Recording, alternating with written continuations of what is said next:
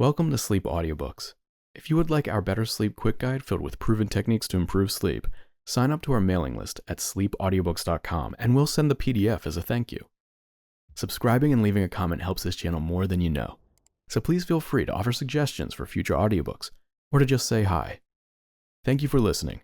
We hope you have an excellent night's sleep. This is Sleep Audiobooks. The Secret Garden by Frances Hodgson Burnett. Recording by ashleighjane. Chapter 1. There is no one left. When Mary Lennox was sent to Misselthwaite Manor to live with her uncle, everybody said she was the most disagreeable-looking child ever seen. It was true, too. She had a thin little face, and a little thin body, thin light hair, and a sour expression. Her hair was yellow, and her face was yellow, because she had been born in India, and had always been ill in one way or another. Her father had held a position under the English government, and had always been busy and ill himself, and her mother had been a great beauty, who cared only to go to parties and amuse herself with gay people. She had not wanted a little girl at all, and when Mary was born she handed her over to the care of an ayah, who was made to understand that if she wished to please the Mem Sahib she must keep the child out of sight as much as possible. So when she was a sickly, fretful, ugly little baby she was kept out of the way, and when she became a sickly, fretful, toddling thing she was kept out of the way also. She never remembered seeing familiarly anything but the dark faces of her ayah and the other native servants, and as they always obeyed her and gave her her own way in everything, because the Mem Sahib would be angry if she was disturbed by her crying, by the time she was 6 years old she was so tyrannical and selfish a little pig as ever lived. The young English governess who came to teach her to read and write disliked her so much that she gave up her place in 3 months, and when other governesses came to try to fill it they always went away in a shorter time than the first one. So if Mary had not chosen to really want to know how to read books she would never have learned her letters at all. One frightfully hot morning, when she was about 9 years old, she awakened feeling very cross, and she became crosser still when she saw that the servant who stood by her bedside was not her ayah. "Why do you come?" she said to the strange woman. "I will not let you stay. Send my ayah to me." The woman looked frightened, but she only stammered that the ayah could not come, and when Mary threw herself into a passion, and beat and kicked her, she looked only more frightened, and repeated that it was not possible for the ayah to come to Mrs. Sahib. There was something mysterious in the air that morning. Nothing was done in its regular order, and several of the native servants seemed missing, while those whom Mary saw slunk or hurried about with ashy and scared faces. But no one would tell her anything, and her ayah did not come. She was actually left alone as the morning went on, and at last she wandered out into the garden and began to play by herself under a tree near the veranda. She pretended that she was making a flower bed, and she stuck big scarlet hibiscus blossoms into little heaps of earth, all the time growing more and more angry, and muttering to herself the things she would say and the names she would call Sadie when she returned. "Pig, pig, daughter of pigs," she said, because to call a native a pig is the worst insult of all. She was grinding her teeth and saying this over and over again when she heard her mother come out on the veranda with some one. She was with a fair young man, and they stood talking together in low, strange voices. Mary knew the fair young man who looked like a boy. She had heard that he was a very young officer who had just come from England. The child stared at him, but she stared most at her mother.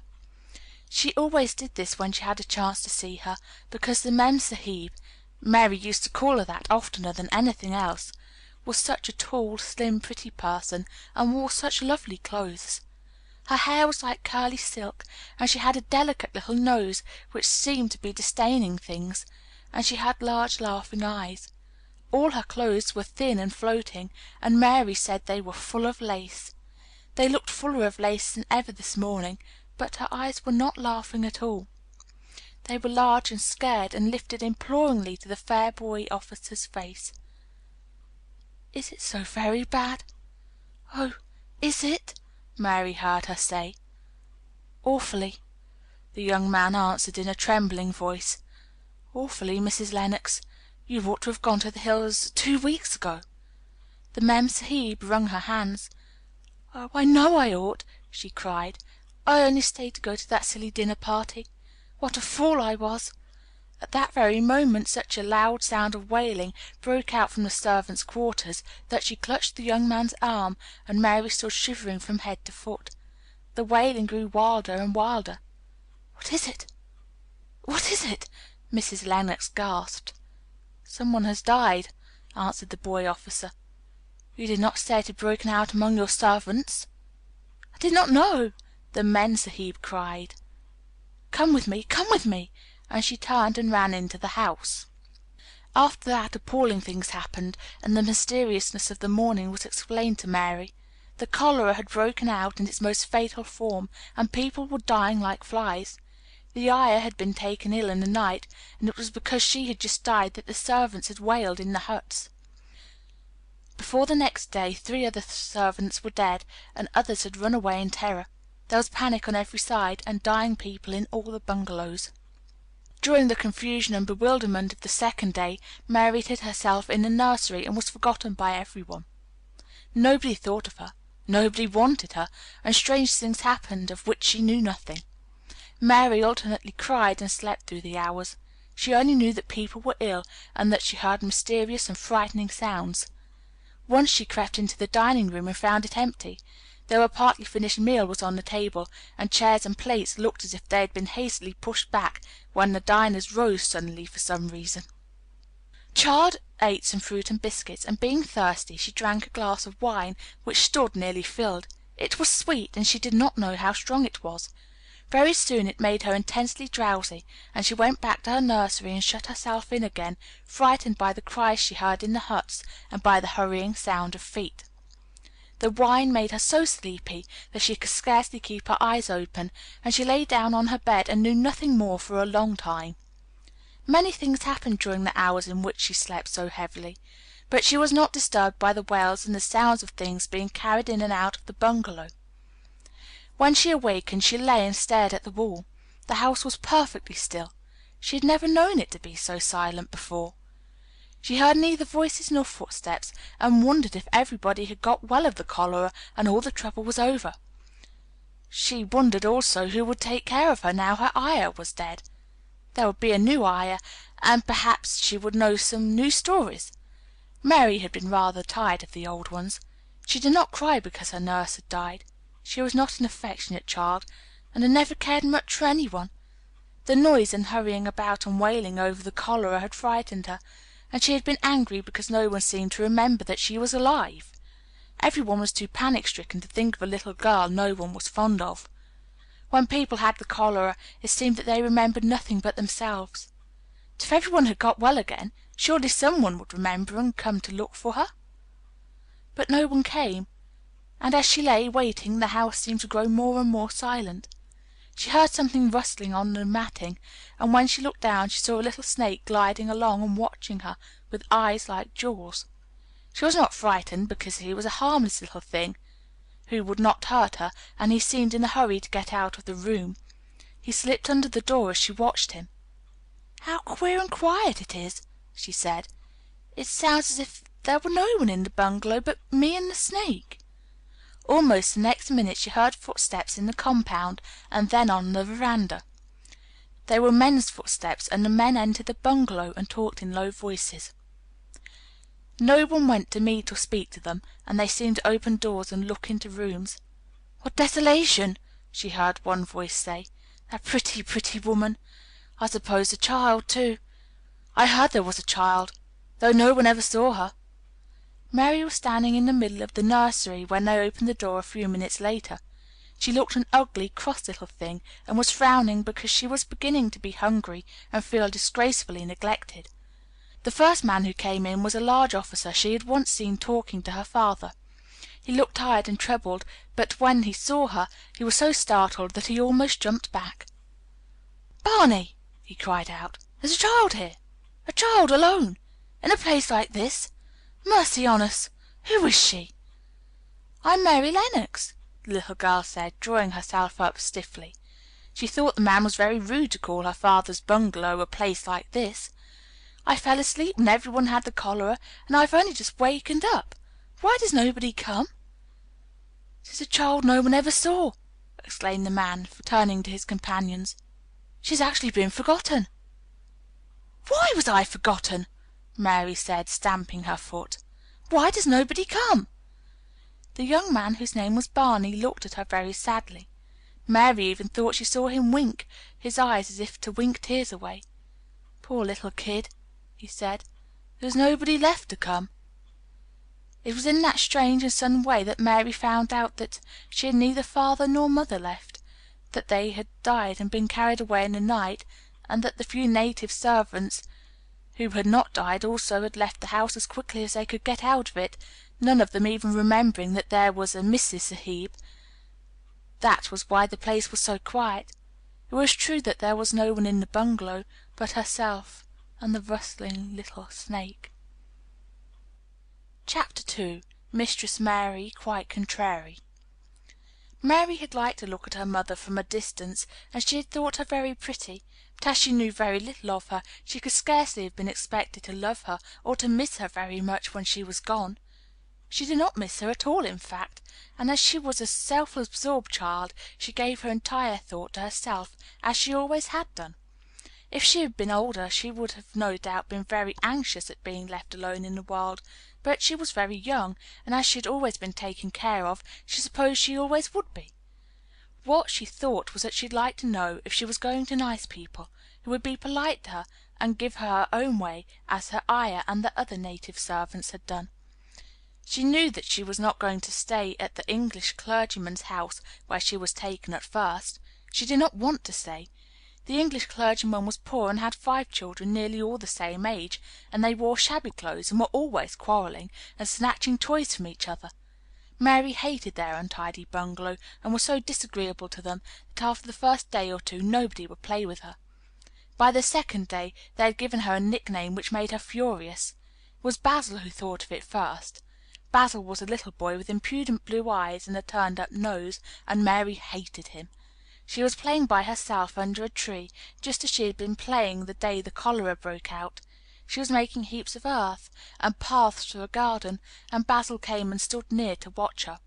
Presently he got rather interested, and suddenly made a suggestion. "Why don't you put a heap of stones there and pretend it's a rockery?" he said. "There, in the middle." And he leaned over her to point. "Go away!" cried Mary. "I don't want boys. Go away!" For a moment Basil looked angry, and then he began to tease. He was always teasing his sisters. He danced round and round her, and made faces, and sang and laughed. "Mistress Mary Quite Contrary, how does your garden grow? With silver bells and cockle shells and marigolds all in a row." He sang it until the other children heard and laughed too, and the crosser Mary got the more they sang Mistress Mary Quite Contrary, and after that, as long as she stayed with them, they called her Mistress Mary Quite Contrary when they spoke of her to each other, and often when they spoke to her. "You are going to be sent home," Basil said to her, "at the end of the week, and we're glad of it." "I am glad of it too," answered Mary. "Where is home?" "She doesn't know where home is," said Basil, with 7-year-old scorn. "It's England, of course. Our grandmamma lives there, and our sister Mabel was sent to her last year. You are not going to your grandmamma. You have none. You're going to your uncle. His name is Mr. Archibald Craven." "I don't know anything about him," snapped Mary. "I know you don't," Basil answered. "You don't know anything. Girls never do. I heard father and mother talking about him. He lives in a great big desolate old house in the country, and no one goes near him. He's so cross he won't let them, and they wouldn't come if he would let them. He's a hunchback and is horrid." "I don't believe you," said Mary, and she turned her back and stuck her fingers in her ears because she would not listen any more. But she thought over it a great deal afterward, and when Mrs. Crawford told her that night that she was going to sail away to England in a few days and go to her uncle, Mr. Archibald Craven, who lived at Misselthwaite Manor, she looked so stony and stubbornly uninterested that they did not know what to think about her. They tried to be kind to her, but she only turned her face away when Mrs. Crawford attempted to kiss her, and held herself stiffly when Mr. Crawford patted her shoulder. "She is such a plain child," Mrs. Crawford said pityingly afterward, "and her mother was such a pretty creature. She had a very pretty manner, too, and Mary has the most unattractive ways I ever saw in a child. The children call her Mistress Mary quite contrary, and though it's naughty of them, one can't help understanding it." Perhaps if her mother had carried her pretty face and her pretty manners oftener into the nursery, Mary might have learned some pretty ways, too. It's very sad, now the poor beautiful thing is gone, to remember that many people never even knew that she had a child at all. "I believe she scarcely ever looked at her," sighed Mrs. Crawford. "When her ayah was dead, there was no one to give a thought to the little thing. Think of the servants running away and leaving her all alone in that deserted bungalow. Colonel McGrew said he nearly jumped out of his skin when he opened the door and found her standing by herself in the middle of the room." Mary made the long voyage to England under the care of an officer's wife who was taking her children to leave them in a boarding school. She was very much absorbed in her own little boy and girl, and was rather glad to hand the child over to the woman Mr. Archibald Craven sent to meet her in London. The woman was his housekeeper at Misselthwaite Manor, and her name was Mrs. Medlock. She was a stout woman with very red cheeks and sharp black eyes. She wore a very purple dress, a black silk mantle with jet fringe on it, and a black bonnet with purple velvet flowers, which stuck up and trembled when she moved her head. Mary did not like her at all, but as she very seldom liked people, there was nothing remarkable in that. Besides which, it was very evident Mrs. Medlock did not think much of her. "My word, she's a plain little piece of goods," she said, "and we had heard her mother was a beauty. She hasn't handed much of it down, has she, ma'am?" "Perhaps she will improve as she grows older," the officer's wife said good naturedly. "If she were not so sallow, and her hair a nicer expression, her features are rather good. Children alter so much." "She'll have to alter a good deal," answered Mrs. Medlock, "and there's nothing likely to improve children at Misselthwaite, if you ask me." They thought Mary was not listening because she was standing a little apart from them at the window of the private hotel they had gone to. She was watching the passing buses and cabs and people, but she heard quite well, and was made very curious about her uncle and the place he lived in. What sort of place was it, and what would he be like? What was a hunchback? She had never seen one. Perhaps there were none in India. Since she had been living in other people's houses, and had no ayah, she had begun to feel lonely, and to think queer thoughts which were new to her. She had begun to wonder why she had never seemed to belong to anyone, even when her father and mother had been alive. Other children seemed to belong to their fathers and mothers, but she had never seemed to really be anyone's little girl. She had had servants and food and clothes, but no one had taken any notice of her. She did not know that this was because she was a disagreeable child, but then, of course, she did not know she was disagreeable. She often thought that other people were, but she did not know that she was so herself. She thought Mrs. Medlock the most disagreeable person she had ever seen, with her common, highly colored face, and her common, fine bonnet. When the next day they set out on their journey to Yorkshire, she walked through the station to the railway carriage with her head up, trying to keep as far away from her as she could, because she did not want to seem to belong to her. It would have made her angry to think people imagined she was her little girl. But Mrs. Medlock was not in the least disturbed by her and her thoughts. She was the kind of woman who would "stand no nonsense from young ones." At least that is what she would have said if she had been asked. She had not wanted to go to London just when her sister Maria's daughter was going to be married, but she had a comfortable, well-paid place as housekeeper at Misselthwaite Manor, and the only way in which she could keep it was to do at once what Mr. Archibald Craven told her to do. She never dared even to ask a question. "Captain Lennox and his wife died of the cholera," Mr. Craven had said in his short, cold way.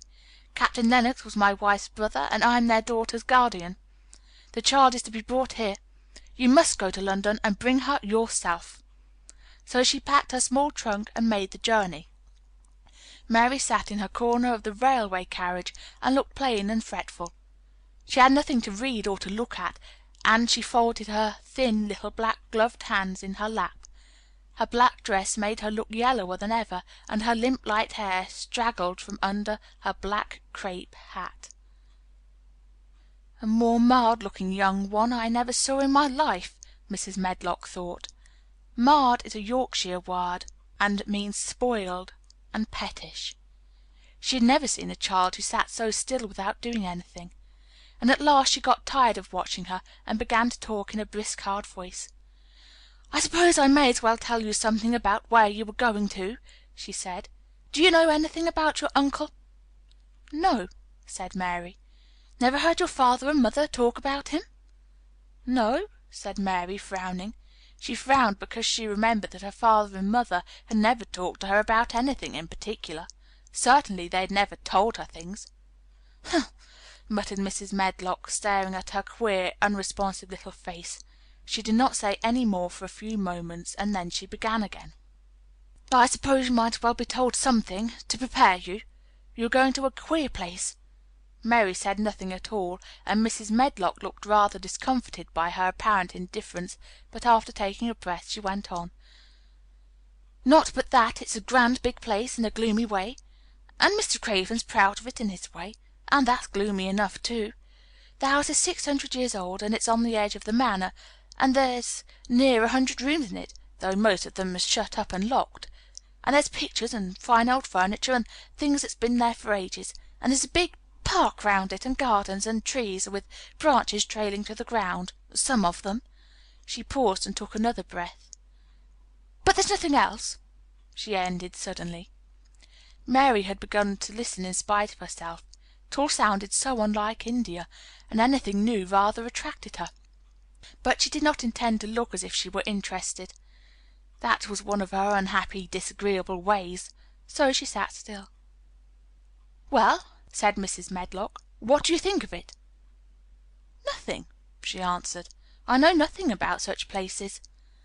That made Mrs. Medlock laugh, a short sort of laugh. "But you are like an old woman. Don't you care?" "It doesn't matter," said Mary, "whether I care or not." "You are right enough there," said Mrs. Medlock. "It doesn't. What you're to be kept at Misselthwaite Manor for I don't know, unless because it's the easiest way. He's not going to trouble himself about you, that's sure and certain. He never troubles himself about no one." She stopped herself as if she had just remembered something in time. "He's got a crooked back," she said. "That set him wrong. He was a sour young man and got no good of all his money and big place till he was married." Mary's eyes turned toward her in spite of her intention not to seem to care. She had never thought of the hunchback's being married, and she was a trifle surprised. Mrs. Medlock saw this, and as she was a talkative woman she continued with more interest. This was one way of passing some of the time at any rate. She was a sweet, pretty thing, and he'd have walked the world over to get her a blade of grass she wanted. Nobody thought she'd marry him, but she did, and people said she married him for his money, but she didn't. She didn't. Positively. When she died—" Mary gave an involuntary little jump. "Oh, did she die?" she exclaimed, quite without meaning to. She just remembered a French fairy story she had once read in Riquet à la Houppe. It had been about a poor hunchback and a beautiful princess, and it made her suddenly sorry for Mr. Archibald Craven. "Yes, she died," Mrs. Medlock answered, "and it made him queerer than ever. He cares about nobody. He won't see people. Most of the time he goes away, and when he is at Misselthwaite he shuts himself up in the west wing, and won't let any one but Pitcher see him. Pitcher's an old fellow, but he took care of him when he was a child, and he knows his ways." It sounded like something in a book, and it did not make Mary feel cheerful. A house with 100 rooms nearly all shut up, and with their doors locked. A house on the edge of a moor. Whatsoever a moor was, sounded dreary. A man with a crooked back who shut himself up also. She stared out of the window with her lips pinched together, and it seemed quite natural that the rain should have begun to pour down in gray slanting lines and splash and stream down the window panes. If the pretty wife had been alive she might have made things cheerful by being something like her own mother, and by running in and out and going to parties as she had done in frocks full of lace. But she was not there any more. "You needn't expect to see him, because 10 to 1 you won't," said Mrs. Medlock, "and you mustn't expect that there will be people to talk to you. You'll have to play about and look after yourself. You'll be told what rooms you can go into and what rooms you're to keep out of. There's gardens enough, but when you're in the house don't go wandering and poking about. Mr. Craven won't have it." "I shall not want to go poking about," said sour little Mary, and just as suddenly as she had begun to be rather sorry for Mr. Archibald Craven, she began to cease to be sorry, and to think he was unpleasant enough to deserve all that had happened to him. And she turned her face toward the streaming panes of the window of the railway carriage, and gazed out of the gray rainstorm, which looked as if it would go on for ever and ever. She watched it so long and steadily that the grayness grew heavier and heavier before her eyes, and she fell asleep. Chapter 3. Across the Moor. She slept a long time, and when she awakened Mrs. Medlock had bought a lunch basket at one of the stations, and they had some chicken and cold beef and bread and butter and some hot tea. The rain seemed to be streaming down more heavily than ever, and everybody in the station wore wet and glistening waterproofs. The guard lighted the lamps in the carriage, and Mrs. Medlock cheered up very much over her tea and chicken and beef. She ate a great deal, and afterward fell asleep herself, and Mary sat and stared at her, and watched her fine bonnet slip on one side, until she herself fell asleep once more in the corner of the carriage, lulled by the splashing of the rain against the windows. It was quite dark when she awakened again. The train had stopped at a station, and Mrs. Medlock was shaking her. "You've had a sleep," she said. "It's time to open your eyes. We're at Thwaite Station, and we've got a long drive before us." Mary stood up and tried to keep her eyes open while Mrs. Medlock collected her parcels. The little girl did not offer to help her, because in India native servants always picked up or carried things, and it seemed quite proper that other people should wait on one. The station was a small one, and nobody but themselves seemed to be getting out of the train. The station master spoke to Mrs. Medlock in a rough, good-natured way, pronouncing his words in a queer, broad fashion, which Mary found out afterward was Yorkshire. "I see thah's got back," he said, "and thah's brought the young un with thee." "Aye, that's her," answered Mrs. Medlock, speaking with a Yorkshire accent herself, and jerking her head over her shoulder toward Mary. "How's thy missus?" "Well enough. The carrier's waiting outside for thee." A brougham stood on the road before the little outside platform. Mary saw that it was a smart carriage, and that it was a smart footman who helped her in. His long waterproof coat and the waterproof covering of his hat were shining and dripping with rain as everything was, the burly station master included. When he shut the door, mounted the box with the coachman, and they drove off, the little girl found herself seated in a comfortably cushioned corner. But she was not inclined to go to sleep again. She sat and looked out of the window, curious to see something of the road over which she was being.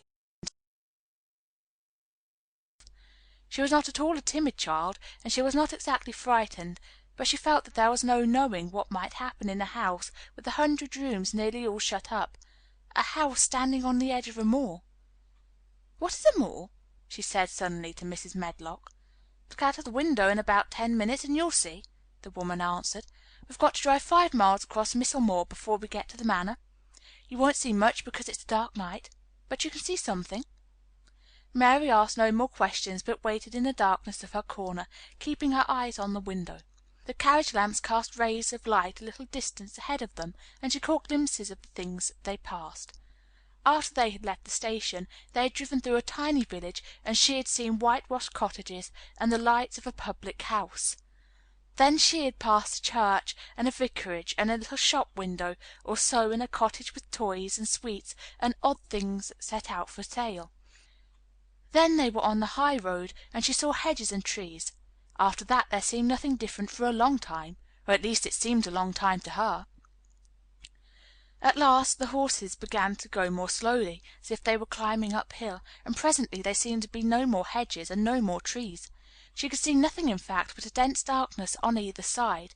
She leaned forward and pressed her face against the window, just as the carriage gave a big jolt. "Hey, we're on the moor now, sure enough," said Mrs. Medlock. The carriage lamps shed a yellow light on a rough-looking road which seemed to be cut through bushes and low-growing things which ended in a great expanse of dark apparently spread out before and around them. A wind was rising and making a singular, wild, low rushing sound. It's not the sea, is it?" said Mary, looking round at her companion. "No, not it," answered Mrs. Medlock. "Nor it isn't fields nor mountains. It's just miles and miles and miles of wild land that nothing grows on but heather and gorse and broom, and nothing lives on but wild ponies and sheep."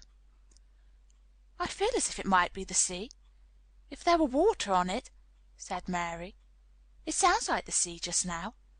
"That's the wind blowing through the bushes," Mrs. Medlock said. "It's a wild, dreary enough place for my mind, though there's plenty that likes it, particularly when the heather's in bloom." On and on they drove through the darkness, and though the rain stopped, the wind rushed by and whistled and made strange sounds. The road went up and down, and several times the carriage passed over a little bridge beneath which water rushed very fast, with a great deal of noise. Mary felt as if the drive would never come to an end, and that the wide, bleak moor was a wide expanse of black ocean, through which she was passing on a strip of dry land. "Don't like it," she said to herself. "I don't like it." And she pinched her lips more tightly together. The horses were climbing up a hilly piece of road when she first caught sight of a light. Mrs. Medlock saw it as soon as she did, and drew a long sigh of relief. "I'm glad to see that bit of light twinkling," she exclaimed. "It's the light of the lodge window. We shall get a good cup of tea after a bit, at all events." It was after a bit, as she said, for the carriage passed through the park gates. There was still 2 miles of avenue to drive through, and the trees, which nearly met overhead, made it seem as if they were driving through a long, dark vault. They drove out of the vault into a clear space, and stopped before an immensely long but low-built house, which seemed to ramble round a stone court. At first Mary thought there were no lights at all in the windows, but as she got out of the carriage she saw that one room in the corner upstairs showed a dull glow. The entrance door was a huge one made of massive, curiously shaped panels of oak, studded with big iron nails and bound with great iron bars. It opened into an enormous hall, which was so dimly lighted that the faces in the portraits on the walls and the figures in the suits of armor made Mary feel that she did not want to look at them. As she stood on the stone floor, she looked a very small, odd little black figure, and she felt as small and lost and odd as she looked. A neat, thin old man stood near the manservant who opened the door for them. "You were to take her to her room?" he said in a husky voice. "He doesn't want to see her. He's going to London in the morning." "Very well, Mr. Pitcher," Mrs. Medlock answered. And then Mary Lennox was led up a broad staircase, and down a long corridor, and up a short flight of steps, and through another corridor and another, until a door opened in a wall, and she found herself in a room with a fire in it and a supper on a table. Mrs. Medlock said unceremoniously, "Well, here you are. This room and the next are where you'll live, and you must keep to them. Don't you forget that." It was in this way Mistress Mary arrived at Misselthwaite Manor, and she had perhaps never felt quite so contrary in her life. Chapter 4. Martha. When she opened her eyes in the morning, it was because a young housemaid had come into her room to light the fire and was kneeling on the hearth rug, raking out the cinders noisily. Mary lay and watched her for a few moments, and then began to look about the room. She had never seen a room at all like it, and thought it curious and gloomy. The walls were covered with tapestry, and a forest scene embroidered on it. There were fantastically dressed people under the trees, and in the distance there was a glimpse of the turrets of a castle. There were hunters and horses and dogs and ladies. Mary felt as if she were in the forest with them. Out of a deep window she could see a great climbing stretch of land, which seemed to have no trees on it, and to look rather like an endless, dull, purplish sea. "What is that?" she said, pointing out of the window. Martha, the young housemaid, who had just risen to her feet, looked and pointed also. "That there?" she said. "Yes, that's the moor," with a good-natured grin. "Does thee like it?" "No," answered Mary. "I hate it." "That's because thou'rt not used to it," Martha said, going back to her hearth. "Thou thinks it too big and bare now, but thou will like it." "Do you?" inquired Mary. "Aye, that I do," answered Martha, cheerfully polishing away at the grate. "I just love it. It's none bare. It's covered with growing things as smells sweet. It's fair lovely in spring and summer, when the gorse and broom and heather's in flower. It smells of honey, and there's such a lot of fresh air, and the sky looks so high, and the bees and skylarks make such a nice noise humming and singing. I wouldn't live away from the moor for anything." Mary listened to her with a grave, puzzled expression. The native servants she had been used to in India were not in the least like this. They were obsequious and servile, and did not presume to talk to their masters as if they were their equals. They made salaams and called them "protector of the poor," and names of that sort. Indian servants were commanded to do things, not asked. It was not the custom to say "please" and "thank you," and Mary had always slapped her Ayah in the face when she was angry. She wondered a little what this girl would do if one slapped her in the face. She was a round, rosy, good-natured looking creature, but she had a sturdy way, which made Mistress Mary wonder if she might not even slap back, if the person who slapped her was only a little girl. "You are a strange servant," she said from her pillows rather haughtily. Martha sat up on her heels, with her blacking brush in her hand, and laughed, without seeming the least out of temper. I know that," she said. "If there's a grand Mrs. of Misselthwaite, I should never have been one of the under housemaids. I might have made let to be scullery maid, but I'd never have been let upstairs. I'm too common, and I talk too much Yorkshire. But this is a funny house, for all it's so grand. Seems like there's neither master nor mistress, except Mr. Pitcher and Mrs. Medlock. Mr. Craven, he won't be troubled about anything when he's here, and he's nearly always away. Mrs. Medlock gave me the place out of kindness. She told me she could never have done it if Misselthwaite had been like other big houses." "Are you going to be my servant?" Mary asked, still in her imperious little Indian way. Martha began to rub her grate again. "I'm Mrs. Medlock's servant," she said stoutly, "and she's Mr. Craven's. But I'm to do the housemaid's work up here, and wait on you a bit. But you won't need much waiting on." "Who is going to dress me?" demanded Mary. Martha sat up on her heels again and stared. She spoke in broad Yorkshire in her amazement. "Canna they dress the sen?" she said.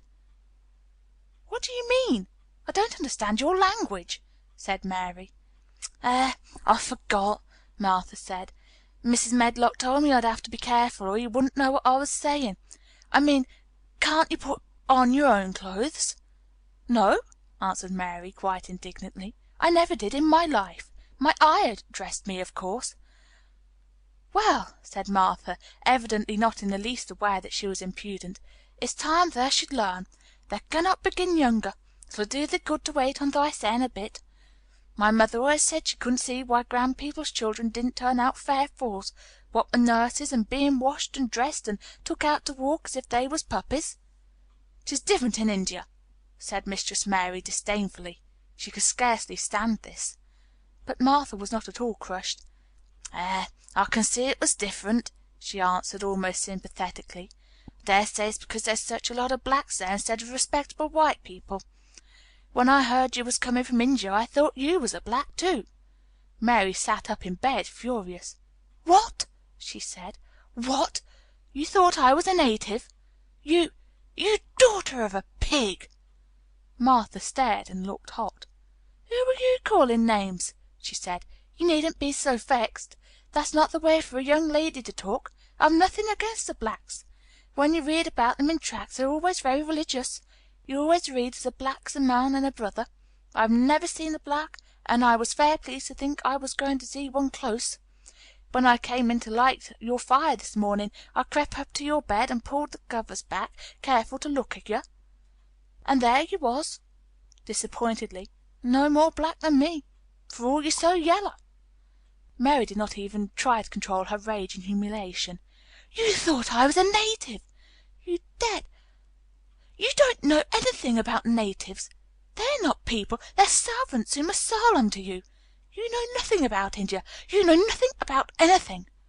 She was in such a rage, and felt so helpless before the girl's simple stare, and somehow she suddenly felt so horribly lonely and far away from everything she understood and which understood her, that she threw her face downward on the pillows and burst into passionate sobbing.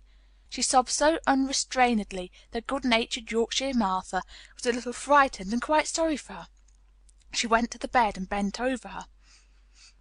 "You mustn't cry like that there," she begged. "You mustn't for sure.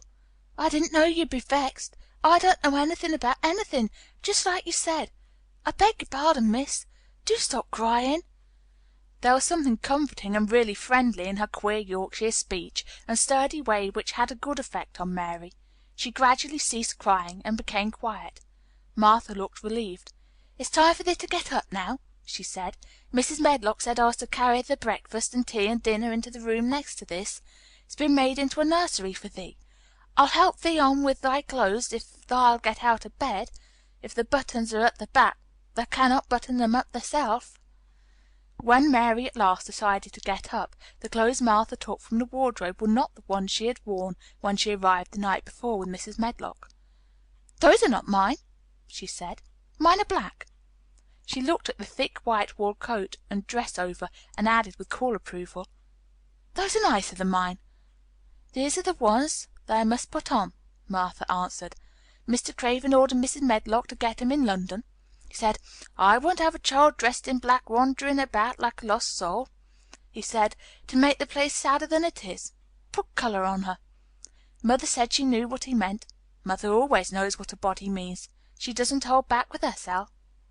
"I hate black things," said Mary. The dressing process was one which taught them both something. Martha had buttoned up her little sisters and brothers, but she had never seen a child who stood still and waited for another person to do things for her, as if she had neither hands nor feet of her own.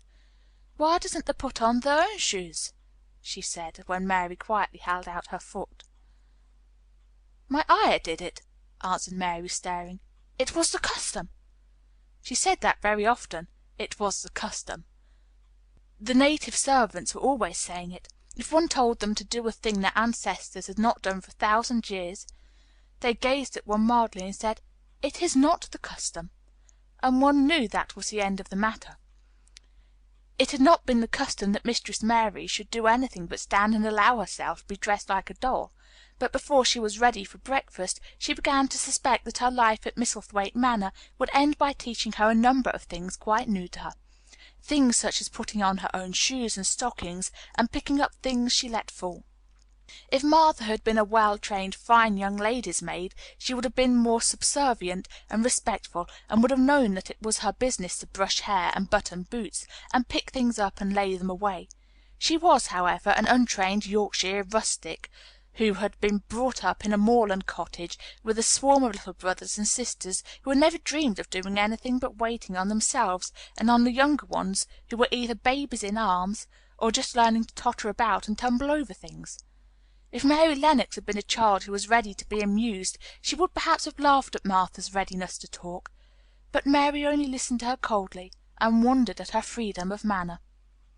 At first she was not at all interested, but gradually, as the girl rattled on in her good-tempered, homely way, Mary began to notice what she was saying. You should see 'em all," she said. "There's 12 of us, and my father only gets 16 shillings a week. I can tell you my mother's put to it to get porridge for 'em all. They tumble about on the moor, and play there all day, and mother says the air the moor fattens 'em. She says she believes that they eat the grass same as the wild ponies do. Our Dickon is 12 years old, and he's got a young pony he calls his own." "Where did he get it?" asked Mary. "He found it on the moor with its mother when it was a little one, and he began to make friends with it, and give it bits of bread, and pluck young grass for it. And it got to like him, so it follows him about, and it lets him get on its back. Dickon's a kind lad, and animals like him." Mary had never possessed an animal pet of her own, but always thought she should like one. So she began to feel a slight interest in Dickon, and as she had never before been interested in any one but herself, it was the dawning of a healthy sentiment.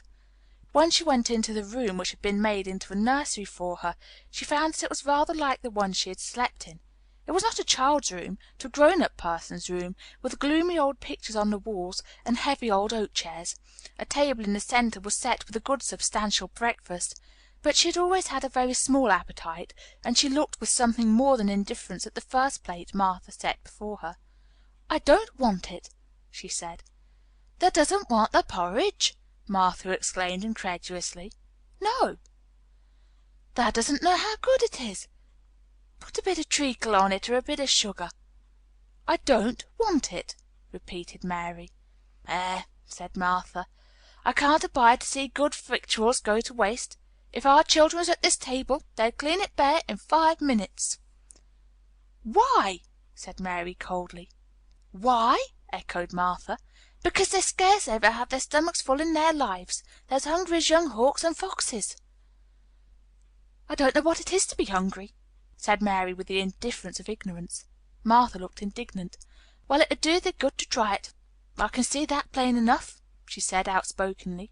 "I've no patience with folks as sits and just stares at good bread and meat.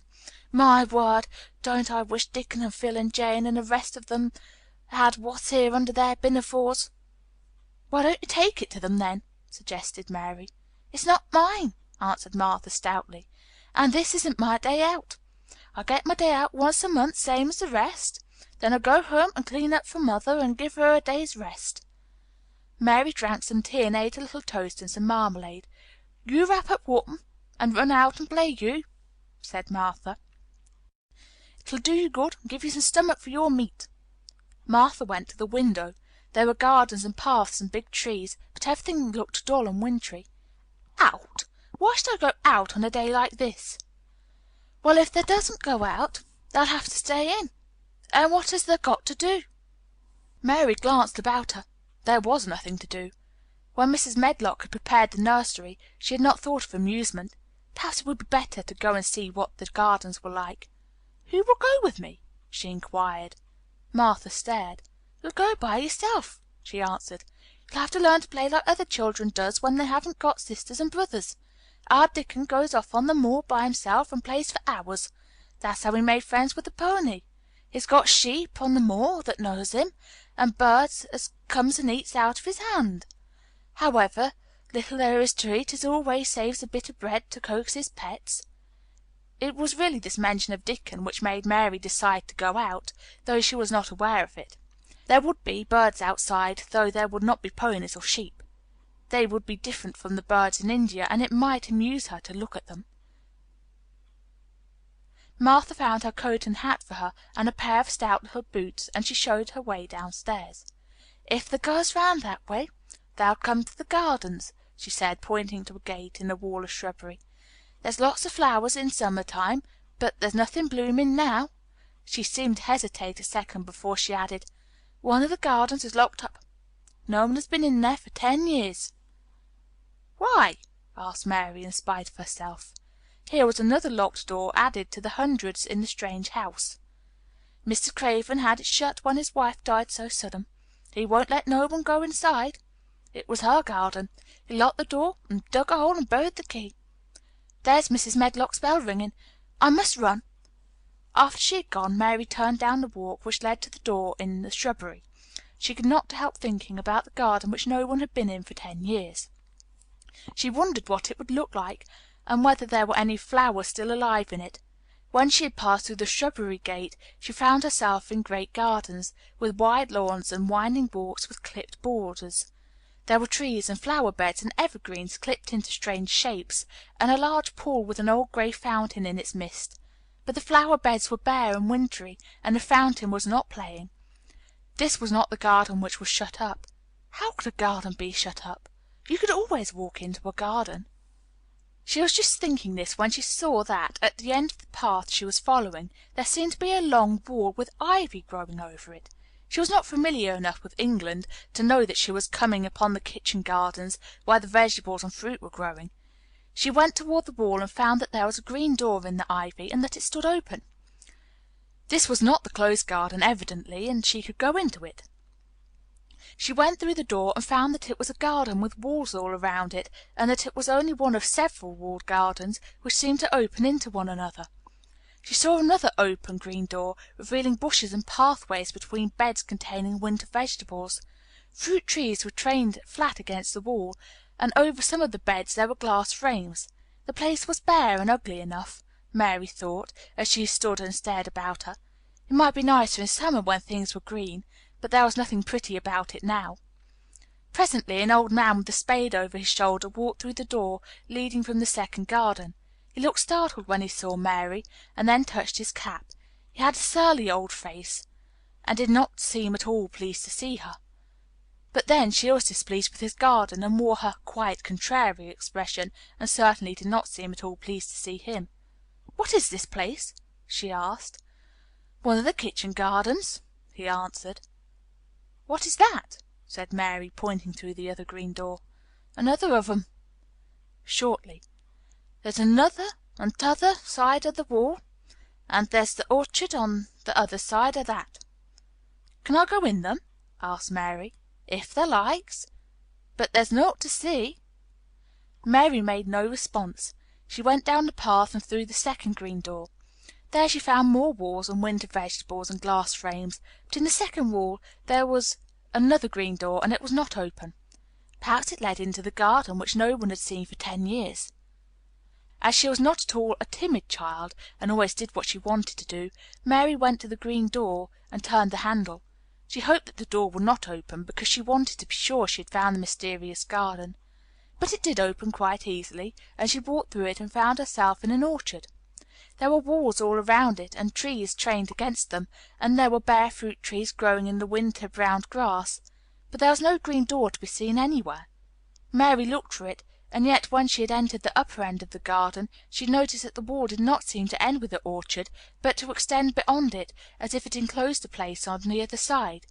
She could see the tops of trees above the wall, and when she stood still she saw a bird with a bright red breast sitting on the topmost branch of one of them, and suddenly he burst into his winter song, almost as if he had caught sight of her and was calling to her. She stopped and listened to him, and somehow his cheerful, friendly little whistle gave her a pleased feeling. Even a disagreeable little girl may be lonely, and the big closed house and big bare moor and big bare gardens had made this one feel as though there was nothing left in the world but herself. If she had been an affectionate child, who had been used to being loved, she would have broken her heart. But even though she was Mistress Mary quite contrary, she was desolate, and the bright breasted little bird brought a look into her sour little face which was almost a smile. She listened to him until he flew away. He was not like an Indian bird, and she liked him, and wondered if she should ever see him again. Perhaps he lived in a mysterious garden and knew all about it. Perhaps it was because she had nothing whatever to do that she thought so much of the deserted garden. She was curious about it, and wanted to see what it was like. Why had Mr. Archibald Craven buried the key? If he liked his wife so much, why did he hate her garden? She wondered if she should ever see him, but she knew that if she did she should not like him, and he would not like her, and that she would only stand and stare at him and say nothing, though she should be wanting dreadfully to ask him why he had done such a queer thing. "People never like me, and I never like people," she thought, "and I can never talk as the Crawford children could.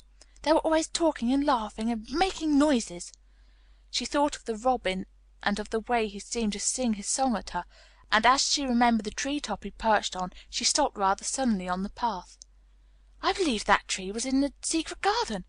I feel sure it was," she said. "There was a wall round the place, and there was no door." She walked back into the first kitchen garden she had entered, and found the old man digging there. She went and stood beside him and watched him a few moments in her cold little way. He took no notice of her, and so at last she spoke to him. "I have been into the other gardens," she said. "There was nothing to prevent thee," he answered crustily. "I went into the orchard." "There was no dog at the door to bite thee," he answered. "There was no door there into the other garden," said Mary. "What garden?" he said in a rough voice, stopping his digging for a moment. "The one on the other side of the wall," answered Mistress Mary. "There are trees there. I saw the tops of them. A bird with a red breast was sitting on one of them, and he sang." To her surprise, the surly old weather beaten face actually changed its expression. A slow smile spread over it, and the gardener looked quite different. It made her think that it was curious how much nicer a person looked when he smiled. She had not thought of it before. He turned about to the orchard side of his garden and began to whistle, a low, soft whistle. She could not understand how such a surly man could make such a coaxing sound. Almost the next moment a wonderful thing happened. She heard a soft little rushing flight through the air, and it was the bird with the red breast flying to them, and he actually alighted on the big clod of earth quite near to the gardener's foot. "Here he is," chuckled the old man, and then he spoke to the bird as if he were speaking to a child. "Where's thee been, you cheeky little beggar?" he said. "I've not seen thee before to day. Has thee begun the courting this early in the season? Thou'rt a fraud." The bird put his tiny head on one side and looked up at him with his soft bright eye, which was like a black dewdrop. He seemed quite familiar and not the least afraid. He hopped about and pecked the earth briskly, looking for seeds and insects. It actually gave Mary a queer feeling in her heart, because he was so pretty and cheerful and seemed so like a person. He had a tiny plump body and a delicate beak and slender delicate legs. "Will he always come when you call him?" she asked, almost in a whisper. "Ay, that he will. I've knowed him ever since he was a fledgling. He came out of the nest in the other garden. When first he flew over the wall, he was too weak to fly back for a few days, and we got friendly. When he went over the wall again, the rest of the brood was gone, and he was lonely, and he came back to me." "What kind of bird is he?" Mary asked. "Doesn't thou know? He's a robin redbreast, and they're the friendliest, curious birds alive. They're almost as friendly as dogs, if you know how to get on with them. Watch him pecking about there, and looking around at us now and again. He knows we're talking about him." It was the queerest thing in the world to see the old fellow. He looked at the plump little scarlet waistcoated bird as if he were both proud and fond of him. "He's a conceited one," he chuckled. "He likes to hear folk talk about him. And curious. Bless me, there never was like for curiosity and meddling. He's always coming to see what I'm planting. He knows all the things Mr. Craven never troubles himself to find out. He's the head gardener, he is." The robin hopped about busily pecking the soil, and now and then stopped and looked at them a little. Mary thought his black dewdrop eyes gazed at her with great curiosity. It really seemed as if he were finding out all about her. The queer feeling in her heart increased. "Where did the rest of the brood fly to?" she asked. "There's no knowing. The old ones turn 'em out of their nest and make 'em fly away, and they're scattered before you know it. This one was a knowing one, and he knew he was lonely." Mistress Mary went a step nearer to the robin and looked at him very hard. "I'm lonely," she said.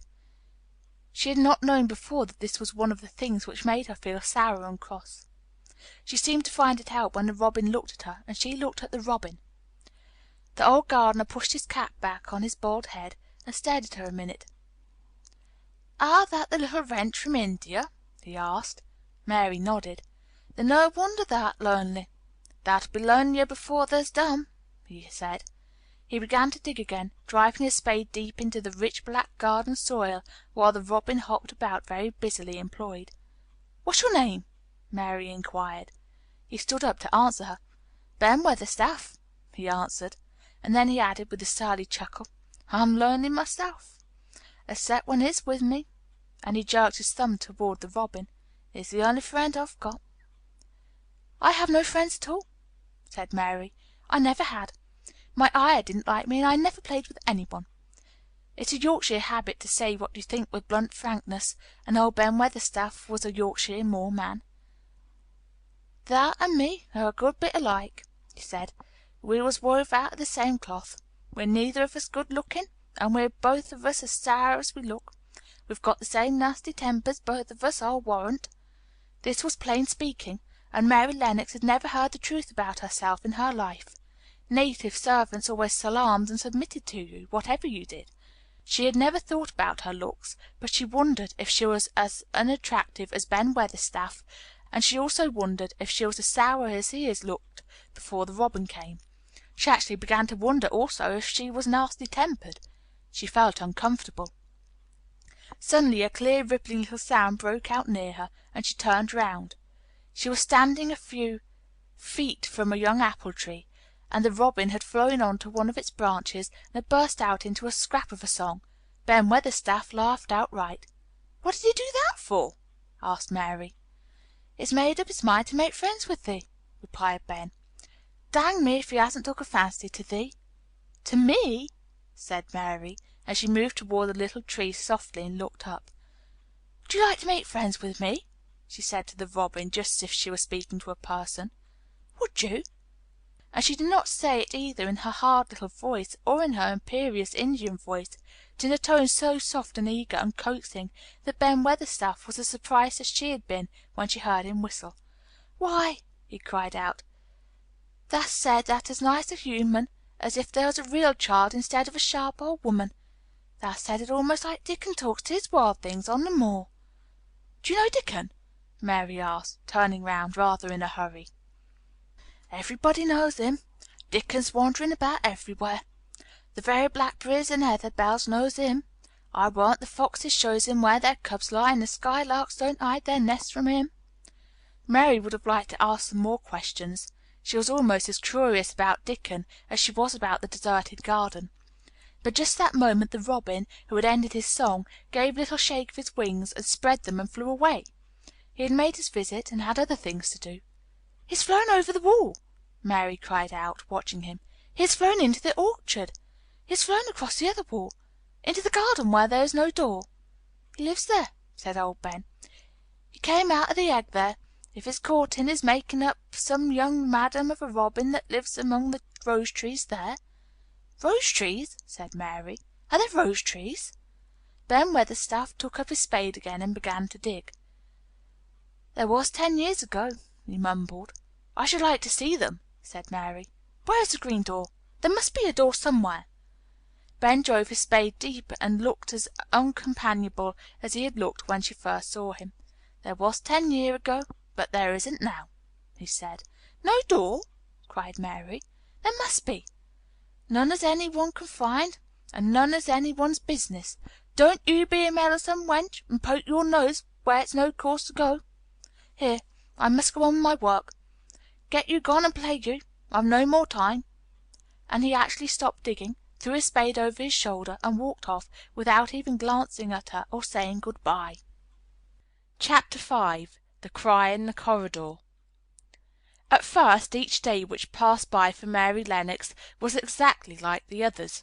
Every morning she awoke in her tapestried room and found Martha kneeling upon the hearth building her fire.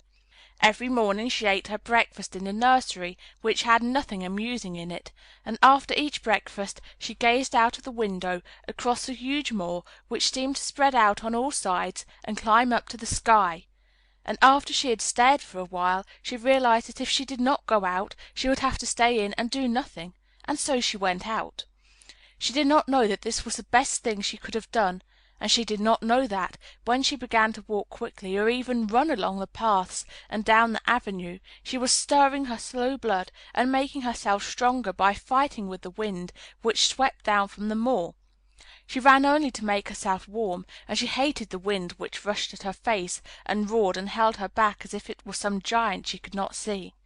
But the big breaths of rough fresh air blown over the heather filled her lungs with something which was good for her whole thin body, and whipped some red colour into her cheeks, and brightened her dull eyes when she did not know anything about it. But after a few days, spent almost entirely out of doors, she wakened one morning, knowing what it was to be hungry, and when she sat down to her breakfast, she did not glance disdainfully at her porridge and push it away, but she took up her spoon and began to eat it, and went on eating it until her bowl was empty. "There's got on well enough with that this morning, didn't there?" said Martha. "Tastes nice to-day," said Mary, feeling a little surprised for herself. "It's the air the more that's giving thee stomach for the victuals," answered Martha. "It's lucky for thee that's got victuals as well as appetite. There's been 12 in our college has had the stomach and nothing to put in it. You go on playing you outdoors every day, and you'll get some flesh on your bones, and you won't be so yeller." "I don't play," said Mary. "I have nothing to play with." "Nothing to play with!" exclaimed Martha. "Our children plays with sticks and stones. They just runs about and shouts and looks at things." Mary did not shout, but she looked at things. There was nothing else to do. She walked round and round the gardens and wandered about the paths in the park. Sometimes she looked for Ben Weatherstaff, but though several times she saw him at work, he was too busy to look at her, or was too surly. Once, when she was walking toward him, he picked up his spade and turned away as if he did it on purpose. One place she went to oftener than any other. It was the long walk outside the gardens with the walls round them. There were bare flower beds on either side of it, and against the walls ivy grew thickly. There was one part of the wall where the creeping dark green leaves were more bushy than elsewhere. It seemed as if for a long time that part had been neglected. The rest of it had been clipped and made to look neat, but at this lower end of the walk it had not been trimmed at all. A few days after she had talked to Ben Weatherstaff. Mary stopped to notice this, and wondered why it was so. She had just paused and was looking up at a long spray of ivy swinging in the wind, when she saw a gleam of scarlet and heard a brilliant chirp, and there, on the top of the wall, forward perched Ben Weatherstaff's robin redbreast, tilting forward to look at her with his small head on one side. "Oh!" she cried out. "Is it you? Is it you?" And it did not seem at all queer to her that she spoke to him as if she were sure that he would understand and answer her. He did not answer. He twittered and chirped and hopped along the wall as if he were telling her all sorts of things. It seemed to Mistress Mary as if she understood him too, though he was not speaking in words. It was as if he had said, "Good morning. Isn't the wind nice? Isn't the sun nice? Isn't everything nice? Let us both chirp and hop and twitter. Come on, come on." Mary began to laugh, and as he hopped and took little flights along the wall she ran after him. Poor little thin, sallow, ugly Mary! She actually looked almost pretty for a moment. "I like you!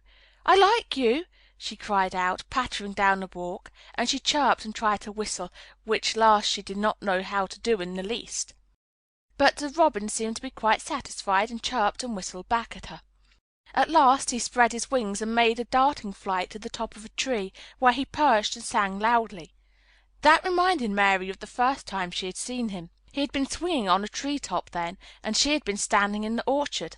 Now she was on the other side of the orchard, and standing in the path outside a wall, much lower down, and there was the same tree inside. "It's a garden no one can go into," she said to herself. "It's a garden without a door. He lives in there. How I wish I could see what it is like." She ran up the walk to the green door she had entered the first morning. Then she ran down the path through the other door, and then into the orchard, and when she stood and looked up, there was the tree on the other side of the wall, and there was the robin just finishing his song and beginning to preen his feathers with his beak. "It is the garden," she said. "I'm sure it is."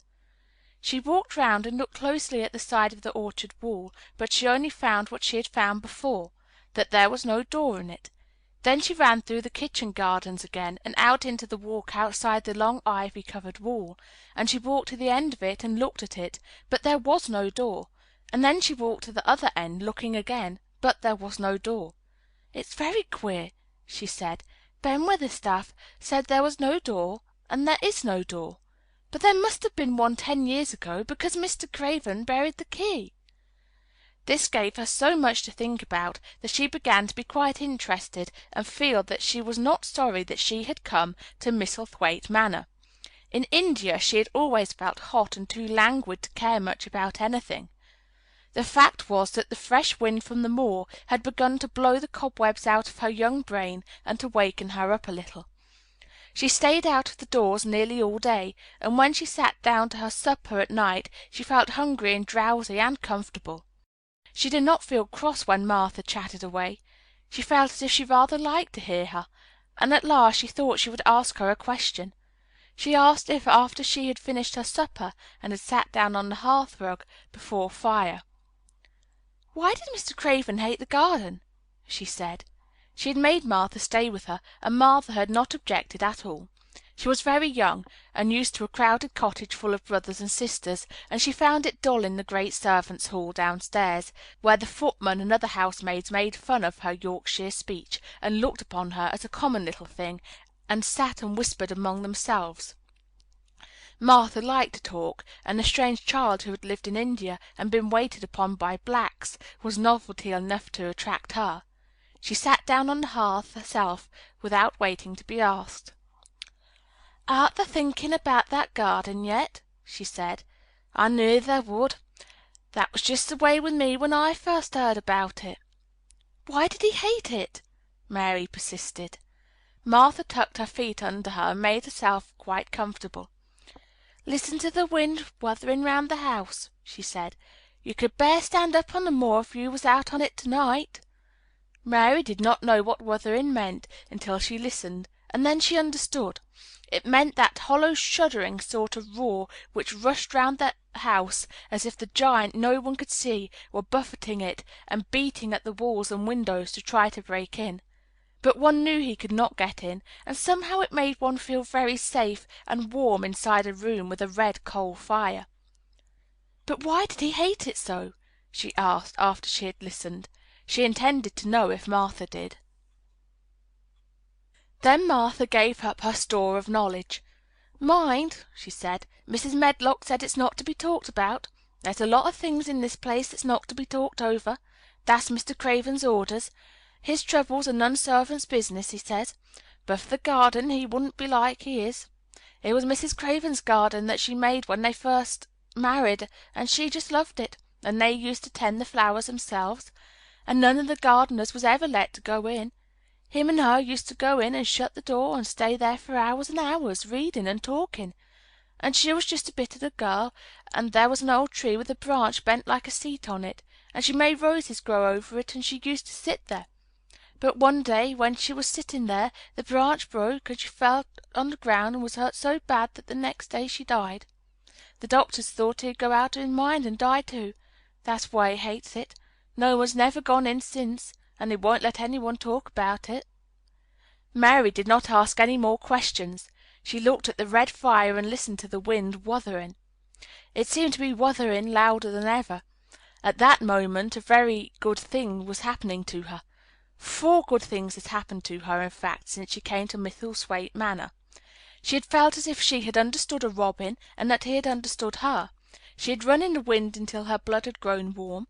She had been healthily hungry for the first time in her life, and she had found out what it was to be sorry for someone. But as she was listening to the wind, she began to listen to something else. She did not know what it was, because at first she could scarcely distinguish it from the wind itself. It was a curious sound. It seemed almost as if a child were crying somewhere. Sometimes the wind sounded rather like a child crying, but presently Mistress Mary felt sure this sound was inside the house, not outside. It was far away, but it was inside. She turned round and looked at Martha. "Do you hear anyone crying?" she said. Martha suddenly looked confused. "No," she answered. "It's the wind. Sometimes it sounds like as if someone was lost on the moor and wailing. It's got all sorts of sounds." "But listen," said Mary. "It's in the house, down one of those long corridors." And at that very moment a door must have been opened somewhere downstairs, for a great rushing draught blew along the passage, and the door of the room they sat in was blown open with a crash, and as they both jumped to their feet the light was blown out, and the crying sound was swept down the far corridor so that it was to be heard more plainly than ever. "There!" said Mary. "I told you so. It is someone crying, and it isn't a grown-up person." Martha ran and shut the door and turned the key, but before she did it they both heard the sound of a door in some far passage shutting with a bang, and then everything was quiet, for even the wind ceased wuthering for a few moments. "It was the wind," said Martha stubbornly, "and if it wasn't, it was little Betty Butterworth, the scullery maid. She had the toothache all day." But something troubled and awkward in her manner made Mistress Mary stare very hard at her. She did not believe she was speaking the truth. Chapter 6. There was someone crying. There was. The next day the rain poured down in torrents again, and when Mary looked out of her window the moor was almost hidden by grey mist and cloud. There could be no going out to-day. "What do you do in your cottage when it rains like this?" she asked Martha. "Try to keep from under each other's feet, mostly," Martha answered. There does seem a lot of us then. Mother's a good-tempered woman, but she gets fair moithered. The biggest ones go out in the cowshed and plays there. Dickon, he doesn't mind the wet. He goes out just the same as if the sun were shining. He says he sees things on rainy days as doesn't show when it's fair weather. He once found a little fox cub half drowned in its hole, and he brought it home in the bosom of his shirt to keep it warm. Its mother had been killed near by, and the hole was swum out, and the rest of the litter was dead. He's got it at home now. He found a half-drowned young crow another time, and he brought it home too, and tamed it. It's named Soot because it's so black, and it hops and flies about with him everywhere." The time had come when Mary had forgotten to resent Martha's familiar talk. She had even begun to find it interesting, and to be sorry when she stopped or went away. The stories she had been told by her ayah when she lived in India had been quite unlike those Martha had to tell about the moorland cottage which held 14 people who lived in 4 little rooms and never had quite enough to eat. The children seemed to tumble about and amuse themselves like a litter of rough, good-natured collie puppies. Mary was most attracted by the mother and Dickon. When Martha told stories of what mother said or did, they always sounded comfortable. "If I had a raven or a foxglove I could play with it," said Mary, "but I have nothing." Martha looked perplexed. "Can they knit?" she asked. "No," answered Mary. "Can they sew?" "No." "Can they read?" "Yes." "Then why doesn't they read something, or learn a bit of spelling? Thou's old enough to be learning thy book a good bit now." "I haven't any books," said Mary. "Those I had were left in India." "That's a pity," said Martha. "If Mrs. Medlock let thee go into the library, there's thousands of books there." Mary did not ask where the library was, because she was suddenly inspired by a new idea. She made up her mind to go and find it herself. She was not troubled about Mrs. Medlock. Mrs. Medlock seemed always to be in her comfortable housekeeper's sitting-room downstairs. In this queer place one scarcely ever saw any one at all.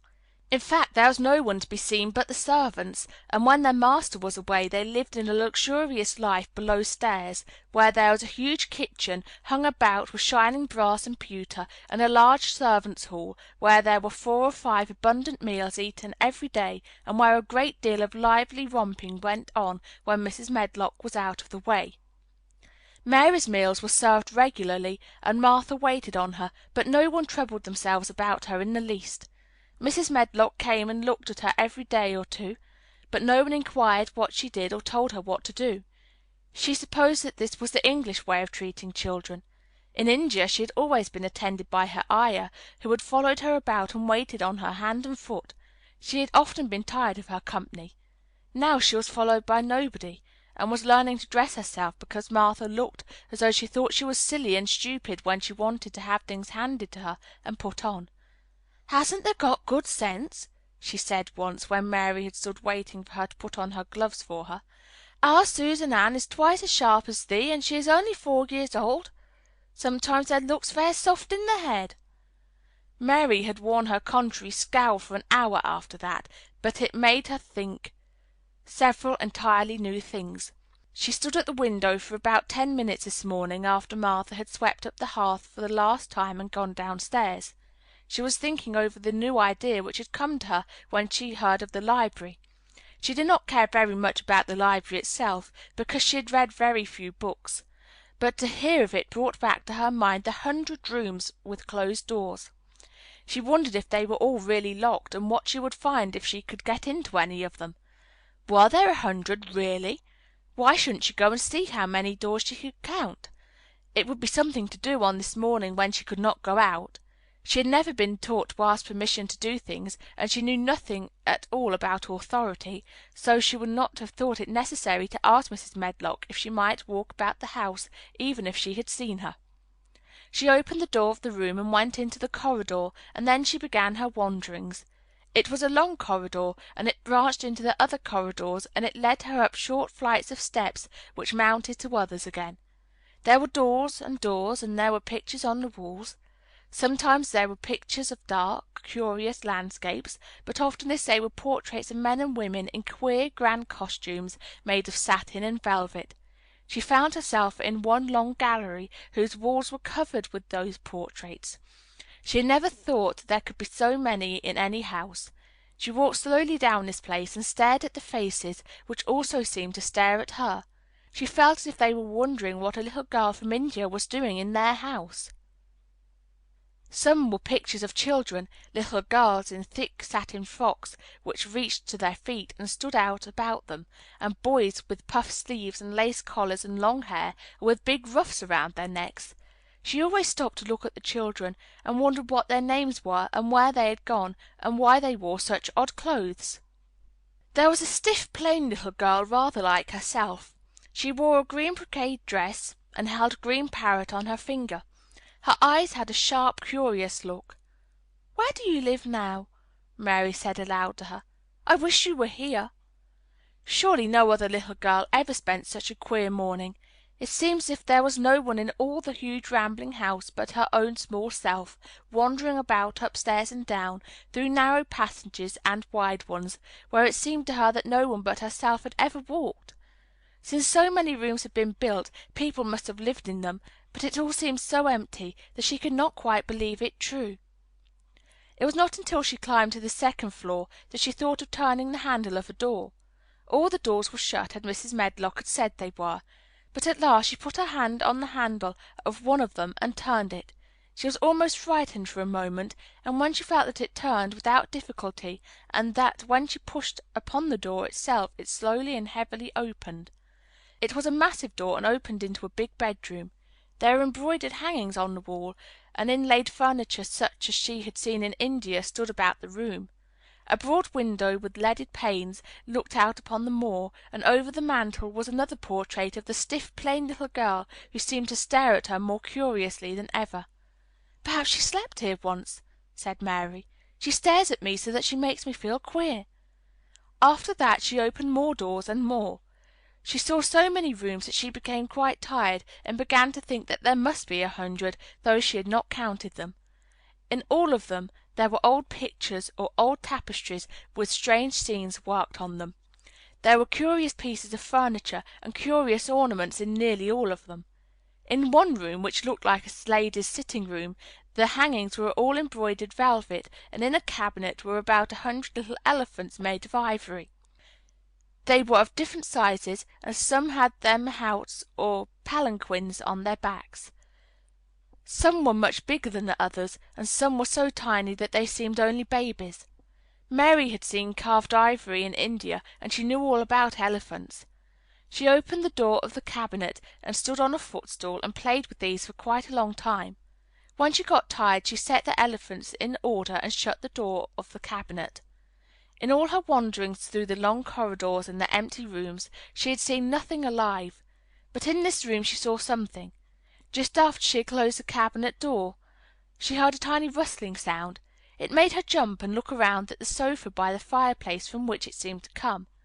In the corner of the sofa there was a cushion, and in the velvet which covered it there was a hole, and out of the hole peeped a tiny head with a pair of frightened eyes in it. Mary crept softly across the room to look. The bright eyes belonged to a little gray mouse, and the mouse had eaten a hole into the cushion and made a comfortable nest there. 6 baby mice were cuddled up asleep near her. If there was no one else alive in the 100 rooms, there were 7 mice who did not look lonely at all. "If they wouldn't be so frightened, I would take them back with me," said Mary. She had wandered about long enough to feel too tired to wander any farther, and she turned back. 2 or 3 times she lost her way by turning down the wrong corridor, and was obliged to ramble up and down until she found the right one. But at last she reached her own floor again, though she was some distance from her own room, and did not know exactly where she was. "I believe I have taken a wrong turning again," she said, standing still at what seemed the end of a short passage with tapestry on the wall. "I don't know which way to go. How still everything is!" It was while she was standing here, and just after she had said this, that the stillness was broken by a sound. It was another cry, but not quite like the one she had heard last night. It was only a short one, a fretful, childish whine muffled by passing through walls. "It's nearer than it was," said Mary, her heart beating rather faster. "And it is crying." She put her hand accidentally upon the tapestry near her, and then sprang back, feeling quite startled. The tapestry was the covering of a door which fell open, and showed her that there was another part of the corridor behind it, and Mrs. Medlock was coming up with her bunch of keys in her hand and a very cross look on her face. "What are you doing here?" she said, and she took Mary by the arm and pulled her away. "What did I tell you?" "I turned around the wrong corner," explained Mary. "I didn't know which way to go, and I heard someone crying." She quite hated Mrs. Medlock at the moment, but she hated her more the next.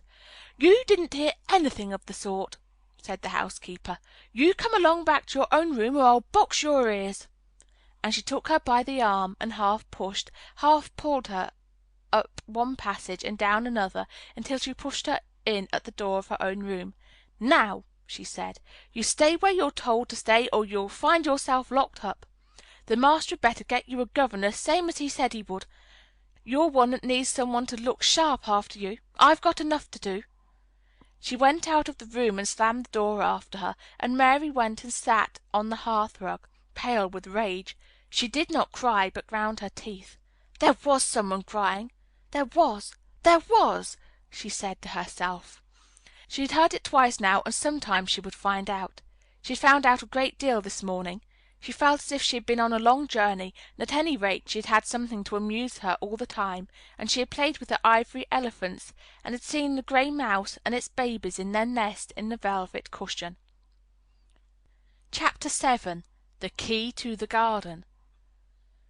2 days after this, when Mary opened her eyes, she sat upright in bed immediately and called to Martha.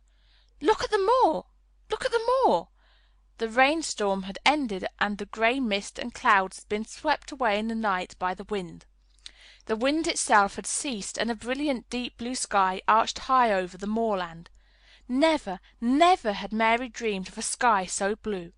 In India skies were hot and blazing. This was of a deep, cool blue, which almost seemed to sparkle like the waters of some lovely bottomless lake, and here and there, high, high in the arched blueness, floated small clouds of snow-white fleece. The far-reaching world of the moor looked itself softly blue, instead of gloomy purple-black or awful dreary gray. "Aye," said Martha, with a cheerful grin. "The storm's over for a bit. It does like this at this time o' year. It goes off in a night, like it was pretending it had never been here and never meant to come again. That's because the springtime's on its way. It's a long way off yet, but it's coming." "I thought perhaps it always rained or looked dark in England," Mary said. No," said Martha, sitting up on her heels among her black lead brushes. "Now to the sort." "What does that mean?" asked Mary seriously. In India the natives spoke different dialects which only a few people understood, so she was not surprised when Martha used words she did not know. Martha laughed as she had done the first morning. "There now," she said, "I've talked broad Yorkshire again, like Mrs. Medlock said I mustn't. Now to the sort means nothing of the sort." Slowly and carefully. "But it takes so long to say it. Yorkshire's the sunniest place on earth when it is sunny. I told thee they'd like the moor after a bit. Just you wait till you see the gold-coloured gorse blossoms, and the blossoms of the broom, and the heather flowering, all purple bells, and hundreds of butterflies fluttering, and bees humming, and skylarks soaring up and singing. You'll want to get out on it at sunrise, and live out on it all day like Dickon does." "Could I ever get there?" asked Mary wistfully, looking through her window at the far-off blue. It was so new and big and wonderful, and such a heavenly colour. "I don't know," answered Martha. "There's never used a leg since there was born. It seems to me there couldn't walk 5 miles. It's 5 miles to our cottage. I should like to see your cottage." Martha stared at her a moment curiously before she took up her polishing brush and began to rub the grate again. She was thinking that the small plain face did not look quite as sour at this moment as it had done the first morning she saw it. It looked just a trifle like little Susan Ann's when she wanted something very much. "I'll ask my mother about it," she said. "She's one of them that nearly always sees a way to do things. It's my day out today, and I'm going home. I'm glad. Mrs. Medlock thinks a lot of my mother. Perhaps she could talk to her." "I like your mother," said Mary. "I should think there did," agreed Martha, polishing away. "I've never seen her," said Mary. "No, there hasn't," replied Martha. She sat up on her heels again and rubbed the end of her nose with the back of her hand, as if puzzled for a moment, but she ended quite positively. "Well, she's that sensible and hard working and good natured and clean that no one could help liking her whether they had seen her or not. When I'm going home to her on my day out, I just jump for joy when I'm crossing the moor." "I like Dickon," said Mary, "and I've never seen him." "Well," said Martha stoutly, "I've told thee that the very birds like him, and the rabbits and wild sheep and ponies, and the foxes themselves. I wonder," staring at her reflectively, "what Dickon would think of thee?" "He wouldn't like me," said Mary in her stiff, cold little way. "No one does." Martha looked reflective again. "How does thou like thyself?" she inquired, really quite as if she were curious to know. Mary hesitated a moment and thought it over. "Not at all, really," she answered, "but I never thought of that before." Martha grinned a little, as if at some homely recollection. "Mother said that to me once," she said. "She was at her wash tub, and I was in a bad temper and talking ill of folk, and she turns round on me and says, 'There young Vixen, there stands, saying thou doesn't like this one and thou doesn't like that one. How does thou like thyself?' It made me laugh, and it brought me back to my senses in a minute." She went away in high spirits as soon as she had given Mary her breakfast. She was going to walk 5 miles across the moor to the cottage, and she was going to help her mother with the washing, and do the week's baking, and enjoy herself thoroughly. Mary felt lonelier than ever when she knew she was no longer in the house.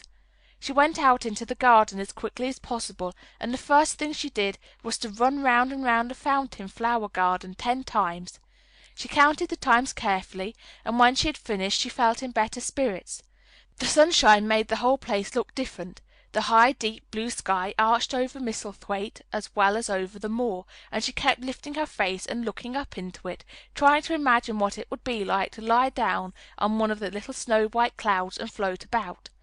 She went into the first kitchen garden, and found Ben Weatherstaff working there with 2 other gardeners. The change in the weather seemed to have done him good. He spoke to her of his own accord. "Springtime's coming," he said. "Cannot thou smell it?" Mary sniffed and thought she could. "I smell something nice and fresh and damp," she said. "That's the good rich earth," he answered, digging away. "It's in a good humour making ready to grow things. It's glad when planting time comes. It's dull in the winter when it's got nought to do. In the flower gardens out there things will be stirring down below in the dark. The sun's warming them. You'll see bits of spikes sticking out of that black earth after a bit." "What will they be?" asked Mary. "Crocuses and snowdrops and daffodillies. Hast thou never seen them?" "No, everything is hot and wet and green after the rains in India," said Mary, "and I think things grow up in a night." "These won't grow up in a night," said Weatherstaff. "They'll have to wait for 'em. They'll poke up a bit higher here, and push out a spike more there, and uncurl a leaf this day and another that. You watch 'em." "I'm going to," answered Mary. Very soon she heard the soft rustling flight of wings again, and she knew at once that the robin had come again. He was very pert and lively, and hopped about so close to her feet, and put his head on one side and looked at her so slyly, that she asked Ben Weatherstaff a question. "Do you think he remembers me?" she said. "Remembers thee!" said Weatherstaff indignantly. "He knows every cabbage stump in the gardens, let alone the people.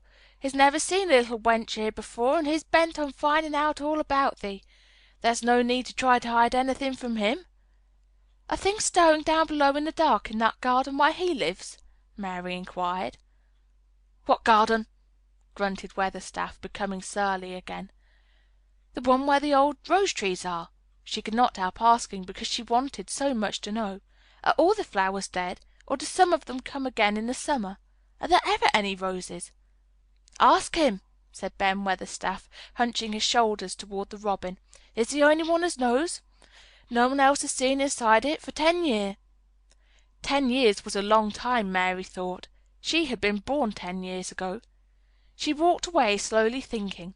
She had begun to like the garden just as she had begun to like the robin and Dickon and Martha's mother. She was beginning to like Martha, too. There seemed a good many people to like, when you were not so used to liking. She thought of the robin as one of the people.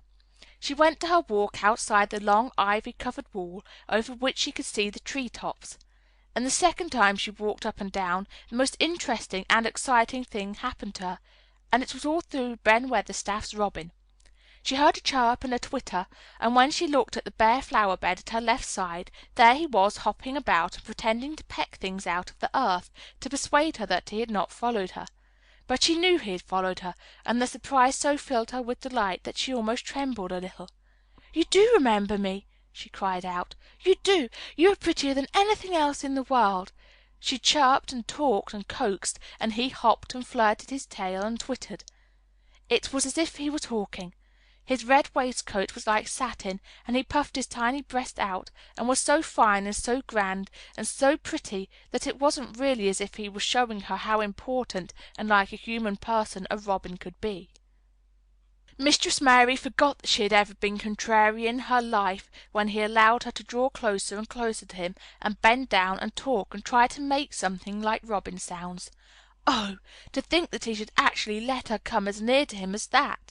He knew nothing in the world would make her put out her hand toward him, or startle him in the least tiniest way.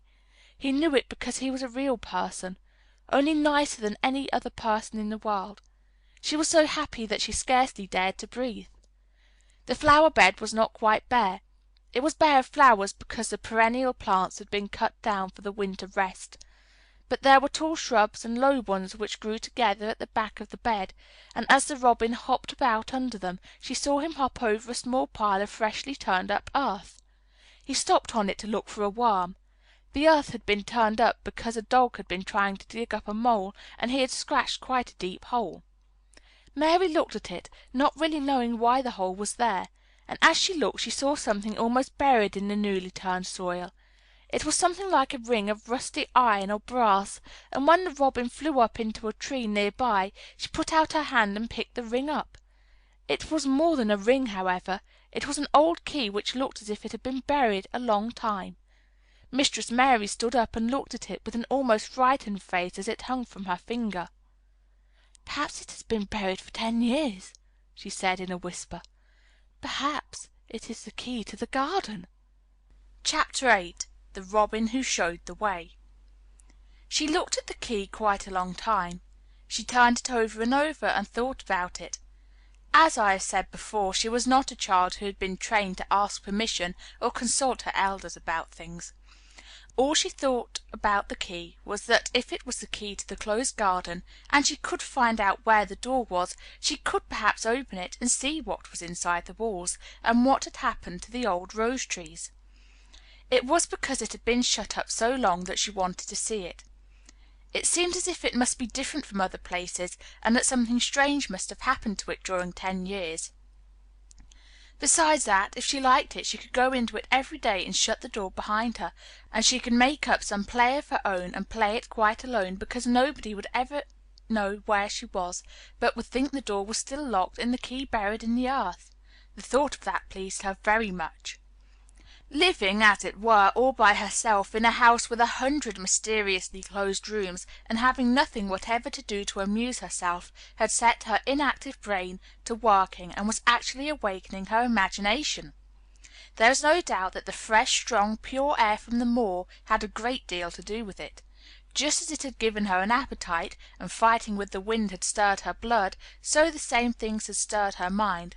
In India she had always been too hot and languid and weak to care much about anything, but in this place she was beginning to care and to want to do new things. Already she felt less contrary, though she did not know why. She put the key in her pocket and walked up and down her walk.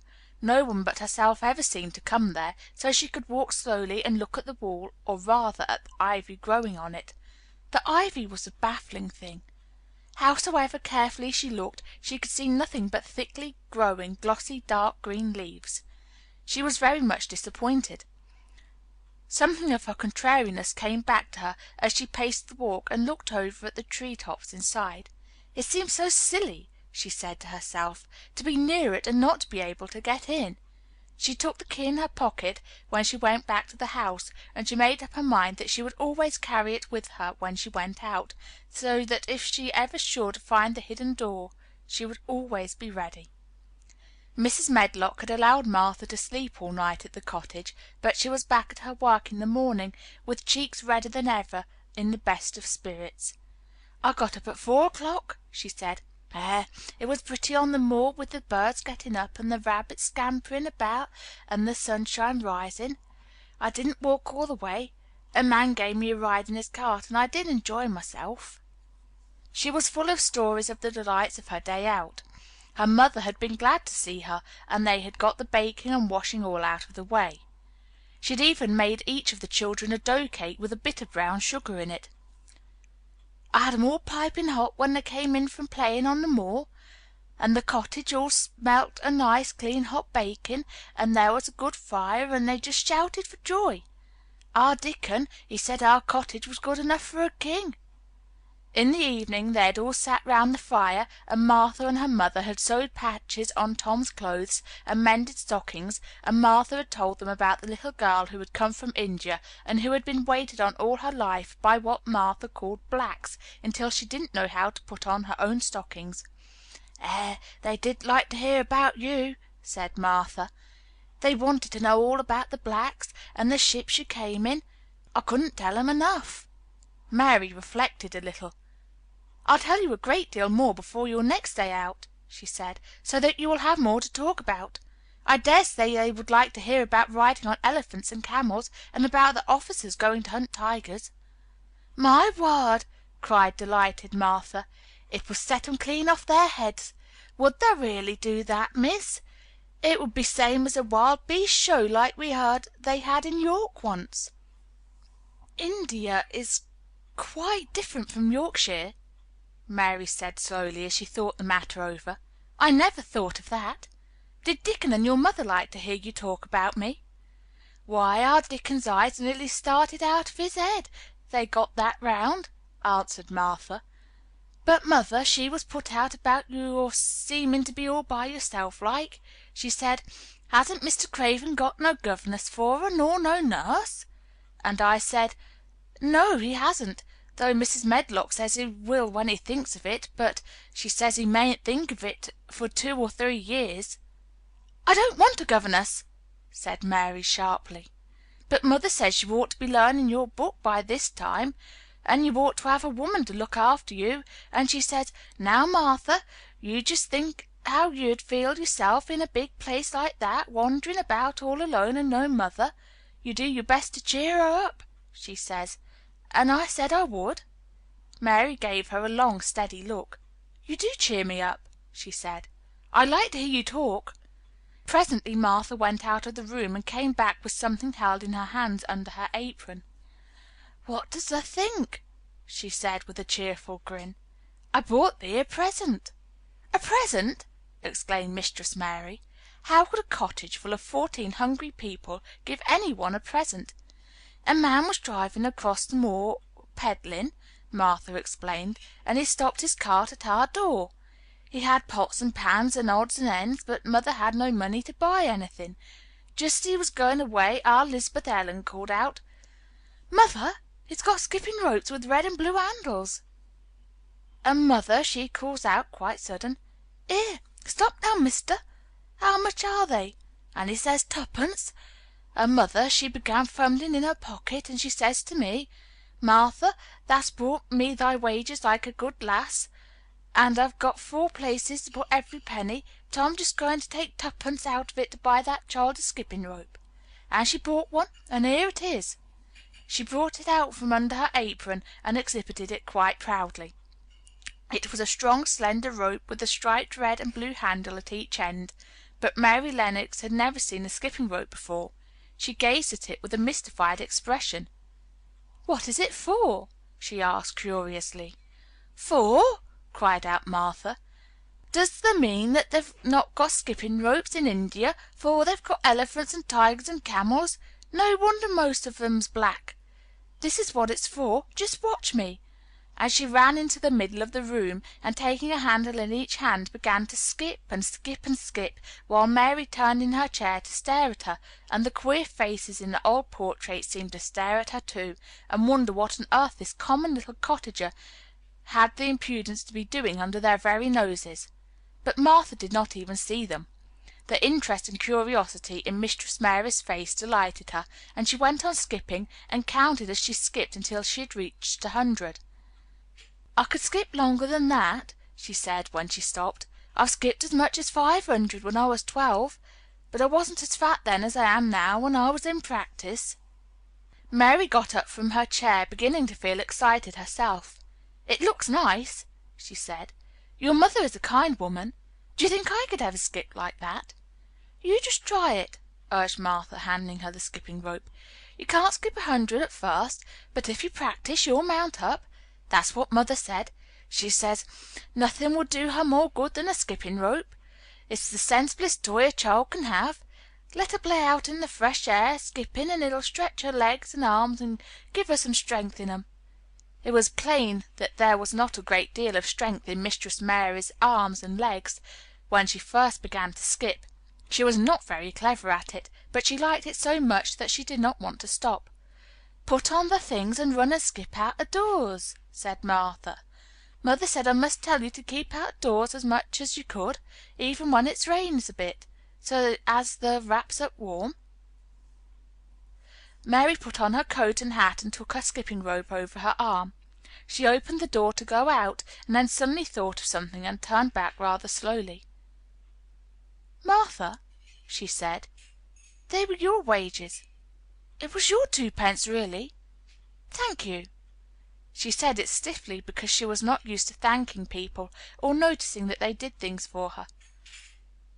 "Thank you," she said, and held out her hand because she did not know what else to do. Martha gave her hand a clumsy little shake, as if she was not accustomed to this sort of thing either. Then she laughed. Thou'rt a queer, old womanish thing," she said. "If thou'd been our Elizabeth Ellen, thou'd have given me a kiss." Mary looked stiffer than ever. "Do you want me to kiss you?" Martha laughed again. "Nay, not me," she answered. "If thou was different, perhaps thou'd want to thyself. But thou isn't. Run off and play with thy rope." Mistress Mary felt a little awkward as she went out of the room. Yorkshire people seemed strange, and Martha was always rather a puzzle to her. At first she had disliked her very much, but now she did not. The skipping rope was a wonderful thing. She counted and skipped and skipped and counted until her cheeks were quite red, and she was more interested than she had ever been since she was born. The sun was shining, and a little wind was blowing. Not a rough wind, but one which came in delightful little gusts and brought a fresh scent of newly turned earth with it. She skipped round the fountain garden, and up one walk and down another. She skipped at last into the kitchen garden, and saw Ben Weatherstaff digging and talking to his robin, which was hopping about him. She skipped down the walk toward him, and he lifted his head and looked at her with a curious expression. She had wondered if he would notice her. She wanted him to see her skip. "Well," he exclaimed, "'pon my word, perhaps thou'rt a young un after all. Perhaps thou'st got child's blood in thy veins instead of sour buttermilk. Thou'st skipped red in thy cheeks, as sure as my name's Ben Weatherstaff. I wouldn't have believed thou could do it." "I never skipped before," Mary said. "I'm just beginning. I can only go up to 20. "Thou keep on," said Ben. "Thou shapes well enough at it for a young un that's lived with heathen.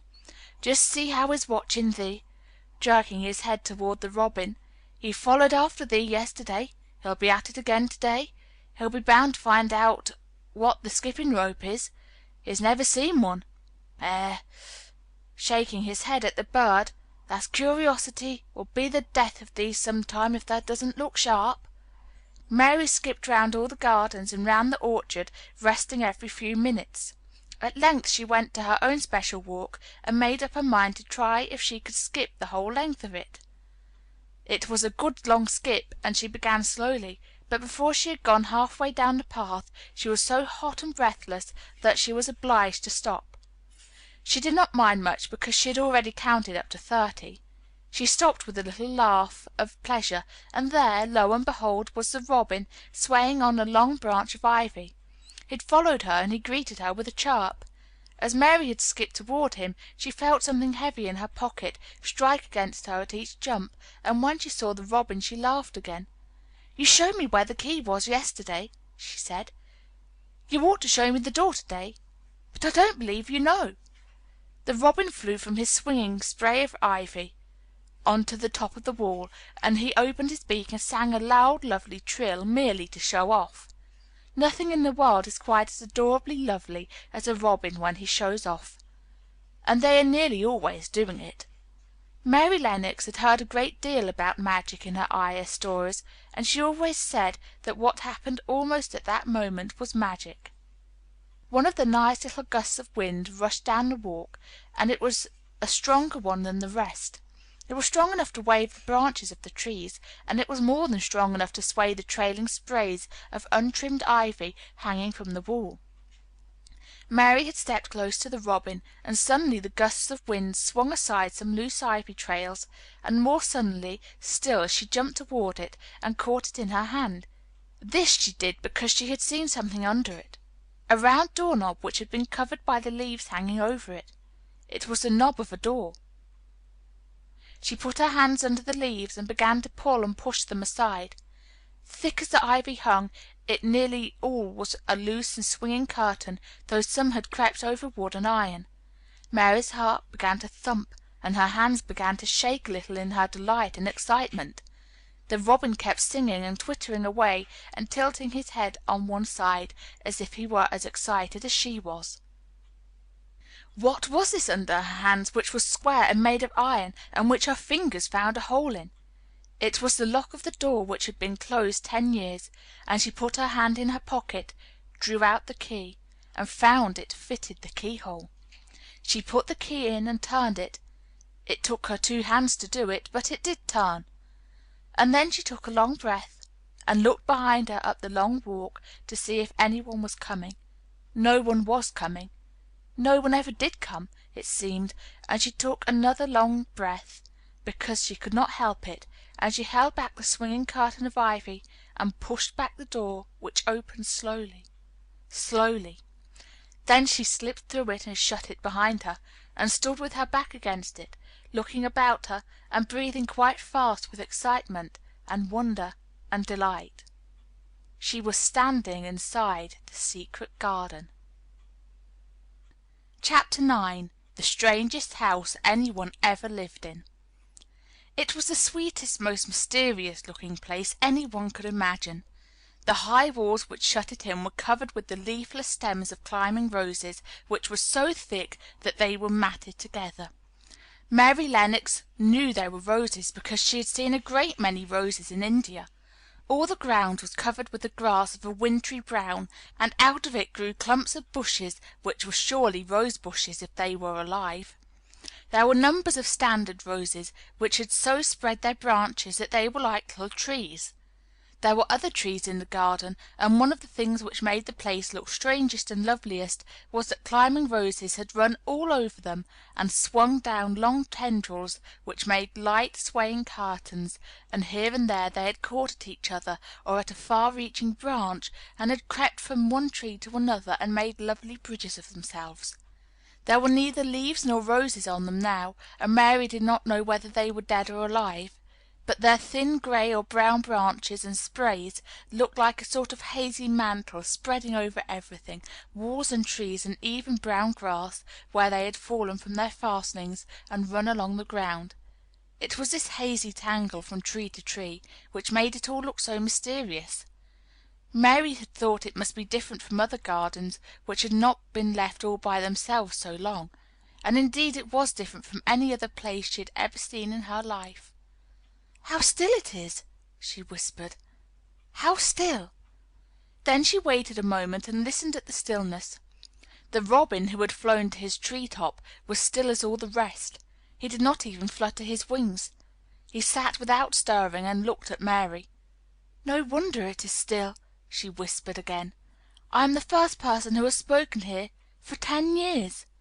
She moved away from the door, stepping as softly as if she were afraid of awakening someone. She was glad that there was grass under her feet and that her steps made no sounds. She walked under one of the fairy-like gray arches between the trees and looked up at the sprays and tendrils which formed them. "I wonder if they are all quite dead," she said. "Is it all a quite dead garden? I wish it wasn't." If she had been Ben Weatherstaff, she could have told whether the wood was alive by looking at it, but she could only see that there were only gray or brown sprays and branches, and none showed any signs of even a tiny leaf bud anywhere. But she was inside the wonderful garden, and she could come through the door under the ivy any time, and she felt as if she had found a world all her own. The sun was shining inside the four walls, and the high arch of blue sky over the particular piece of Misselthwaite seemed even more brilliant and soft than it was over the moor. The robin flew down from his tree top and hopped about or flew after her from one bush to another. He chirped a good deal and had a very busy air, as if he were showing her things. Everything was strange and silent, and she seemed to be hundreds of miles away from anyone, but somehow she did not feel lonely at all. All that troubled her was her wish that she knew whether all the roses were dead, or if perhaps some of them had lived and might put out leaves and buds as the weather got warmer. She did not want it to be a quite dead garden. If it were a quite alive garden, how wonderful it would be, and what thousands of roses would grow on every side! Her skipping rope had hung over her arm when she came in, and after she had walked about for a while she thought she would skip round the whole garden, stopping when she wanted to look at things. There seemed to have been grass paths here and there, and in one or two corners there were alcoves of evergreen, with stone seats or tall moss-covered flower urns in them. As she came near the second of these alcoves she stopped skipping. There had once been a flower bed in it, and she thought she saw something sticking out of the black earth, some sharp little pale green points. She remembered what Ben Weatherstaff had said, and she knelt down to look at them. "Yes, they are tiny growing things, and they might be crocuses or snowdrops or daffodils," she whispered. She bent very close to them and sniffed the fresh scent of the damp earth. She liked it very much. "Perhaps there are some other ones coming up in other places," she said. "I will go all over the garden and look." She did not skip, but walked. She went slowly and kept her eyes on the ground. She looked in the old border beds and among the grass, and after she had gone round, trying to miss nothing, she had found ever so many more sharp, pale green points, and she had become quite excited again. "It isn't a quite dead garden," she cried out softly to herself. "Even if the roses are dead, there are other things alive." She did not know anything about gardening, but the grass seemed so thick in some places where the green points were pushing their way through that she thought they did not seem to have room enough to grow. She searched about until she found a rather sharp piece of wood, and knelt down and dug and weeded out the weeds and grass until she made nice little clear patches around them. "Now they look as if they could breathe," she said after she had finished with the first ones. "I'm going to do ever so many more. I'll do all I can see. If I haven't time today, I can come tomorrow." She went from place to place and dug and weeded, and enjoyed herself so immensely that she was led on from bed to bed and into the grass under the trees. The exercise made her so warm that she first threw her coat off and then her hat, and without knowing it she was smiling down onto the grass and the pale green points all the time. The robin was tremendously busy. He was very much pleased to see gardening begun on his own estate. He had often wondered at Ben Weatherstaff. Where gardening is done, all sorts of delightful things to eat are turned up with the soil. Now here was this new kind of creature, who was not half Ben's size, and yet had had the sense to come into his garden and begin at once. Mistress Mary worked in her garden until it was time to go to her midday dinner.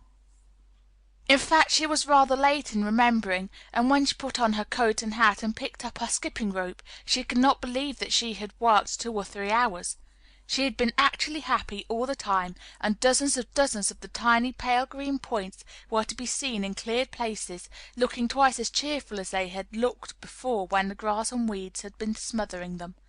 "I shall come back in the afternoon," she said, looking all round at her new kingdom, and speaking to the trees and the rose bushes as if they heard her.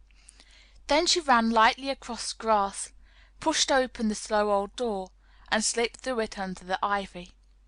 She had such red cheeks and such bright eyes, and ate such a dinner, that Martha was delighted. "2 pieces of meat and 2 whelps of rice pudding," she said. Mother would be pleased when I tell her what the skipping rope's done for thee." In the course of her digging with her pointed stick, Mistress Mary had found herself digging up a sort of white root rather like an onion. She had put it back in its place and patted the earth carefully down on it, and just now she wondered if Martha could tell her what it was. "Martha," she said, "what are those white roots that look like onions?"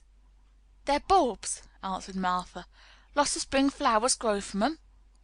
The very little ones are snowdrops and crocuses, and the big ones are narcissuses and jonquils and daffydowndillys.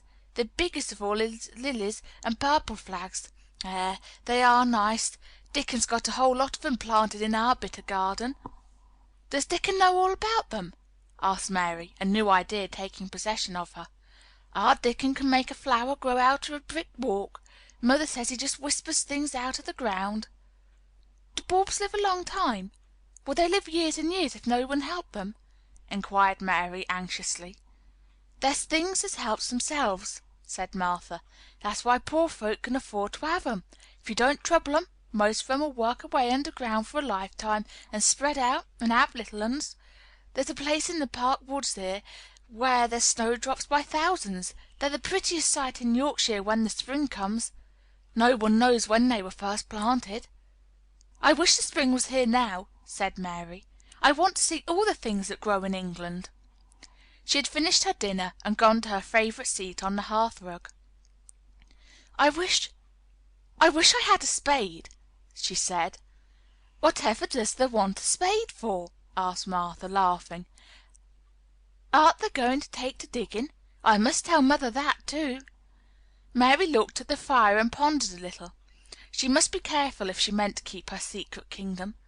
She wasn't doing any harm, but if Mr. Craven found out about the open door he would be fearfully angry and get a new key and lock it up forevermore. She really could not bear that.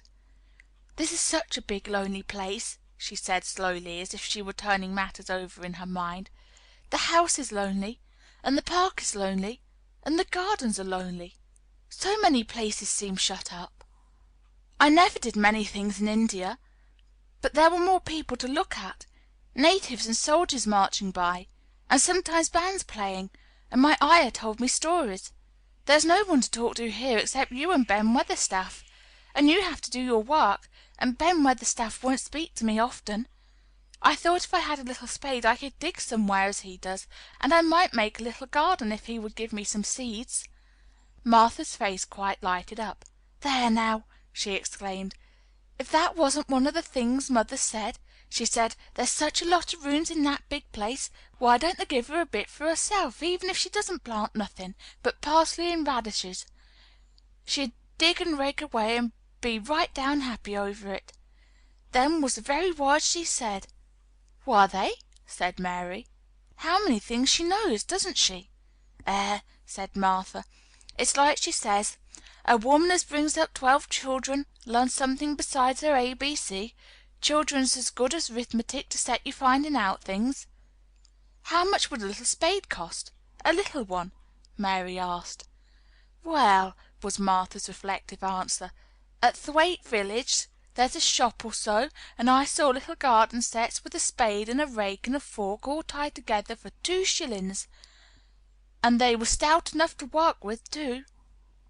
"I've got more than that in my purse," said Mary. "Mrs. Morrison gave me 5 shillings, and Mrs. Medlock gave me some money from Mr. Craven." "Does he remember thee that much?" exclaimed Martha. "Mrs. Medlock said I was to have a shilling a week to spend. She gives me one every Saturday. I didn't know what to spend it on." "My word, that's riches!" said Martha. "Thou can buy anything in the world thou wants. The rent of our cottage is only 1 and 3pence, and it's like pulling eye teeth to get it. Now I've just thought of something," putting her hands on her hips. "What?" said Mary eagerly. "In the shop at Thwaite they sell packages of flower seeds for a penny each, and our Dickon, he knows which is the prettiest ones and how to make 'em grow. He walks over to Thwaite many a day just for the fun of it. Does thou know how to print letters?" Suddenly. "I know how to write," Mary answered. Martha shook her head. "Our Dickon can only read printing. If thou could print, we could write a letter to him and ask him to go and buy the garden tools and the seeds at the same time." "Oh, you're a good girl!" Mary cried. "You are, really. I didn't know you were so nice. I know I can print letters if I try. Let's ask Mrs. Medlock for a pen and ink and some paper." "I've got some of my own," said Martha. "I bought 'em so I could print a bit of a letter to my mother of a Sunday. I'll go and get it." She ran out of the room, and Mary stood by the fire and twisted her thin little hands together with sheer pleasure. "If I have a spade," she whispered, "I can make the earth nice and soft and dig up weeds. If I have seeds and can make flowers grow, the garden won't be dead at all. It will come alive." She did not go out again that afternoon because when Martha returned with her pen and ink and paper she was obliged to clear the table and carry the plates and dishes downstairs, and when she got into the kitchen Mrs. Medlock was there and told her to do something, so Mary waited for what seemed to her a long time before she came back. Then it was a serious piece of work to write to Dickon. Mary had been taught very little because her governess had disliked her too much to stay with her. She could not spell particularly well, but she found that she could print letters when she tried. This was the letter Martha dictated to her. "My dear Dickon, this comes hoping to find you well as it leaves me at present. Miss Mary has plenty of money, and will you go to Thwaite and buy her some flower seeds and a set of garden tools to make a flower bed. Pick the prettiest ones and easy to grow because she has never done it before and lived in India, which is different. Give my love to Mother and every one of you. Miss Mary is going to tell me a lot more, so that on my next day out you can hear about elephants and camels and gentlemen going hunting lions and tigers. Your loving sister, Martha Phoebe Sowerby." "We'll put the money in the envelope, and I'll get the butcher boy to take it in his cart. It's a great friend of Dickon's," said Martha. "How shall I get the things when Dickon buys them?" "He'll bring 'em to you himself. He'll like to walk over this way." "Oh!" exclaimed Mary. "Then I shall see him. I never thought I should see Dickon." "Does thee want to see him?" asked Martha suddenly, for Mary had looked so pleased. "Yes, I do. I never saw a boy foxes and crows loved. I want to see him very much." Martha gave a little start, as if she remembered something. "Now to think," she broke out, "to think of me forgetting that there, and I thought I was going to tell you first thing this morning. I asked Mother, and she said she'd ask Mrs. Medlock her own self." "Do you mean—" Mary began. "What I said Tuesday. Ask her if she might be driven out to our cottage some day and have a bit of Mother's hot oat cake and butter and a glass of milk. It seemed as if all the interesting things were happening in one day. To think of going over the moor in daylight and when the sky was blue! To think of going into the cottage which had 12 children! Does she think Mrs. Medlock would let me go?" she asked, quite anxiously. "Aye, she thinks she would. She knows what a tidy woman Mother is and how clean she keeps the cottage." "If I went I should see your mother as well as Dickon," said Mary, thinking it over and liking the idea very much. "She doesn't seem to be like the mothers in India." Her work in the garden and the excitement of the afternoon ended by making her feel quiet and thoughtful. Martha stayed with her until tea time, but they sat in comfortable quiet and talked very little. But just before Martha went downstairs for the tea tray, Mary asked a question. "Martha," she said, "has the scullery maid had the toothache again today?" Martha certainly started slightly. "What makes thee ask that?" she said. "Because when I waited so long for you to come back, I opened the door and walked down the corridor to see if you were coming, and I heard that far off crying again, just as we heard it the other night. There isn't a wind today, so you see it couldn't have been the wind." Said Martha restlessly. "Thou mustn't go walking about the corridors and listening. Mr. Craven would be that there angry, there's no knowing what he'd do." "I wasn't listening," said Mary. "I was just waiting for you. And I heard it. That's 3 times." "My word! There's Mrs. Medlock's bell," said Martha, and she almost ran out of the room. "It's the strangest house anyone ever lived in," said Mary drowsily, as she dropped her head on the cushioned seat of the armchair near her. Fresh air, and digging, and skipping rope had made her feel so comfortably tired that she fell asleep. Chapter 10. Dickon.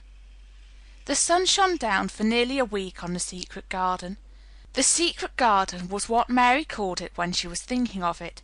She liked the name, and she liked still more the feeling that when its beautiful old walls shut her in no one knew where she was. It seemed almost like being shut out of the world in some fairy place. The few books she had read and liked had been fairy story books, and she had read of secret gardens in some of the stories. Sometimes people went to sleep in them for 100 years, which she had thought must be rather stupid. She had no intention of going to sleep, and in fact she was becoming wider awake every day which passed at Misselthwaite. She was beginning to like to be out of doors. She no longer hated the wind, but enjoyed it. She could run faster and longer, and she could skip up to 100. The bulbs in the secret garden must have been much astonished. Such nice clear places were made round them that they had all the breathing space they wanted, and really, if Mistress Mary had known it, they began to cheer up under the dark earth and work tremendously. The sun could get at them and warm them, and when the rain came down it could reach them at once, so they began to feel very much alive. Mary was an odd, determined little person, and now she had something interesting to be determined about, she was very much absorbed indeed. She worked and dug and pulled up weeds steadily, only becoming more pleased with her work every hour instead of tiring of it. It seemed to her like a fascinating sort of play. She found many more of the sprouting pale green points than she had ever hoped to find. They seemed to be starting up everywhere, and each day she was sure she found tiny new ones, some so tiny that they barely peeped above the earth. There were so many that she remembered what Martha had said about the snowdrops by thousands, and about bulbs spreading and making new ones. These had been left to themselves for 10 years, and perhaps they had spread like the snowdrops into thousands. She wondered how long it would be before they showed that they were flowers.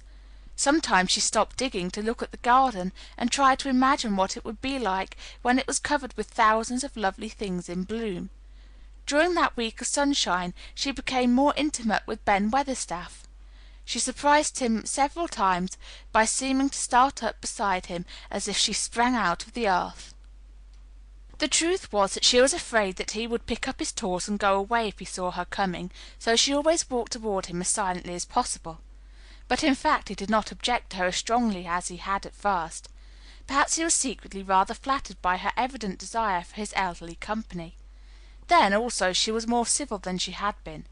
He did not know that when she first saw him she spoke to him as if she would have spoken to a native, and had not known that a cross, sturdy old Yorkshireman was not accustomed to salaam to his masters and be merely commanded by them to do things. "Thou'rt like the robin," he said to her one morning when he lifted his head and saw her standing by him.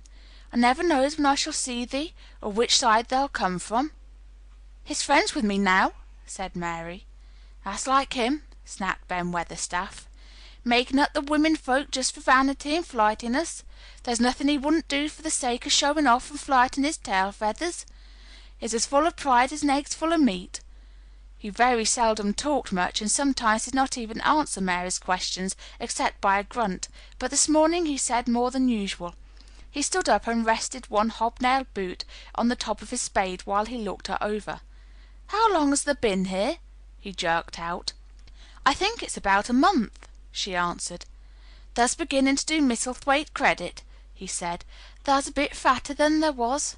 Thou's not quite so yeller. Thou looked like a young plucked crow when thou first came into this garden. Thinks I to myself, I never set eyes on an uglier, sourer-faced young un." Mary was not vain, and she had never thought much of her looks. She was not greatly disturbed. "I know I'm fatter," she said. "My stockings are getting tighter. They used to make wrinkles. There's the robin, Ben Weatherstaff." There indeed was the robin, and she thought he looked nicer than ever. His red waistcoat was as glossy as satin, and he flirted his wings and tail, and tilted his head, and hopped about with all sorts of lively graces. He seemed determined to make Ben Weatherstaff admire him. But Ben was sarcastic. "Aye, there thou art," he said. "Thou can put up with me for a bit sometimes when there's got no one's better. Thou's been reddening up thy waistcoat and polishing thy feathers this 2 weeks. I know what thou's up to. Thou's courting some bold young madam somewhere, telling thy lies to her about being the finest cock robin on Missel Moor and ready to fight all the rest of 'em." "Oh, look at him!" exclaimed Mary. The robin was evidently in a fascinating, bold mood. He hopped closer and closer, and looked at Ben Weatherstaff more and more engagingly. He flew on to the nearest currant bush, and tilted his head and sang a little song right at him. "Thou think'st thou'lt get over me by doing that?" said Ben, wrinkling his face up in such a way that Mary felt sure he was trying not to look pleased. "Thou think'st no one can stand out against thee? That's what thou think'st." The robin spread his wings. Mary could scarcely believe her eyes. He flew right up to the handle of Ben Weatherstaff's spade and alighted on the top of it. Then the old man's face wrinkled itself slowly into a new expression. He stood as if he were afraid to breathe, as if he would not have stirred for the world, lest his robin should start away. He spoke in quite a whisper. "Well, I'm danged," he said, as softly as if he were saying something quite different. "Thou does know how to get at a chap, thou does. That's fair unearthly. Thou's so knowing." And he stood without stirring, almost without drawing his breath, until the robin gave another flirt to his wings and flew away. Then he stood looking at the handle of the spade as if there might be magic in it, and then he began to dig again, and said nothing for several minutes. But because he kept breaking into a slow grin now and then, Mary was not afraid to talk to him. "Have you a garden of your own?" she asked. "No, I'm bachelor and lodge with Martin at the gate." "If you had one," said Mary, "what would you plant?" "Cabbages and taters and onions." "But you wanted to make a flower garden," persisted Mary. "What would you plant?" "Bulbs and sweet-smelling things, but mostly roses." Mary's face lighted up. "Do you like roses?" she said. Ben Weatherstaff rooted up a weed and threw it aside before he answered. "Well, yes, I do. I was learned that by a young lady I was gardener to. She had a lot in a place she was fond of, and she loved 'em like they was children, or robins. I've seen her bend over and kiss 'em." He dragged out another weed and scowled at it. "That were as much as 10 year ago." "Where is she now?" asked Mary, much interested. "Heaven," he answered, and drove his spade deep into the soil. "'Cording to what parson says." "What happened to the roses?" Mary asked again, more interested than ever. "They was left to themselves." Mary was becoming quite excited. "Did they quite die? Do roses quite die when they are left to themselves?" she ventured. "Well, I'd got to like 'em, and I liked her, and she liked 'em," Ben Weatherstaff admitted reluctantly. "Once or twice a year I'd go and work at 'em a bit, and prune 'em, and dig about the roots. They run wild, but they was in rich soil, so some of 'em lived." "When they have no leaves and look gray and brown and dry, how can you tell whether they are dead or alive?" inquired Mary. "Wait till the spring gets at 'em. Wait till the sun shines and the rain falls on the sunshine, and then they'll find out." "How? How?" cried Mary, forgetting to be careful. "Look along the twigs and branches, and if they see a bit of brown lump swelling here and there, watch it after the warm rain, and see what happens." He stood suddenly and looked curiously at her eager face. "Why does thou care so much about roses and such all of a sudden?" he demanded. Mistress Mary felt her face grow red. She was almost afraid to answer. I want to play that I have a garden of my own," she stammered. There is nothing for me to do. I have nothing and no one." "Well," said Ben Weatherstaff slowly as he watched her, "that's true. Thou hasn't." He said it in such an odd way that Mary wondered if he was actually a little sorry for her. She had never felt sorry for herself. She had only felt tired and cross because she disliked people and things so much. But now the world seemed to be changing and getting nicer. If no one found out about the secret garden, she should enjoy herself always. She stayed with him for 10 or 15 minutes longer, and asked him as many questions as she dared. He answered every one of them in his queer, grunting way, and he did not seem really cross, and did not pick up his spade and leave her. He said something about roses just as she was going away, and it reminded her of the ones he had said he had been fond of. "Do you go and see those other roses now?" she asked. "Not been this year. My rheumatics has made me too stiff in the joints," he said in his grumbling voice, and then quite suddenly he seemed to get angry with her, though she did not see why he should. "Now look here," he said sharply, "don't there ask so many questions. Thou'rt the worst wrench for asking questions I've ever come across. Get thee gone and play thee. I've done talking for to-day." And he said it so crossly that she knew that there was not the least use in staying another minute. She went skipping slowly down the outside walk, thinking him over and saying to herself that, queer as it was, here was another person whom she liked in spite of his crossness. She liked old Ben Weatherstaff. Yes, she did like him. She always wanted to try to make him talk to her. Also, she began to believe that he knew everything in the world about flowers. There was a laurel-hedged walk which curved round the secret garden and ended at a gate which opened into a wood in the park. She thought she would slip round this walk and look into the wood and see if there were any rabbits hopping about. She enjoyed the skipping very much, and when she reached the little gate she opened it and went through because she heard a low, peculiar whistling sound and wanted to find out what it was. It was a very strange thing indeed. She quite caught her breath as she stopped to look at it. A boy was sitting under a tree, with his back against it, playing on a rough wooden pipe. He was a funny-looking boy about 12.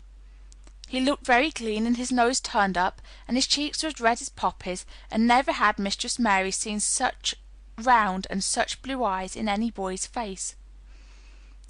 And on the trunk of the tree he leaned against, a brown squirrel was clinging and watching him, and from behind a bush near by a cock pheasant was delicately stretching his neck to peep out, and quite near him were 2 rabbits sitting up and sniffing with tremulous noses, and actually it appeared as if they were all drawing near to watch him and listen to the strange little low call his pipe seemed to make.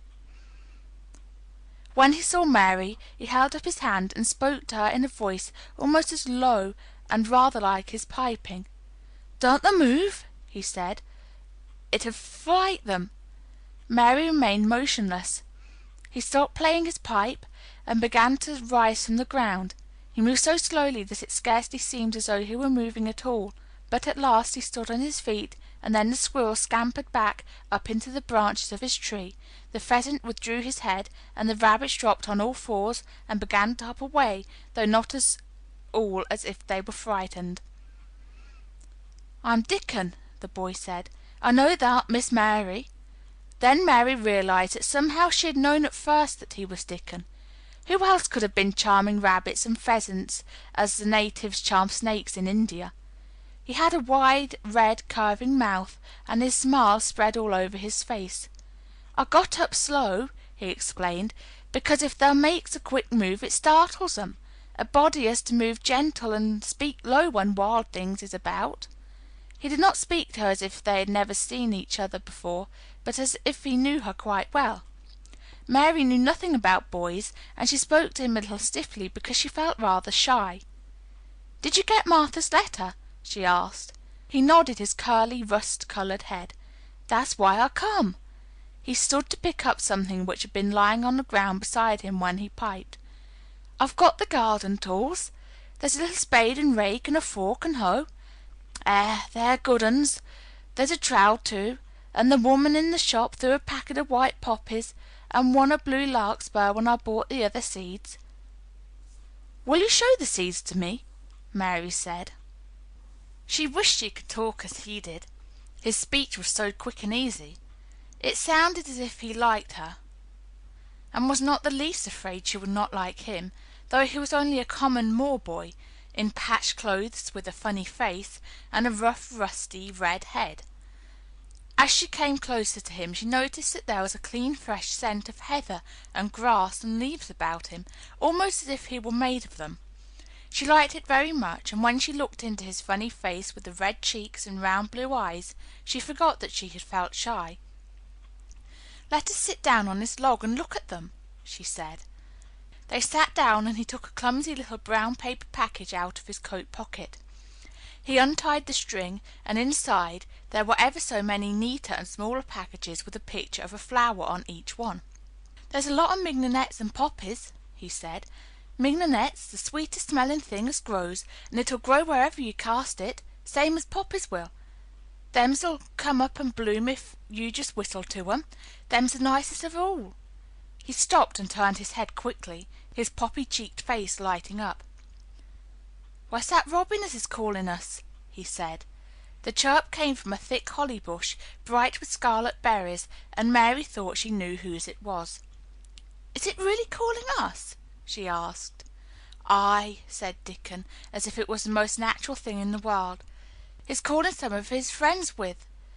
That's same as saying, 'Here I am, look at me, I wants a bit of a chat.' There he is in the bush. Whose is he?" "He's Ben Weatherstaff's, but I think he knows me a little," answered Mary. "Aye, he knows thee," said Dickon in his low voice again, "and he likes thee. He's took thee on. He'll tell me all about thee in a minute." He moved quite close to the bush with the slow movement Mary had noticed before, and then he made a sound almost like the robin's own twitter. The robin listened a few seconds intently, and then answered quite as if he were replying to a question. "Aye, he's a friend of yours," chuckled Dickon. "Do you think he is?" cried Mary eagerly. She did so want to know. "Do you think he really likes me?" "He wouldn't come near thee if he didn't," answered Dickon. "Birds is rare choosers, and a robin can flout a body worse than a man. See, he's making up to thee now. Cannot thee see a chap? He's saying—" and it really seemed as if it must be true. He so sighed and twittered and tilted as he hopped on his bush. "Do you understand everything birds say?" said Mary. Dickon's grin spread until he seemed all wide, red, curving mouth, and rubbed his rough head. "I think I do, and they think I do," he said. "I've lived on the moor with them so long. I've watched 'em break shell and come out and fledge and learn to fly and begin to sing, till I think I'm one of 'em. Sometimes I think perhaps I'm a bird or a fox or a rabbit or a squirrel or even a beetle, and I don't know it." He laughed and came back to the log and began to talk about the flower seeds again. He told her what they looked like and when they were flowers. He told her how to plant them and watch them and feed and water them. "See here," he said suddenly, turning round to look at her. "I'll plant them for thee myself. Where's the garden?" Mary's thin hands clutched each other as they lay in her lap. She did not know what to say, so for a whole minute she said nothing. She had never thought of this. She felt miserable, and she felt as if she went red and then pale. "There's got a bit of garden, hasn't there?" Dickon said. It was true that she had turned red and then pale. Dickon saw her do it, and as she still said nothing, he began to be puzzled. "Wouldn't they give thee a bit?" he asked. "Hasn't there got any yet?" She held her hands tighter and turned her eyes toward him. "I don't know anything about boys," she said slowly. "Could you keep a secret if I told you one? It's a great secret. I don't know what I should do if anyone found it out. I believe I should die." She said the last sentence quite fiercely. Dickon looked more puzzled than ever, and even rubbed his hand over his rough head again, but he answered quite good-humouredly. "I'm keeping secrets all the time," he said. "If I couldn't keep secrets from the other lads, secrets about foxes, cubs, and birds, nests, and wild things, holes, there'd be naught safe on the moor. I can keep secrets." Mistress Mary did not mean to put out her hand and clutch his sleeve, but she did it. "I've stolen the garden," she said very fast. "It isn't mine. It isn't anybody's. Nobody wants it. Nobody cares for it. Nobody ever goes into it. Perhaps everything is dead in it already. I don't know." She began to feel hot and as contrary as she had ever felt in her life. I don't care. I don't care. Nobody has any right to take it from me when I care about it, and they don't. They're letting it die, all shut in by itself," she ended passionately, and she threw her arms over her face and burst out crying. Poor little Mistress Mary. Dickon's curious eyes grew rounder and rounder. He said, drawing his exclamation out slowly, and the way he did it meant both wonder and sympathy. "I've nothing to do," said Mary. "Nothing belongs to me. I found it myself, and I got into it myself. I was only just like the robin, and they wouldn't take it from the robin." "Where is it?" asked Dickon in a dropped voice. Mistress Mary got up from the log at once. She knew she felt contrary again, and obstinate, and she did not care at all. She was imperious and Indian, and at the same time hot and sorrowful. "Come with me and I'll show you," she said. She led him around the laurel path and to the walk where the ivy grew so thickly. Dickon followed her with a queer, almost pitying look on his face. He felt as if he were being led to look at some strange bird's nest, and must move softly. When she stepped to the wall and lifted the hanging ivy, he started. There was a door, and Mary pushed it slowly open, and they passed in together, and then Mary stood and waved her hand around defiantly. "It's this," she said. "It's a secret garden, and I'm the only one in the world who wants it to be alive." Dickon looked round and round about it, and round again. He almost whispered. "It's a queer, pretty place. It's like as if a body was in a dream." Chapter 11. The Nest of the Missel Thrush. For 2 or 3 minutes he stood looking round him, while Mary watched him, and then he began to walk about softly, even more lightly than Mary had walked the first time she had found herself inside the 4 walls. His eyes seemed to be taking in everything: the grey trees with the grey creepers climbing over them and hanging from their branches, the tangle on the walls and among the grass, the evergreen alcoves with the stone seats and tall flower urns standing in them.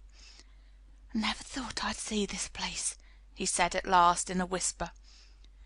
"Did you know about it?" asked Mary. She had spoken aloud, and he made a sign to her.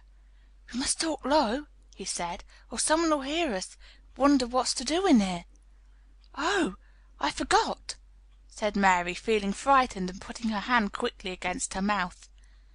"Did you know about the garden?" she asked, when she had recovered herself. Dickon nodded. "Martha told me there was one, as no one ever went inside," he answered. "Used to wonder what it was like." He stopped and looked round at the lovely grey tangle about him, and his round eyes looked queerly happy. "The nestes'll be here come springtime," he said. "It'd be the safest nesting place in England. No one never coming near, and tangles of trees and roses to build in. I wonder all the birds on the moor don't build here." Mistress Mary put her hand on his arm again without knowing it. "Will there be roses?" she whispered. "Can you tell? I thought perhaps they were all dead." No, not them, not all of them," he answered. "Look here." He stepped over to the nearest tree, an old, old one with grey lichen all over its bark, but upholding a curtain of tangled sprays and branches. He took out a thick knife from his pocket and opened one of its blades. "There's a lot of dead wood as ought to be cut out," he said, "and there's a lot of old wood, but it made some new last year. This here's a new bit," and he touched a shoot which looked brownish green instead of hard, dry grey. Mary touched it herself in an eager, reverent way. "That one?" she said. "Is that one quite alive, quite?" Dickon curved his wide, smiling mouth. "It's as wick as you or me," he added, and Mary remembered that Martha had told her that wick meant alive or lively. "I'm glad it's wick," she cried out in her whisper. "I want them all to be wick. Let us go round the garden and count how many wick ones there are." She quite panted with eagerness, and Dickon was as eager as she was. They went from tree to tree and from bush to bush. Dickon carried his knife in his hand, and showed her things which she thought wonderful. "They've run wild," he said, "but the strongest ones have fair thrived on it. The delicatest ones have died out, but the others have growed and spread, till there's a wonder. See here," and he pulled down a thick, grey, dry-looking branch. "A body might think this was dead wood, but I don't believe it is, down to the root. I'll cut it low down and see." He knelt and with his knife cut the lifeless-looking branch through, not far above the earth. "There," he said exultantly, "I told thee so. There's green in that wood yet. Look at it." Mary was down on her knees before he spoke, gazing with all her might. "When it looks a bit greenish and juicy like that, it's wick," he explained. "When the inside is dry and breaks easy, like this piece I've cut off, it's done for. There's a big root here as all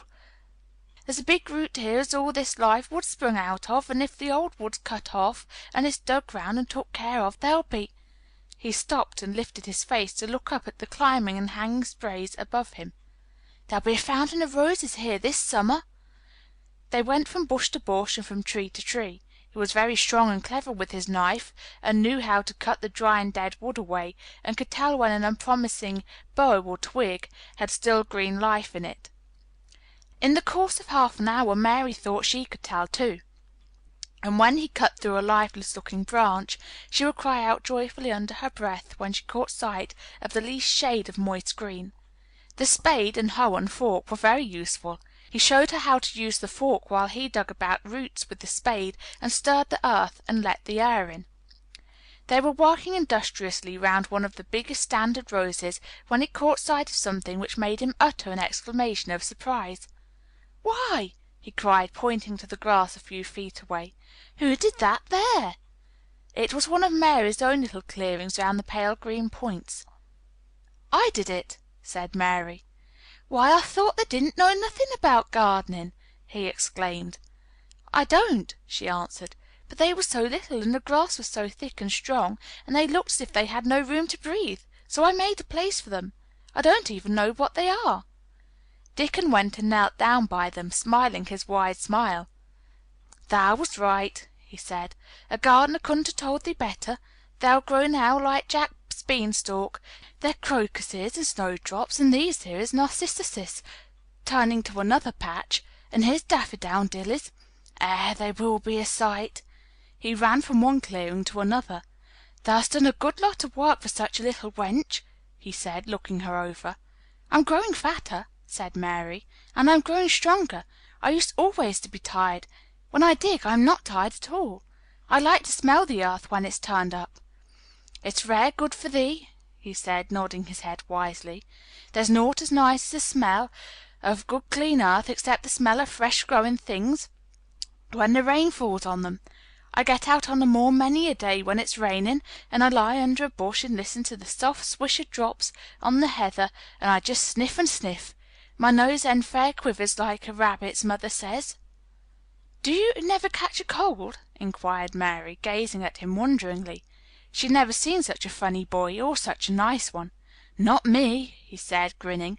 "I never ketched cold since I was born. I wasn't brought up nesh enough.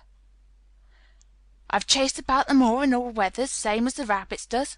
Mother says I've sniffed up too much fair air for 12 year to ever get to sniffing with cold. I'm as tough as a white thorn knobstick." He was working all the time he was talking, and Mary was following him and helping him with her fork or the trowel. "There's a lot of work to do here," he said once, looking about quite exultantly. "Will you come again and help me to do it?" Mary begged. "I'm sure I can help too. I can dig and pull up weeds and do whatever you tell me. Oh, do come, Dickon." "I'll come every day if they wants me, rain or shine," he answered stoutly. "It's the best fun I ever had in my life, shut in here and wakening up a garden." "If you will come," said Mary, "if you will help me to make it alive, I don't know what I'll do," she ended helplessly. What could you do for a boy like that? "I'll tell thee what they'll do," said Dickon, with his happy grin. "They'll get fat, and they'll get as hungry as a young fox, and they'll learn how to talk to the robins same as I do. We'll have a lot of fun." He began to walk about, looking up in the trees and at the walls and bushes with a thoughtful expression. "I wouldn't want to make it look like a gardener's garden, all clipped and spick and span, would you?" he said. It's nicer like this, with things running wild and swinging and catching hold of each other." "Don't let us make it tidy," said Mary anxiously. "It wouldn't seem like a secret garden if it was tidy." Dickon stood rubbing his rusty head with a rather puzzled look. "It's a secret garden, sure enough," he said, "but seems like some one besides the robin must have been in it since it was shut up 10 year ago." "But the door was locked and the key was buried," said Mary. "No one could get in." "That's true," he answered. "It's a queer place. Seems to me as if there'd been a bit of pruning done here and there later than 10 year ago." "But how could it have been done?" said Mary. He was examining a branch of a standard rose, and he shook his head. "Aye, how could it?" he murmured, "with the door locked and the key buried?" Mistress Mary always felt that however many years she lived, she could never forget that first morning when her garden began to grow. Of course it did seem to begin to grow for her that morning. When Dickon began to clear places to plant seeds, she remembered what Basil had sung at her when he wanted to tease her. "Are there any flowers that look like bells?" she inquired. "Lilies of the Raleigh does," he answered, digging away with the trowel, "and there's Canterbury bells and campanulas." "Let's plant some," said Mary. "There's lilies of the valley here already. I saw 'em. They'll have growed too close and we'll have to separate them, but there's plenty. The other ones take 2 years to bloom from seed, but I can bring you some bits of plants from our cottage garden. Why does thee want 'em?" Then Mary told him about Basil and his brothers and sisters in India, and of how she had hated them, and of their calling her Mistress Mary quite contrary. "They used to dance around and sing at me. They sang, 'Mistress Mary quite contrary, how does your garden grow? With silver bells and cockle shells and marigolds all in a row.' I just remembered it, and it made me wonder if there were really flowers like silver bells." She frowned a little and gave her trowel a rather spiteful dig into the earth. "I wasn't as contrary as they were." But Dickon laughed. He said, and as he crumbled the rich black soil, he saw he was sniffing up the scent of it, "there doesn't seem to be no need for one to be contrary when there's flowers and such like, and such lots of friendly wild things running about making homes for themselves, or building nests and singing and whistling, does there?" Mary, kneeling by him, holding the seeds, looked at him and stopped frowning. "Dickon," she said, "you're as nice as Martha said you were. I like you, and you make the 5th person. I never thought I should like 5 people." Dickon sat on his heels, as Martha did when she was polishing the grate. He did look funny and delightful, Mary thought, with his round blue eyes and red cheeks and happy looking turned up nose. "Only 5 folks thou likes," he said. "Who was the other 4?" "Your mother and Martha," Mary checked them off on her fingers, "and the robin and Ben Weatherstaff." Dickon laughed so that he was obliged to stifle the sound by putting his arm over his mouth. "I know thou thinks I'm a queer lad," he said, "but I thinks thou'rt the queerest little lass I ever saw." Then Mary did a strange thing. She leaned forward and asked him a question she had never dreamed of asking any one before. And she tried to ask it in Yorkshire, because that was his language, and in India a native was always pleased if you knew his speech. "Does thou like me?" she asked. He answered heartily, "that I does. I likes thee wonderful, and so does the robin, I do believe." "That's 2 then," said Mary. "That's 2 for me." And then they began to work harder than ever and more joyfully.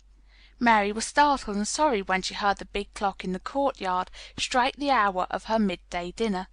"I shall have to go," she said mournfully, "and you will have to go too, won't you?"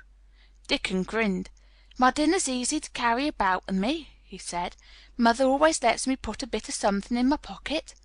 He picked up his coat from the grass, and brought out of a pocket a lumpy little bundle tied up in a quite clean coarse blue and white handkerchief. It held 2 thick pieces of bread with a slice of something laid between them. "It's oftenest naught but bread," he said, "but I've got a fine slice of fat bacon with it to day." Mary thought it looked a queer dinner, but he seemed ready to enjoy it. "Run on and get thy victuals," he said. "I'll be done with mine first. I'll get some more work done before I start back home." He sat down with his back against a tree. "I'll call the robin up," he said, "and give 'em the rind of bacon to peck at. They likes a bit of fat wonderful." Mary could scarcely bear to leave him. Suddenly it seemed as if he might be a sort of wood fairy who might be gone when she came into the garden again. He seemed too good to be true.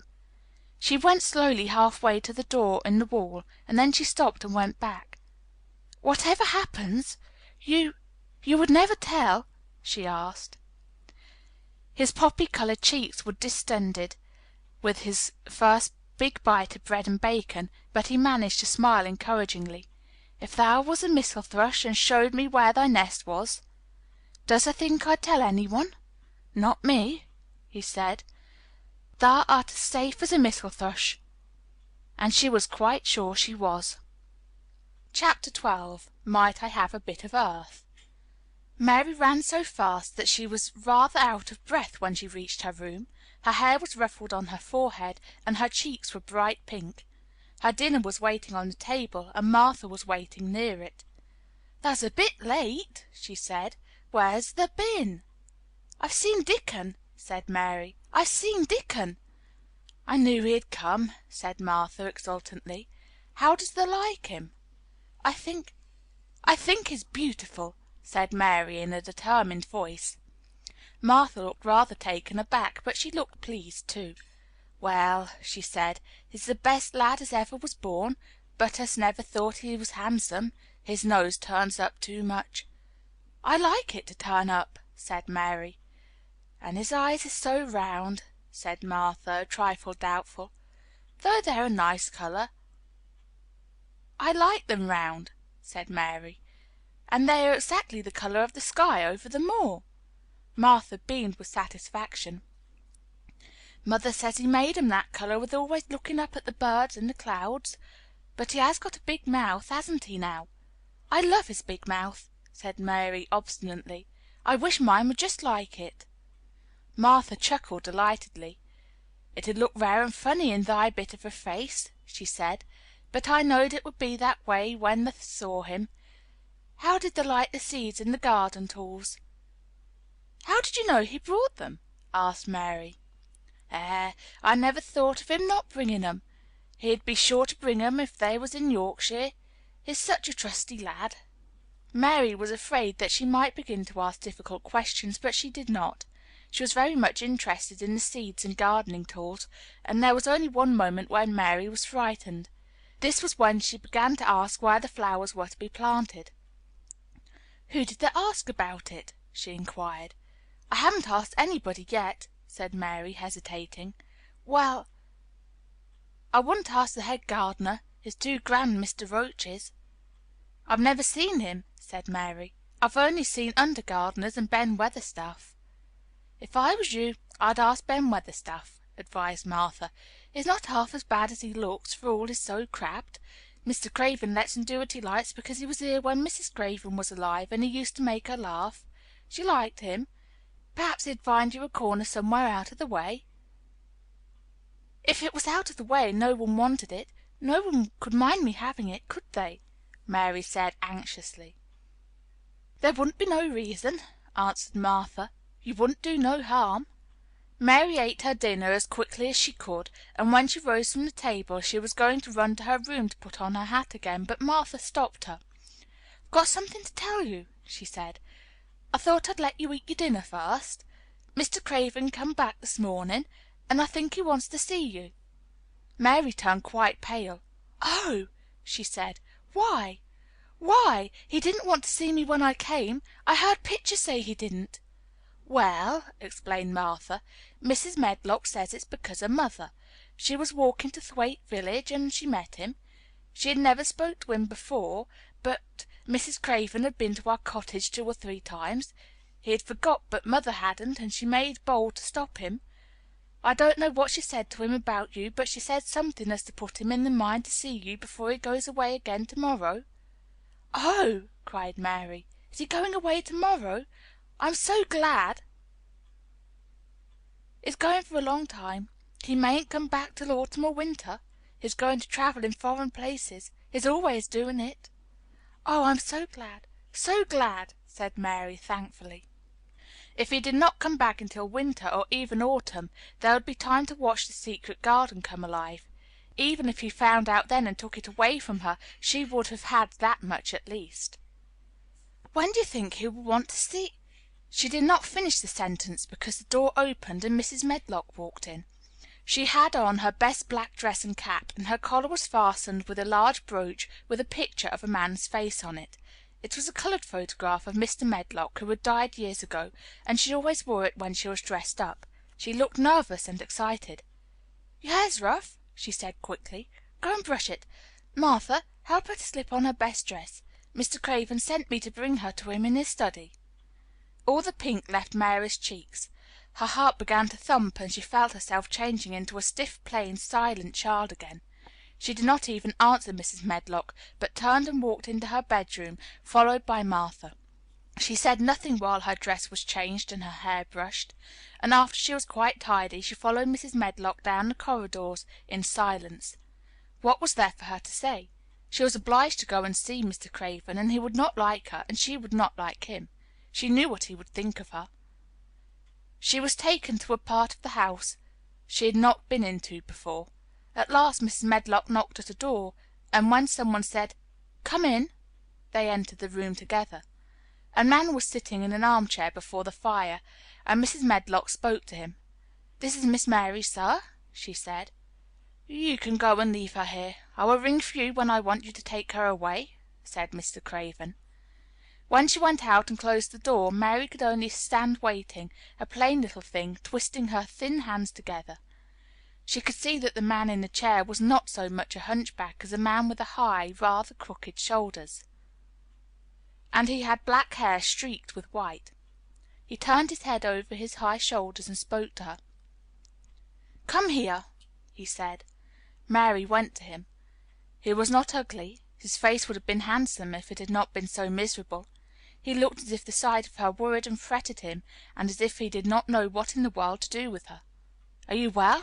he asked. "Yes," answered Mary. "Do they take good care of you?" "Yes." He rubbed his forehead fretfully as he looked her over. "You are very thin," he said. "I am getting fatter," Mary answered in what she knew was her stiffest way. What an unhappy face he had!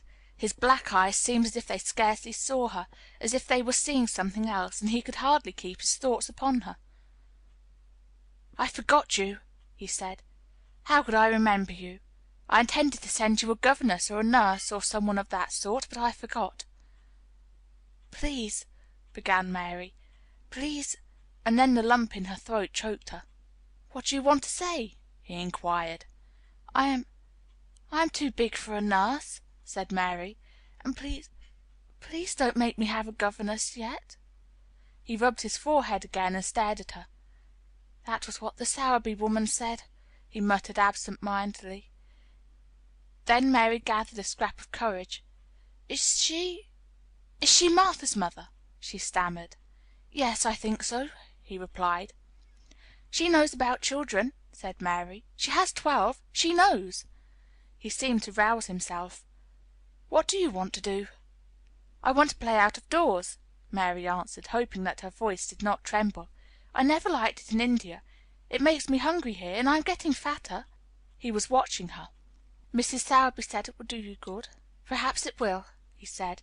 "She thought you had better get stronger before you had a governess." "It makes me feel strong when I play and the wind comes over the moor," argued Mary. "Where do you play?" he asked next. "Everywhere," gasped Mary. "Martha's mother sent me a skipping rope. I skip and run, and I look about to see if things are beginning to stick up out of the earth. I don't do any harm." "Don't look so frightened," he said in a worried voice. "You could not do any harm a child like you. You may do what you like." Mary put her hand up to her throat because she was afraid he might see the excited lump which she felt jump into it. She came a step nearer to him. "May I?" she said tremulously. Her anxious little face seemed to worry him more than ever. "Don't look so frightened," he exclaimed. "Of course you may. I am your guardian, though I am a poor one for any child. I cannot give you time or attention. I am too ill and wretched and distracted. But I wish you to be happy and comfortable. I don't know anything about children, but Mrs. Medlock is to see that you have all you need. I sent for you today because Mrs. Sowerby said I ought to see you. Her daughter had talked about you. She thought you needed fresh air and freedom and running about." "She knows all about children," Mary said again in spite of herself. "She ought to," said Mr. Craven. "I thought her rather bold to stop me in the mall, but she said Mrs. Craven had been kind to her. It seemed hard for him to speak his dead wife's name. She is a respectable woman. Now I've seen you, I think she said sensible things. Play out of doors as much as you like. It's a big place, and you may go where you like and amuse yourself as you like. Is there anything you want?" As if a sudden thought had struck him. "Do you want toys, books, dolls?" "Might I," quavered Mary, "might I have a bit of earth?" In her eagerness she did not realize how queer the words would sound, and that they were not the ones she had meant to say. Mr. Craven looked quite startled. "Earth?" he repeated. "What do you mean?" "To plant seeds in, to make things grow, to see them come alive," Mary faltered. He gazed at her a moment and then passed his hand quickly over his eyes. "Do you care about gardens so much?" he said slowly. "I didn't know about them in India," said Mary. "I was always ill and tired, and it was too hot. I sometimes made little beds in the sand and stuck flowers in them, but here it is different." Mr. Craven got up and began to walk slowly across the room. "A bit of earth," he said to himself, and Mary thought that somehow she must have reminded him of something. When he stopped and spoke to her, his dark eyes looked almost soft and kind. "You can have as much earth as you want," he said. "You remind me of someone else who loved the earth and things that grow. When you see a bit of earth you want," with something like a smile, "take it, child, and make it come alive." "May I take it from anywhere, if it's not wanted?" "Anywhere," he answered. "There, you must go now. I am tired." He touched the bell to call Mrs. Medlock. "Good bye. I shall be away all summer." Mrs. Medlock came so quickly that Mary thought she must have been waiting in the corridor. "Mrs. Medlock," Mr. Craven said to her, "now I have seen the child, I understand what Mrs. Sowerby meant. She must be less delicate before she begins lessons. Give her simple, healthy food. Let her run wild in the garden. Don't look after her too much. She needs liberty and fresh air and romping about. Mrs. Sowerby is to come and see her now and then, and she may sometimes go to the cottage." Mrs. Medlock looked pleased. She was relieved to hear that she need not "look after" Mary too much. She had felt her a tiresome charge, and had indeed seen as little of her as she dared. In addition to this she was fond of Martha's mother. "Thank you, sir," she said. "Susan Sowerby and me went to school together, and she's as sensible and good-hearted a woman as you'd find in a day's walk. I never had any children myself, and she's had 12, and there never was healthier or better ones. Miss Mary can get no harm from them. I'd always take Susan Sowerby's advice about children myself. She's what you might call healthy-minded, if you understand me." "I understand," Mr. Craven answered. "Take Miss Mary away now and send Pitcher to me." When Mrs. Medlock left her at the end of her own corridor, Mary flew back to her room. She found Martha waiting there. Martha had, in fact, hurried back after she had removed the dinner service. "I can have my garden," cried Mary. "I may have it where I like. I'm not going to have a governess for a long time. Your mother is coming to see me, and I may go to your cottage. He says a little girl like me could not do any harm, and I may do what I like. Anywhere." Said Martha delightedly. "That was nice of him, wasn't it?" "Martha," said Mary solemnly, "he is really a nice man, only his face is so miserable and his forehead is all drawn together." She ran as quickly as she could to the garden. She had been away so much longer than she had thought she would, and knew Dickon would have set out early on his 5-mile walk. When she slipped through the door under the ivy, she saw he was not working where she had left him. The gardening tools were laid together under a tree. She ran to them, looking all round the place, but there was no Dickon to be seen. He had gone away, and the secret garden was empty, except the robin who had just flown across the wall, and sat on a standard rose-bush watching her. "He's gone," she said woefully. "Oh, was he only a wood fairy?" Something white fastened to the standard rose bush caught her eye. It was a piece of paper. In fact, it was a piece of the letter she had printed for Martha to send to Dickon. It was fastened on the bush with a long thorn, and in a minute she knew Dickon had left it there. There was some roughly printed letters on it and a sort of picture. At first she could not tell what it was. Then she saw it was meant for a nest with a bird sitting on it. Underneath were the printed letters, and they said, "I will come back." Chapter 13. I Am Colin. Mary took the picture back to the house when she went to her supper, and she showed it to Martha. Said Martha with great pride, "I never knew our Dickon was as clever as that. There's a picture of a missel thrush on her nest, as large as life and twice as natural." Then Mary knew Dickon had meant the picture to be a message. He meant that she might be sure he would keep her secret. Her garden was her nest, and she was like a missel thrush. Oh, how she did like that queer, common boy! She hoped he would come back the very next day, and she fell asleep looking forward to the next morning. But you never know what the weather will do in Yorkshire, particularly in the springtime. She was awakened in the night by the sound of rain beating with heavy drops against her window. It was pouring down in torrents, and the wind was wuthering round the corners and the chimneys of the high old house. Mary sat up in bed and felt miserable and angry. "The rain is as contrary as I ever was," she said. "It came because it knew I did not want it." She threw herself back on her pillow and buried her face. She did not cry, but she lay and hated the sound of the heavily beating rain. She hated the wind and its wuthering. She could not go to sleep again. The mournful sound kept her awake, and because she felt mournful herself. If she had felt happy, it would probably have lulled her to sleep. How it wuthered, and how the big raindrops poured down and beat against the pane! "It sounds just like a person lost on the moor and wandering on and on, crying," she said. She had been lying awake, turning from side to side for about an hour, when suddenly something made her sit up in bed and turn her head toward the door, listening. She listened and listened. "It isn't the wind now," she said in a loud whisper. "That isn't the wind. It is different. It is that crying I heard before." The door of her room was ajar, and the sound came down the corridor, a far-off, faint sound of fretful crying. She listened for a few minutes, and each minute she became more and more sure. She felt as if she must find out what it was. It seemed even stranger than the secret garden and the buried key. Perhaps the fact that she was in a rebellious mood made her bold. She put her foot out of bed and stood on the floor. "I am going to find out what it is," she said. "Everybody is in bed, and I don't care about Mrs. Medlock. I don't care!" There was a candle by her bedside, and she took it up and went softly out of the room. The corridor looked very long and dark, but she was too excited to mind that. She thought she remembered the corner she must turn to find the short corridor with the door covered with tapestry, the one Mrs. Medlock had come through the day she lost herself. The sound had come up that passage. She went on with her dim light, almost feeling her way, her heart beating so loud that she fancied she could hear it. The far-off faint crying went on and led her.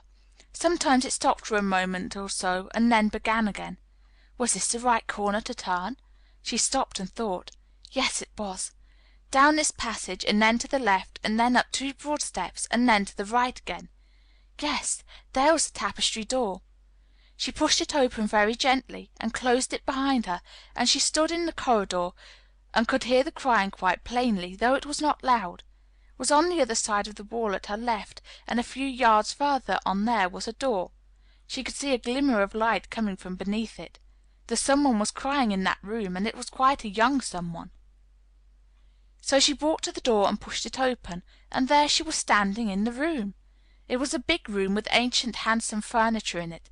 There was a low fire glowing faintly on the hearth, and on a night light burning by the side of a covered 4-poster bed hung with brocade, and on the bed was lying a boy crying fretfully. Mary wondered if she was in a real place, or if she had fallen asleep again and was dreaming without knowing it. The boy had a sharp, delicate face the color of ivory, and he seemed to have eyes too big for it. He had also a lot of hair which tumbled over his forehead in heavy locks and made his thin face seem smaller. He looked like a boy who had been ill, but he was crying more as if he were tired and cross than if he were in pain. Mary stood near the door with her candle in her hand, holding her breath. Then she crept across the room, and as she drew nearer the light attracted the boy's attention, and he turned his head on his pillow and stared at her, his gray eyes opening so wide that they seemed immense. "Who are you?" he said at last in a half-frightened whisper. "Are you a ghost?" "No, I'm not," Mary answered, her own whisper sounding half-frightened. "Are you one?" He stared and stared and stared. Mary could not help noticing what strange eyes he had. They were agate gray, and they looked too big for his face because they had black lashes all around them. "No," he replied after waiting a moment or so. "I am Colin." "Who is Colin?" she faltered. "I am Colin Craven. Who are you?" "I'm Mary Lennox. Mr. Craven is my uncle." "He is my father," said the boy. "Your father!" gasped Mary.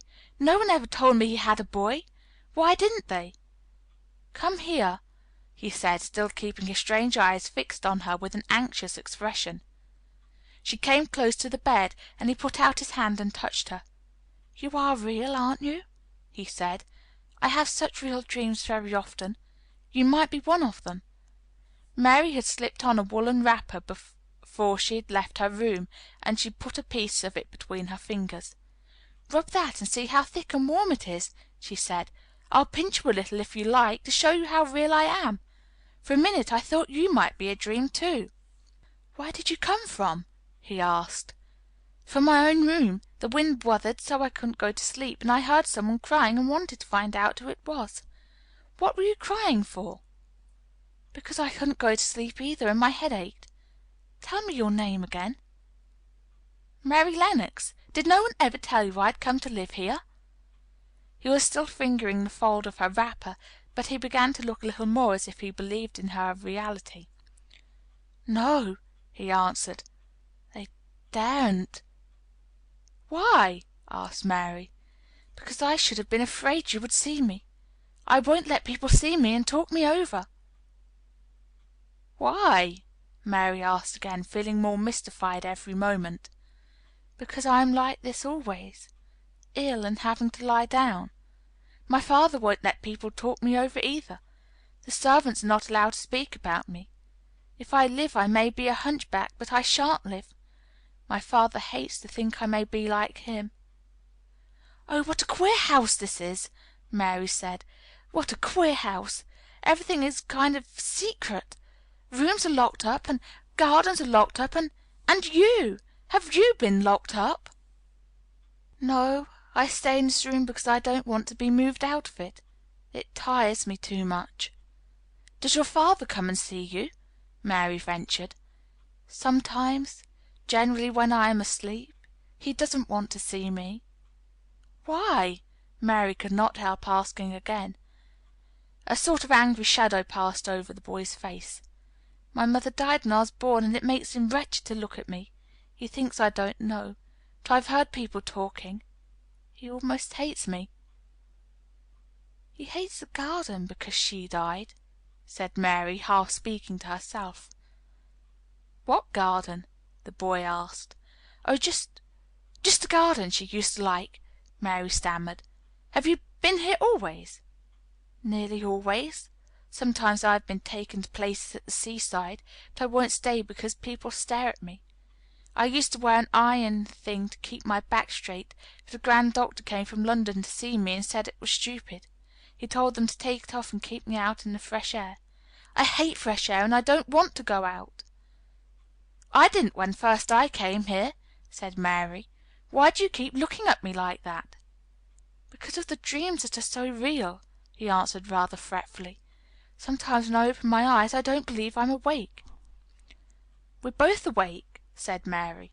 She glanced round the room with its high ceiling and shadowy corners and dim firelight. "It looks quite like a dream, and it's the middle of the night, and everybody in the house is asleep. Everybody but us. We are wide awake."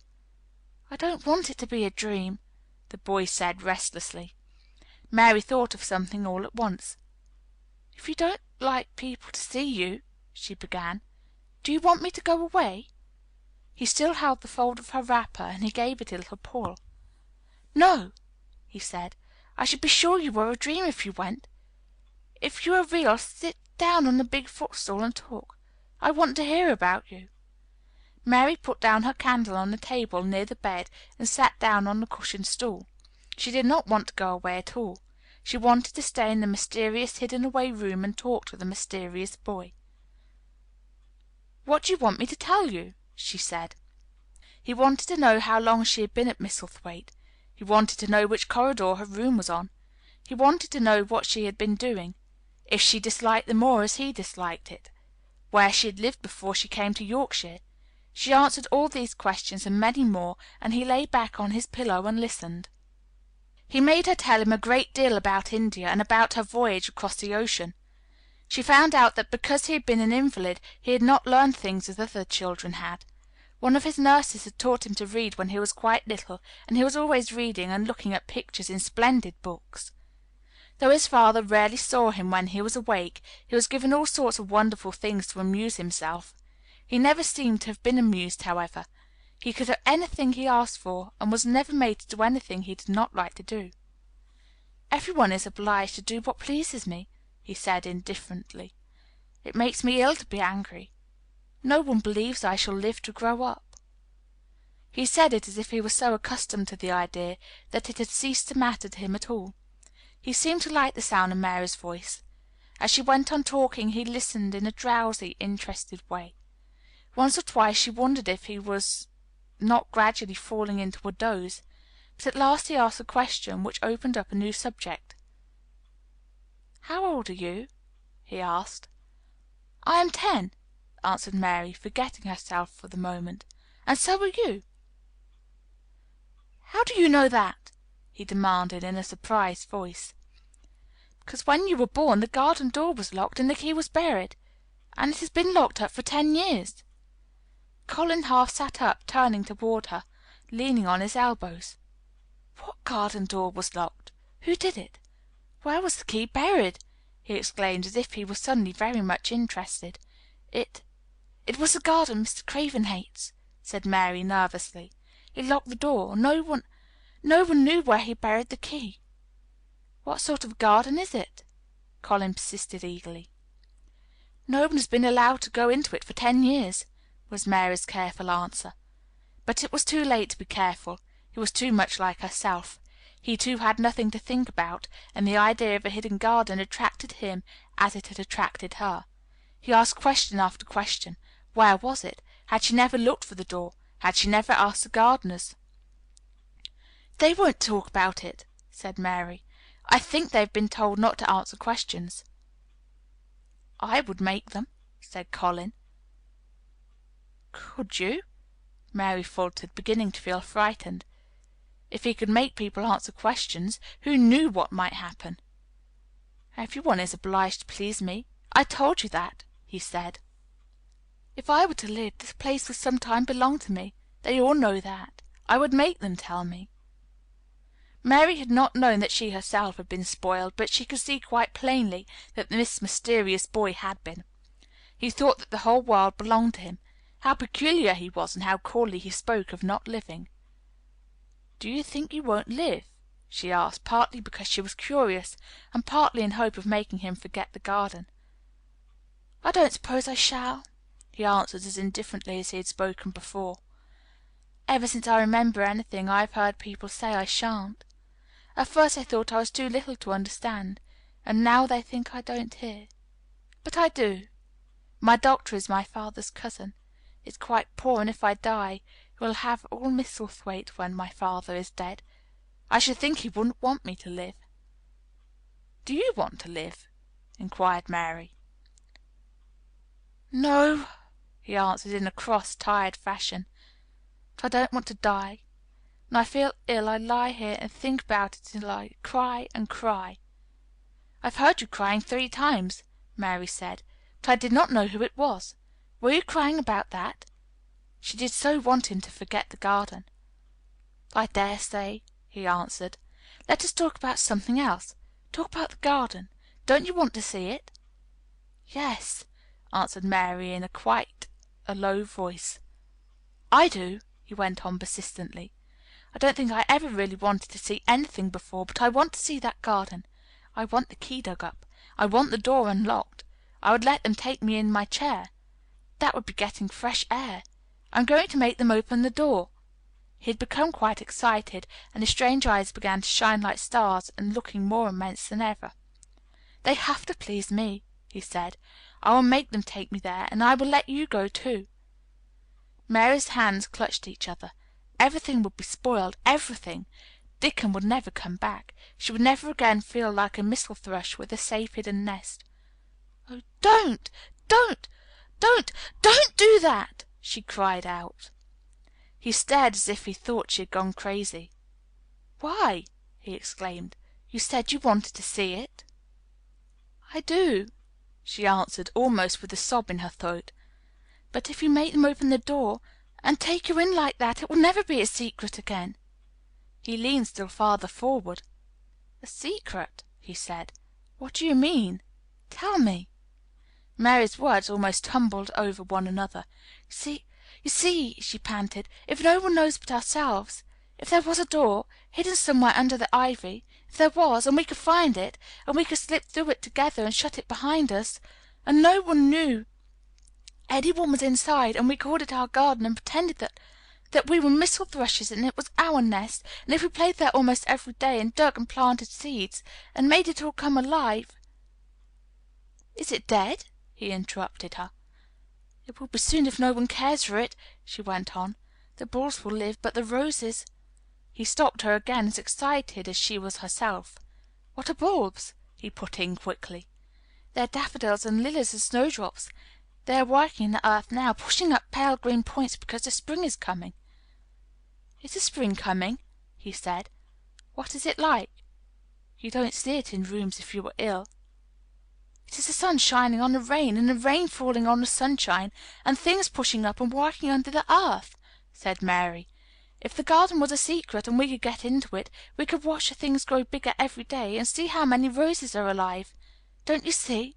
Oh, don't you see how much nicer it would be if it was a secret?" He dropped back on his pillow and lay there with an odd expression on his face. "I never had a secret," he said, "except that one about not living to grow up. They don't know I know that, so it is sort of a secret. But I like this kind better."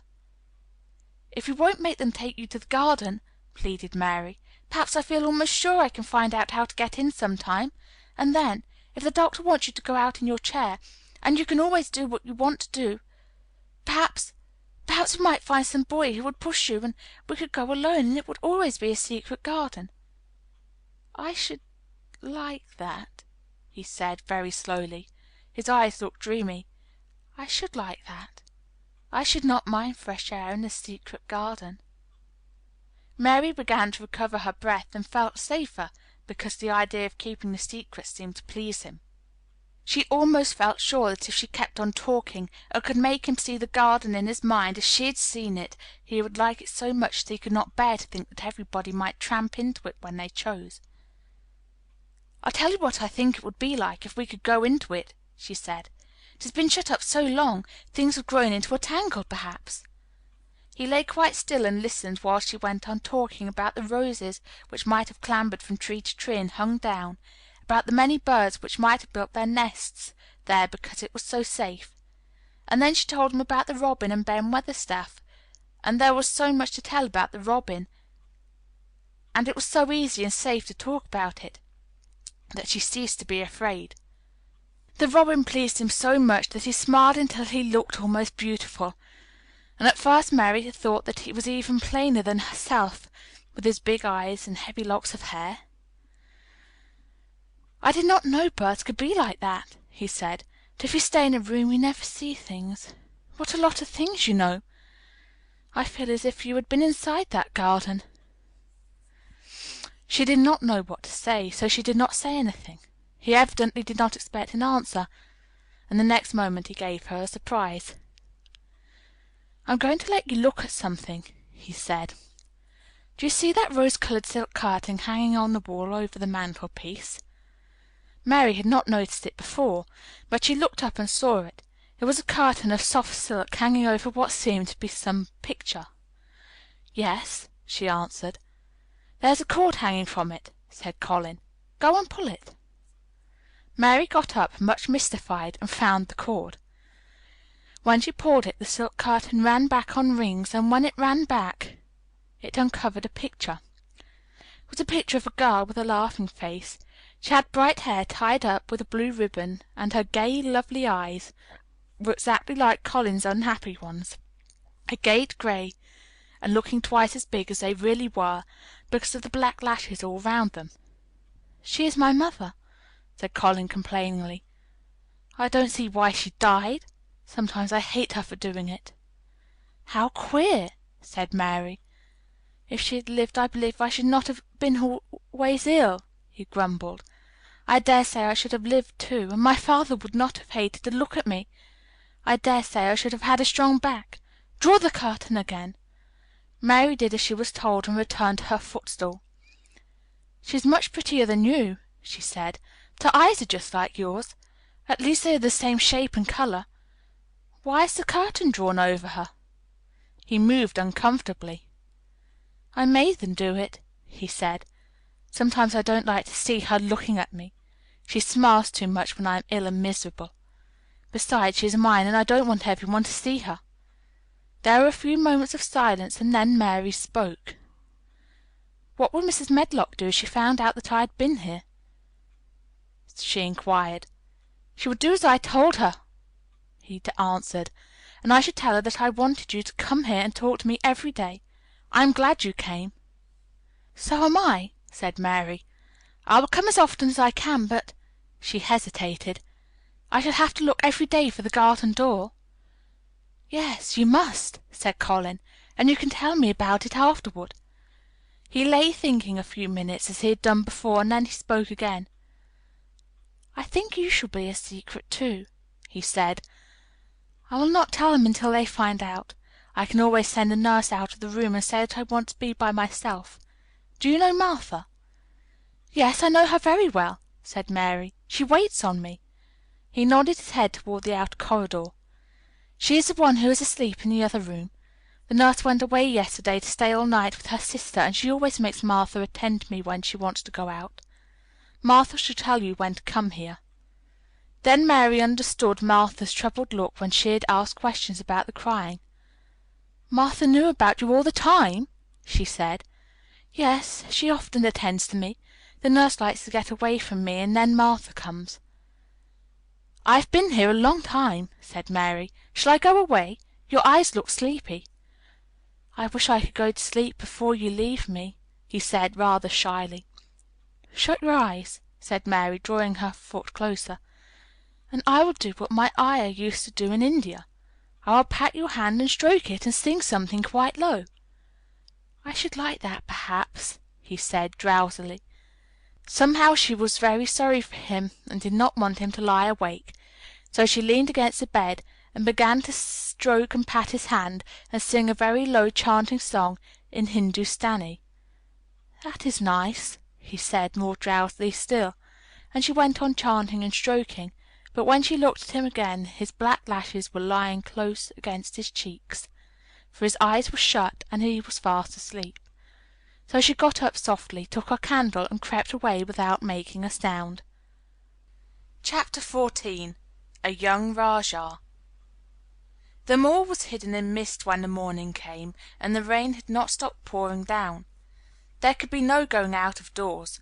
Martha was so busy that Mary had no opportunity of talking to her, but in the afternoon she asked her to come and sit with her in the nursery.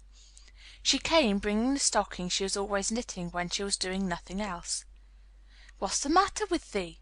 she asked as soon as they sat down. "Thou looks as if thee'd something to say." "I have.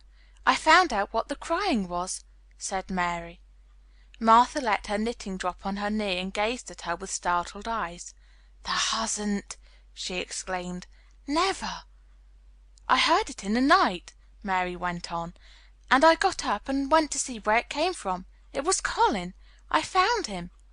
Martha's face became red with fright. Miss Mary," she said, half crying, "they shouldn't have done it. They shouldn't. They'll get me in trouble.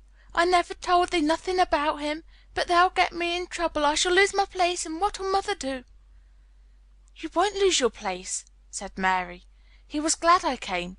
We talked and talked, and he said he was glad I came." "Was he?" cried Martha. "Art thou sure? Thou doesn't know what he's like when anything vexes him. He's a big lad to cry like a baby, but when he's in a passion he'll fair scream just to frighten us. He knows us daren't call our souls our own." "He wasn't vexed," said Mary. "I asked him if I should go away, and he made me stay. He asked me questions, and I sat on a big footstool and talked to him about India and about the robin and gardens. He wouldn't let me go. He let me see his mother's picture. Before I left him I sang him to sleep." Martha fairly gasped with amazement. "I can scarcely believe thee," she protested. "It's as if thou'd walked straight into a lion's den. If he'd been like he is most times he'd have throwed himself into one of his tantrums and roused the house. He won't let strangers look at him." "He let me look at him. I looked at him all the time, and he looked at me. We stared," said Mary. "I don't know what to do," cried agitated Martha. "If Mrs. Medlock finds out, she'll think I broke orders and told thee, and I shall be packed back to mother." "He's not going to tell Mrs. Medlock anything about it yet. It's to be a sort of secret just at first," said Mary firmly. "And he says everybody is obliged to do as he pleases." "Ay, that's true enough. The bad lad!" sighed Martha, wiping her forehead with her apron. "He says Mrs. Medlock must, and he wants me to come and talk to him every day, and you to tell me when he wants me." "Me?" said Martha. "I shall lose my place. I shall, for sure." "You can't if you are doing what he wants you to do, and everybody is ordered to obey him," Mary argued. "Does thou mean to say," cried Martha with wide open eyes, "that he was nice to thee?" "I think he almost liked me," Mary answered. "Then thou must have bewitched him," decided Martha, drawing a long breath. "Do you mean magic?" inquired Mary. "I've heard about magic in India, but I can't make it. I just went into his room, and I was surprised to see him. I stood and stared, and then he turned round and stared at me. And he thought I was a ghost or a dream, and I thought perhaps he was. And it was so queer being there alone together in the middle of the night, and not knowing each other, and we began to ask each other questions. And when I asked him if I must go away, he said I must not." "The world's coming to an end," gasped Martha. "What is the matter with him?" asked Mary. "Nobody knows for certain," said Martha. "Mr. Craven went off his head like when he was born. The doctors thought he'd have to be put in asylum. It was because Mrs. Craven died, like I told you. He wouldn't set eyes on the baby. He just raved and said it'd be another hunchback like him, and it better die." "Is Colin a hunchback?" Mary asked. "He didn't look like one." "He isn't yet," said Martha, "but he began all wrong. Mother said there was enough trouble and raging in the house to set any child wrong. They was afraid his back was weak, and they've always been taking care of it, keeping him lying down and not letting him walk. Once they made him wear a brace, but he fretted so he was downright ill. Then a big doctor came to see him and made them take it off. He talked to the other doctor quite rough, in a polite way. He said there'd been too much medicine and too much letting him have his own way." "I think he's a very spoiled boy," said Mary. "He's the worst young note as ever was," said Martha. "I won't say as he hasn't been ill a good bit. He's had coughs and colds that's nearly killed him 2 or 3 times. Once he had rheumatic fever, and once he had typhoid. Mrs. Medlock did get a fright then. He'd been out of his head, and she was talking to the nurse, thinking he didn't know nothing, and she said, 'He'll die this time, sure enough, and best thing for him and for everybody.'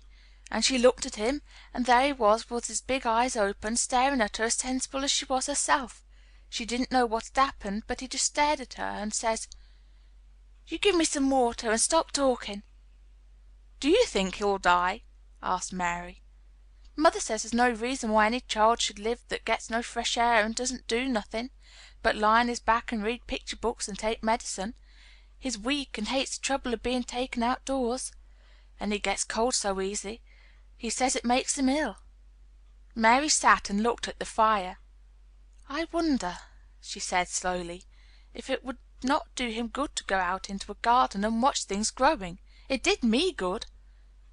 "One of the worst fits he ever had," said Martha, "was one time they took him out where the roses is by the fountain. He'd been reading in a paper about people getting something he called rose cold, and he began to sneeze and said he'd got it, and then the new gardener, as didn't know the rules, passed by and looked at him curious. He threw himself into a passion, and he said he looked at him because he was going to be a hunchback. He cried himself into a fever and was ill at night." "If he ever gets angry at me, I'll never go and see him again," said Mary. "He'll have thee if he wants thee," said Martha. "They may as well know that at the start." Very soon afterward a bell rang, and she rolled up her knitting. "I dare say the nurse wants me to stay with him a bit," she said. "I hope he's in a good temper." She was out of the room about 10 minutes, and then she came back with a puzzled expression. "Well, thou hast bewitched him," she said. "He's up on his sofa with his picture books. He's told the nurse to stay away until 6 o'clock. I'm to wait in the next room. The minute she was gone he called me to him and says, 'I want Mary Lennox to come and talk to me, and remember you're not to tell any one. You'd better go as quick as you can.'" Mary was quite willing to go quickly. She did not want to see Colin as much as she wanted to see Dickon, but she wanted to see him very much. There was a bright fire on the hearth when she entered his room, and in the daylight she saw it was a very beautiful room indeed. There were rich colors in the rugs and hangings, and pictures and books on the walls, which made it look glowing and comfortable even in spite of the gray sky and falling rain. Colin looked rather like a picture himself. He was wrapped in a velvet dressing gown, and against a big brocaded cushion. He had a red spot on each cheek. "Come in," he said. "I've been thinking about you all morning." "I've been thinking about you too," answered Mary. "You don't know how frightened Martha is. She says Mrs. Medlock will think she told me about you, and then she will be sent away." He frowned. "Go and tell her to come here," he said. "She is in the next room." Mary went and brought her back. Poor Martha was shaking in her shoes. Colin was still frowning. "Have you to do what I please, or have you not?" he demanded. "I have to do what you please, sir," Martha faltered, turning quite red. "Has Medlock to do what I please?" "Everybody has, sir," said Martha. "Well, then, if I order you to bring Miss Mary to me, how can Miss Medlock send you away if she finds it out?" "Please don't let her, sir," pleaded Martha. "I'll send her away if she dares to say a word about such a thing," said Master Craven grandly. "She wouldn't like that, I can tell you." "Thank you, sir," bobbing a curtsy. "I want to do my duty, sir." "What I want is your duty," said Colin more grandly still. "I'll take care of you. Now go away." When the door closed behind Martha, Colin found Mistress Mary gazing at him as if he had set her wondering. "Why do you look at me like that?" he asked her. "What are you thinking about?" "I am thinking about two things." "What are they? Sit down and tell me." "This is the first one," said Mary, seating herself on the big stool. "Once in India I saw a boy who was a Rajah. He had rubies and emeralds and diamonds stuck all over him. He spoke to his people just as you spoke to Martha. Everybody had to do everything he told them, in a minute. I think they would have been killed if they hadn't." "I shall make you tell me about Rajahs presently," he said, "but first tell me what the second thing was." "I was thinking," said Mary, "how different you are from Dickon." "Who is Dickon?" he said. "What a queer name." She might as well tell him. She thought she could talk about Dickon without mentioning the secret garden. She had liked to hear Martha talk about him. Besides, she longed to talk about him. It would seem to bring him nearer. "He is Martha's brother. He is 12 years old," she explained. "He is not like any one else in the world. He can charm foxes and squirrels and birds just as the natives in India charm snakes.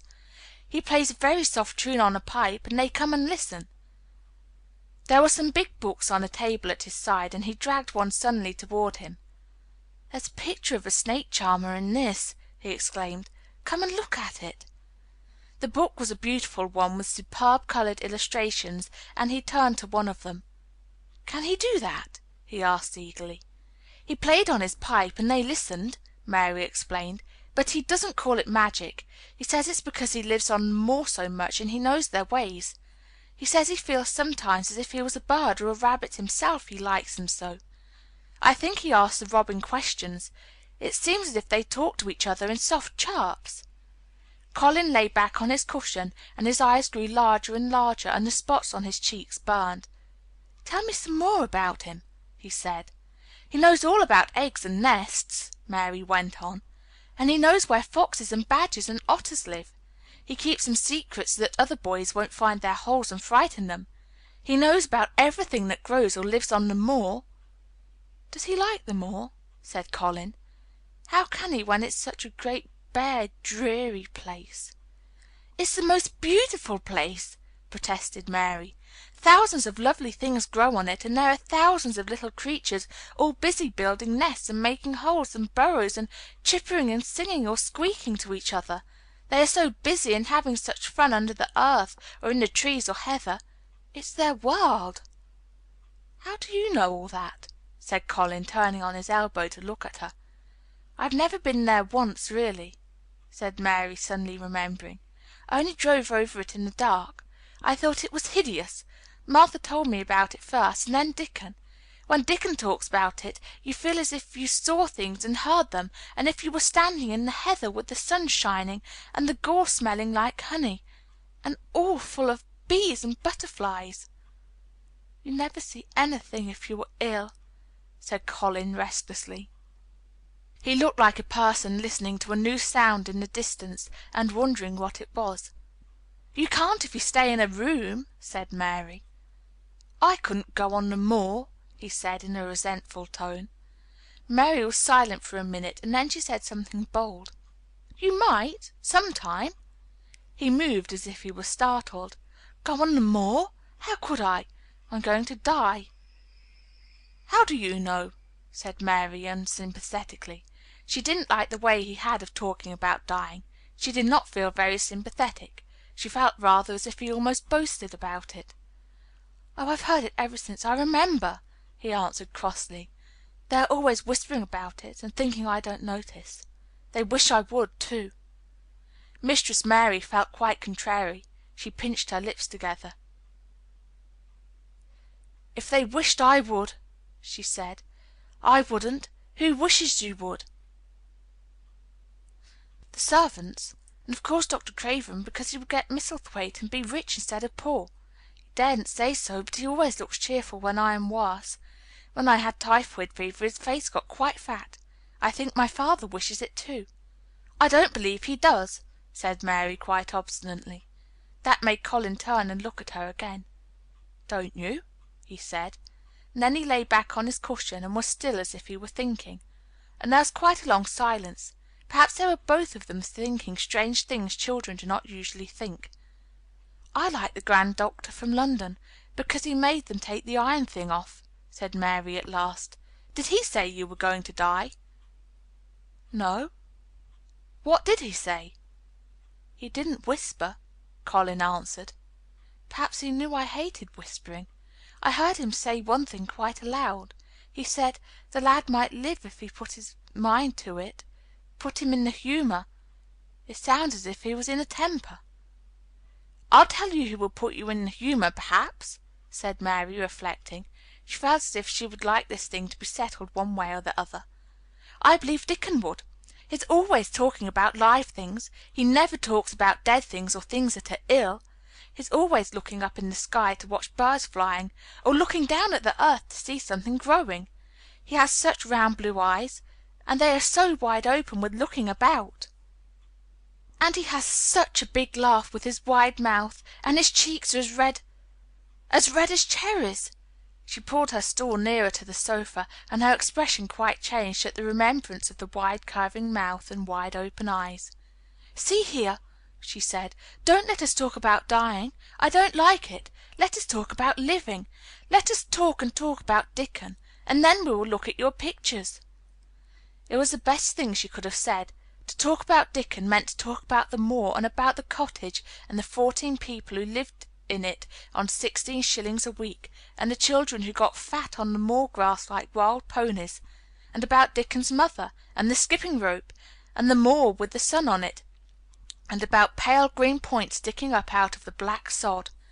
And it was all so alive that Mary talked more than she had ever talked before, and Colin both talked and listened as he had never done either before, and they both began to laugh over nothings as children will when they are happy together.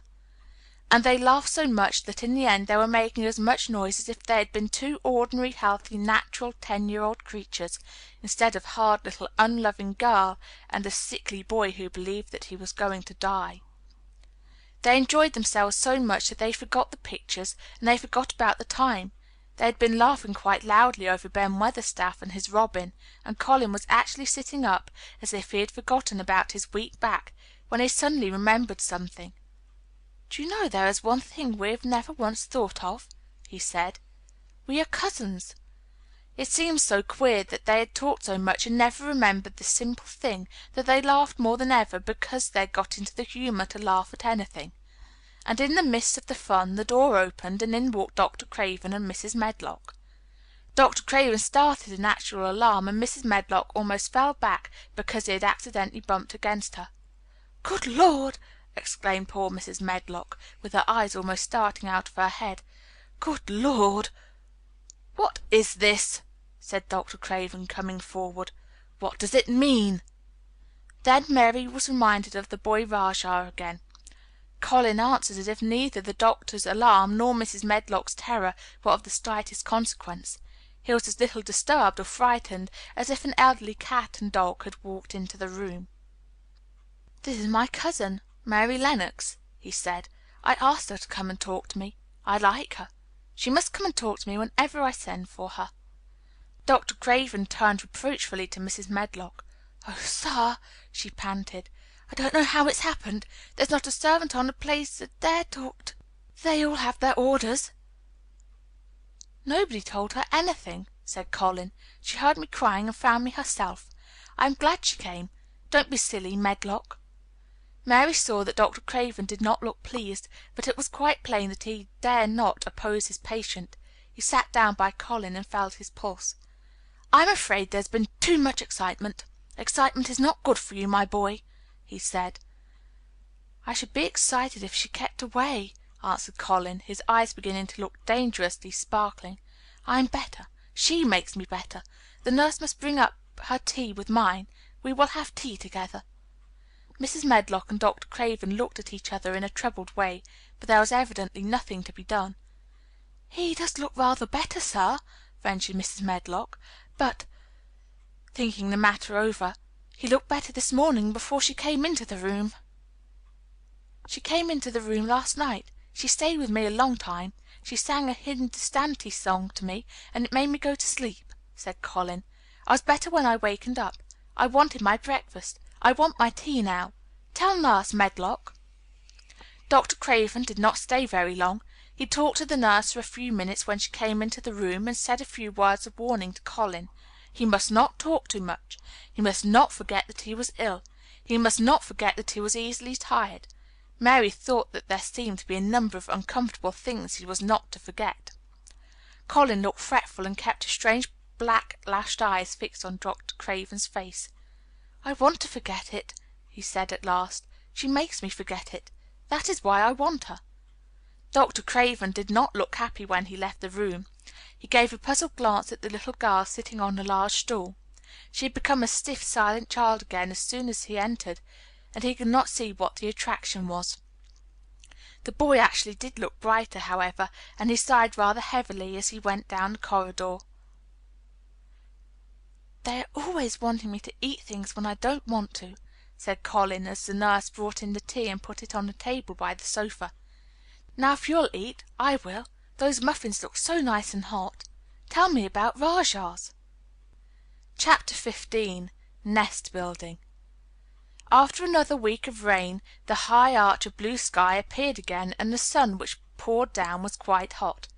Though there had been no chance to see either the secret garden or Dickon, Mistress Mary had enjoyed herself very much. The week had not seemed long. She had spent hours of every day with Colin in his room, talking about Rajahs or gardens or Dickon and the cottage on the moor. They had looked at the splendid books and pictures, and sometimes Mary had read things to Colin, and sometimes he had read a little to her.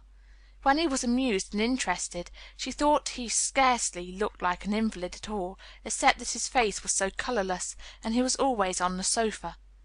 "You are a sly young one to listen and get out of your bed to go following things up like you did last night," Mrs. Medlock said at once. "But there's no saying it's not been a sort of blessing to the lot of us. He's not had a tantrum or a whining fit since you made friends. The nurse was just going to give up on the case because she was so sick of him, but she says she doesn't mind staying now you've gone on duty with her," laughing a little. In her talks with Colin, Mary had tried to be very cautious about the secret garden. There were certain things she wanted to find out from him, but she felt that she must find them out without asking him direct questions. In the first place, as she began to like to be with him, she wanted to discover whether he was the kind of boy you could tell a secret to. He was not in the least like Dickon, but he was evidently so pleased with the idea of a garden no one knew anything about that she thought perhaps he could be trusted. But she had not known him long enough to be sure. The second thing she wanted to find out was this: if he could be trusted, if he really could, wouldn't it be possible to take him out to the garden without having any one find out? The Grand Doctor had said that he must have fresh air, and Colin had said that he would not mind fresh air in a secret garden. Perhaps if he had a great deal of fresh air, and knew Dickon and the robin, and saw things growing, he might not think so much about dying. Mary had seen herself in the glass sometimes lately, when she had realized that she looked quite a different creature from the child she had been when she had arrived from India. This child looked nicer. Even Martha had seen a change in her. "The air from the moor has done thee good already," she had said. "Thou'rt not nigh so yeller, and thou art not nigh so scrawny. Even the hair doesn't stand down on the head so flat. It's got some life in it, so as it sticks out a bit." "It's like me," said Mary. "It's grown stronger and fatter. I'm sure there's more of it." "It looks it for sure," said Martha, ruffling it up a little round her face. "Thou'rt not so ugly when it's that way, and there's a bit of red in the cheeks." If gardens and fresh air had been good for her, perhaps they would be good for Colin. But then if he hated people to look at him, perhaps he would not like to see Dickon. "Why does it make you angry when you are looked at?" she inquired one day. "I always hated it," he answered, "even when I was very little. Then when they took me to the seaside and I used to lie in my carriage, everybody used to stare, and ladies would stop and talk to my nurse, and then they would begin to whisper, and I knew that they were saying I shouldn't live to grow up. Then sometimes the ladies would pat my cheeks and say, 'Poor child.' Once when a lady did that I screamed out loud and bit her hand. She was so frightened she ran away. She thought you had gone mad like a dog," said Mary, not at all admiringly. "I don't care what she thought," said Colin, frowning. "I wonder why you didn't scream and bite me when I came into your room," said Mary. Then she began to smile slowly. "I thought you were a ghost or a dream," he said. "You can't bite a ghost or a dream, and if you scream they don't care." "Would you hate it if a boy looked at you?" Mary said uncertainly. He lay back on his cushion and paused thoughtfully. "There's one boy," he said quite slowly, as if he were thinking over every word. "There's one boy I believe I shouldn't mind. It's that boy who knows where the foxes live, Dickon." "I'm sure you wouldn't mind him," said Mary. "The birds don't, and other animals," he said, still thinking it over. "Perhaps that's why I shouldn't. He's a sort of animal charmer, and I am a boy animal." Then he laughed, and she laughed too. In fact, it ended in their both laughing a great deal, and finding the idea of a boy animal hiding in his hole very funny indeed. What Mary felt afterward was that she need not fear about Dickon. On the first morning, when the sky was blue again, Mary wakened very early. The sun was pouring in slanting rays through the blinds, and there was something so joyous in the sight of it that she jumped out of bed and ran to the window. She drew up the blinds and opened the window itself, and a great waft of fresh scented air blew in upon her. The moor was blue, and the whole world looked as if something magic had happened to it. There were tender little fluting sounds here and there and everywhere, as if schools of birds were beginning to tune up for a concert. Mary put her hand out of the window and held it in the sun. "It's warm, warm," she said. "It will make the green points push up and up and up, and it will make the bulbs and roots work and struggle with all their might under the earth." She kneeled down and leaned out of the window as far as she could, breathing big breaths and sniffing the air, until she laughed because she remembered what Dickon's mother had said about the end of his nose quivering like a rabbit's. "It must be very early," she said. "The little clouds are all pink, and I've never seen the sky look like this. No one is up. I don't even hear the stable boys." A sudden thought made her scramble to her feet. "I can't wait. I'm going to see the garden." She had learned to dress herself by this time, and she put on her clothes in 5 minutes. She knew a small side door which she could unbolt herself, and she flew downstairs in her stocking feet and put on her shoes in the hall. She unchained and unbolted and unlocked, and when the door was open she sprang across the step with one bound, and there she was standing on the grass, which seemed to have turned green, and with the sun pouring down on her, and warm sweet wafts about her, and the fluting and twittering and singing coming from every bush and tree. She clasped her hands for pure joy and looked up in the sky, and it was so blue and pink and pearly and white and flooded with springtime light that she felt as if she must flute and sing aloud herself, and knew that thrushes and robins and skylarks could not possibly help it. She ran around the shrubs and paths towards the secret garden. "It is all different already," she said. "The grass is greener, and things are sticking up everywhere, and things are uncurling, and green buds of leaves are showing. This afternoon I am sure Dickon will come." The long warm rain had done strange things to the herbaceous beds which bordered the walk by the lower wall. There were things sprouting and pushing out from the roots of clumps of plants, and there were actually here and there glimpses of royal purple and yellow unfurling among the stems of crocuses. 6 months before, Mistress Mary would not have seen how the world was waking up, but now she missed nothing. When she had reached the place where the door hid itself under the ivy, she was startled by a curious loud sound. It was the caw, caw of a crow, and it came from the top of the wall, and when she looked up, there sat a big, glossy, plummish blue blackbird, looking down at her very wisely indeed. She had never seen a crow so close before, and he made her a little nervous, but the next moment he spread his wings and flapped away across the garden. She hoped he was not going to stay inside, and she pushed the door open, wondering if he would. When she got fairly into the garden, she saw that he probably did intend to stay, because he had alighted on a dwarf apple tree, and under the apple tree was lying a reddish animal with a bushy tail, and both of them were watching the stooping body and rust-red head of Dickon, who was kneeling on the grass working hard. Mary flew across the garden to him. "Oh, Dickon, Dickon!" she cried out. "How could you get here so early? How could you? The sun has only just got up." He got up himself, laughing and glowing, and tousled his eyes like a bit of the sky. He said, "I was up long before him. How could I stay to bed? The world's all fair begun again this morning, it has, and it's working and humming and scratching and piping and nest building and breathing out scents till you've got to be out on it, instead of lying on your back. When the sun did jump up, the moor went mad for joy, and I was in the midst of the heather, and I run like mad myself, shouting and singing, and I came straight here. I couldn't have stayed away. Why, the garden was lying here waiting." Mary put her hands on her chest, panting, as if she had been running herself. "Oh, Dickon, Dickon!" she said. "I'm so happy I can scarcely breathe." Seeing him talking to a stranger, the little bushy-tailed animal rose from its place under the tree and came to him, and the rook, cawing once, flew down from its branch and settled quietly on his shoulder. "This is the little foxglove," he said, rubbing the little reddish animal's head. "It's named Captain. And this here's Soot. Soot, he flew across the moor with me, and Captain, he run same as if the hounds had been after him. They both felt same as I did." Neither of the creatures looked as if he were the least afraid of Mary. When Dickon began to walk about, Soot stayed on his shoulder, and Captain trotted quietly close to his side. "See here," said Dickon.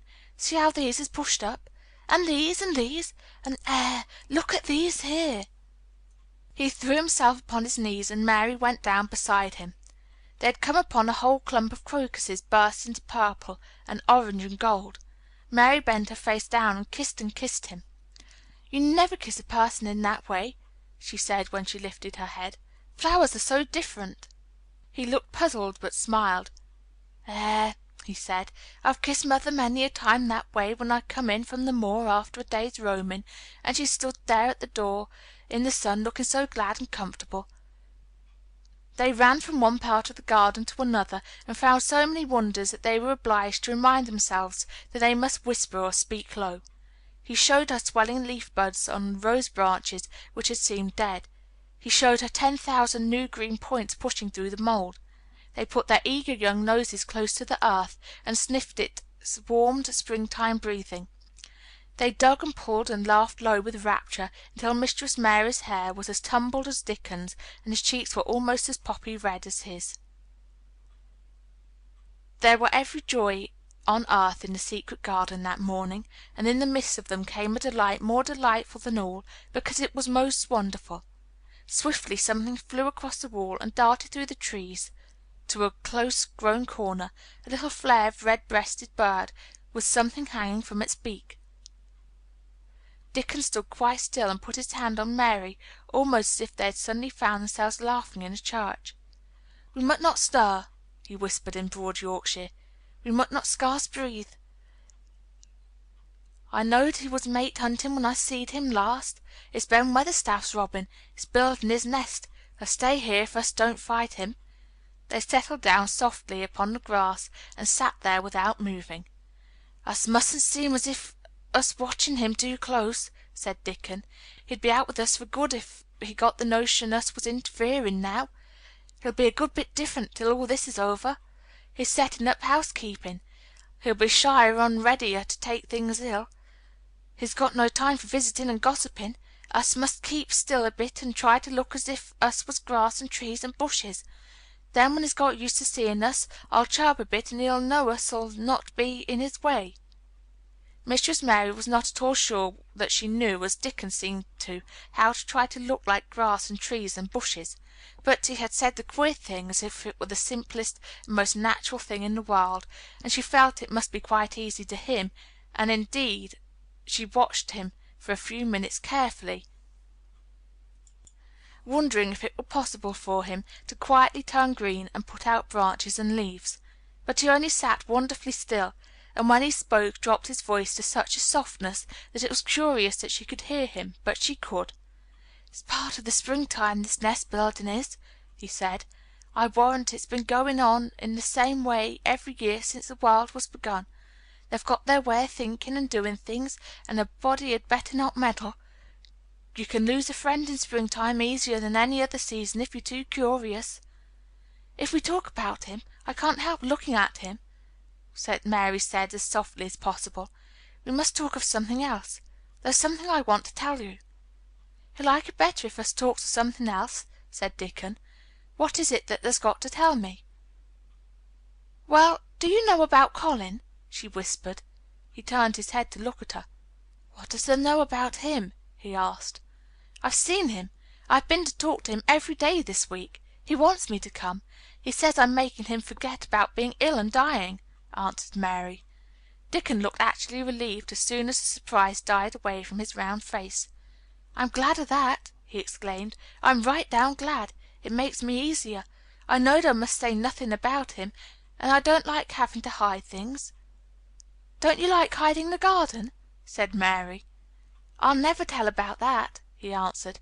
"But I says to mother, I says, I've got a secret to keep. It's not a bad un, thee knows that. It's no worse than hiding where a bird's nest is.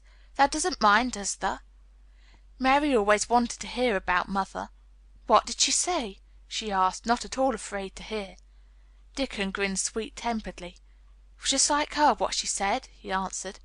"She gives me head a bit of a rub and laughed, and she says, 'Lad, thee can have all the secrets thee likes. I've knowed thee 12 year.'" "How did you know about Colin?" asked Mary.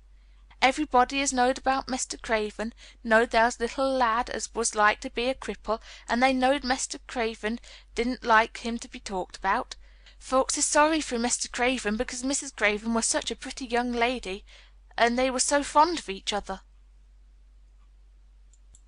Mrs. Medlock stops in our cottage whenever she goes to Thwaite, and she doesn't mind talking to mother before us children because she knows us has been brought up to be trusty. How does they find out about him? Martha was in fine trouble the last time she came home. She said they'd heard him fretting and that was asking questions and she didn't know what to say. Mary told him a story about the midnight wuthering of the wind which had wakened her, and about the faint, far-off sounds of the complaining voice which had led her down the dark corridors with her candle. And it ended with her opening of the door and of dimly lighted room with the carven four-posted bed in the corner. When she described the small ivory white face and the strange black-rimmed eyes, Dickon shook his head. "Them's just like his mother's eyes, only hers was always laughing, they say," he said. "They say as Mr. Craven can't bear to see him when he's awake, and it's because his eyes is so like his mother's and yet look so different in his miserable bit of a face." "Do you think he wants to die?" whispered Mary. "Nobody wishes he'd never been born. Mother says that that's the worst thing on earth for a child. Them as is not wanted scarce ever thrives. Mr. Craven, he'd buy anything as money could buy for the poor lad, but he'd like to forget as he's on earth. For one thing, he's afraid he'll look at him some day and find he's growed hunchback." "Colin's so afraid of it himself that he won't sit up," said Mary. "He says he's always thinking that if he should feel a lump coming he should go crazy and scream himself to death." He oughtn't to lie there thinking things like that," said Dickon. "No lad could get well as thought them sort of things." The fox was lying on the grass close by him, looking up to ask for a pat now and then, and Dickon bent down and rubbed his neck softly and thought a few minutes in silence. Presently he lifted his head and looked round the garden. "When we first got in here," he said, "it seemed like everything was gray. Look round now and tell me if thou doesn't see a difference." Mary looked and caught her breath a little. "Why," she cried, "the gray wall is changing. It's as if a green mist were creeping over it. It's almost like a green gauze rail." "Aye," said Dickon, "it'll be greener and greener till the gray's all gone. Can thou guess what I was thinking?" "I know it was something nice," said Mary eagerly. "I believe it was something about Colin. I was thinking that if he was out here he wouldn't be watching for lumps to grow on his back. He'd be watching for buds to break on the rose bushes, and he'd likely be healthier," explained Dickon. "I was wondering if us could ever get him in the humour to come out here and lie under the trees in his carriage." "I've been wondering that myself. I've thought of it almost every time I've talked to him," said Mary. "I've wondered if he could keep a secret, and I've wondered if we could bring him here without anyone seeing us. I thought perhaps you could push his carriage. The doctor said he must have fresh air, and if he wants us to take him out, no one dare disobey him. He won't go out for other people, and perhaps they will be glad if he will go out with us. He could order the gardeners to keep away so they wouldn't find out." Dickon was thinking very hard as he scratched Captain's back. "It'd be good for him, I'll warrant," he said. "Us 'ud not be thinking he'd better never have been born. Us 'ud be two children watching a garden grow, and he'd be another. Two lads and a little lass just looking at the springtime. I warrant it'd be better than doctor's stuff. He's been lying in his room so long, and he's always been so afraid of his back, that it has made him queer," said Mary. "He knows a good many things of books, but he doesn't know anything else. He says he has been too ill to notice things, and he hates going out of doors, and hates gardens and gardeners, but he likes to hear about this garden because it is a secret. I daren't tell him much, but he says he wanted to see it." "Us'll have him out here some time for sure," said Dickon. "I could push his carriage well enough. Has thou noticed how the robin and his mate have been working while we've been sitting here? Look at him perched on that branch wondering where'd be best to put that twig he's got in his beak." He made one of his low whistling calls, and the robin turned his head and looked at him inquiringly, still holding his twig. Dickon spoke to him as Ben Weatherstaff did, but Dickon's tone was one of friendly advice. "Whatever thou puts it," he said, "it'll be all right. They knew how to build the nest before they came out of the egg. Get on with thee, lad. Thou'st got no time to lose."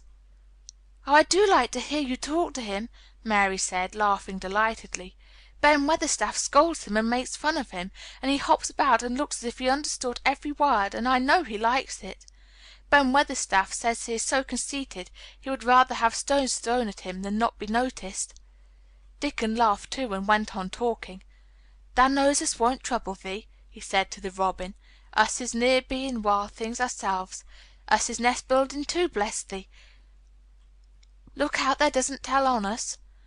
And though the robin did not answer, because his beak was occupied, Mary knew that when he flew away with his twig his own corner of the garden, the darkness of his dew bright eye meant that he would not tell their secret for the world.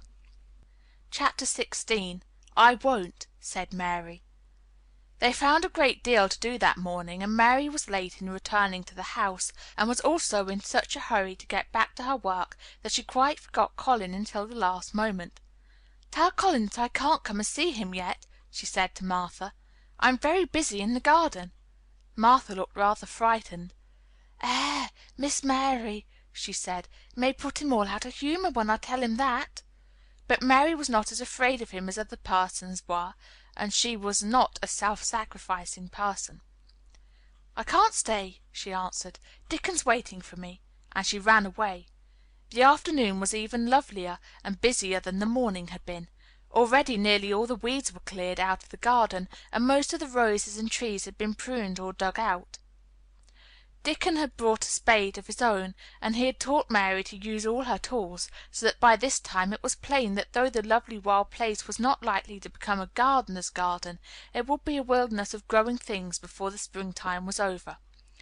"There'll be apple blossoms and cherry blossoms overhead," Dickon said, working away with all his might, "and there'll be peach and plum trees in bloom against the walls, and the grass'll be a carpet of flowers."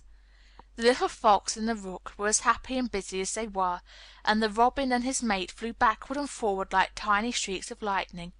Sometimes the rook flapped his black wings and soared away over the tree tops in the park. Each time he came back and perched near Dickon and cawed several times as if he were relating his adventures, and Dickon talked to him just as he had talked to the robin. Once, when Dickon was so busy that he did not answer him at first, Soot flew onto his shoulders and gently tweaked his ear with his large beak. When Mary wanted to rest a little, Dickon sat down with her under a tree, and once he took his pipe out of his pocket and played the soft, strange little notes, and two squirrels appeared on the wall and looked and listened. "There's a good bit stronger than there was," Dickon said, looking at her as she was digging. "There's beginning to look different, for sure." Mary was glowing with exercise and good spirits. "I'm getting fatter and fatter every day," she said quite exultantly. "Mrs. Medlock will have to get me some bigger dresses. Martha says my hair is growing thicker. It isn't so flat and stringy." The sun was beginning to set and sending deep colored rays slanting under the trees when they parted. "It'll be fine to morrow," said Dickon. "It'll be at work by sunshine." "So will I," said Mary. She ran back to the house as quickly as her feet would carry her. She wanted to tell Colin about Dickon's Fox Club and the rook and about what the springtime had been doing. She felt sure he would like to hear. So it was not very pleasant when she opened the door of her room to see Martha standing waiting for her with a doleful face. "What is the matter?" she asked. "What did Colin say when you told him I couldn't come?" Said Martha, "I wish they'd gone. He was nigh going into one of his tantrums. There's been a nice to do all afternoon to keep him quiet. He would watch the clock all the time." Mary's lips pinched themselves together. She was no more used to considering other people than Colin was, and she saw no reason why an ill-tempered boy should interfere with the things she liked best. She knew nothing about the pitifulness of people who had been ill and nervous, and who did not know that they could control their tempers and need not make their people ill and nervous too. When she had had a headache in India, she had done her best to see that everybody else also had a headache or something quite as bad, and she felt she was quite right.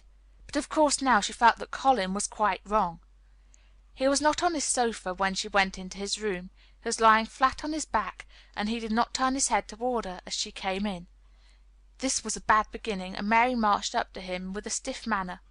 "Why didn't you get up?" she said. "I did get up this morning when I thought you were coming," he answered, without looking at her.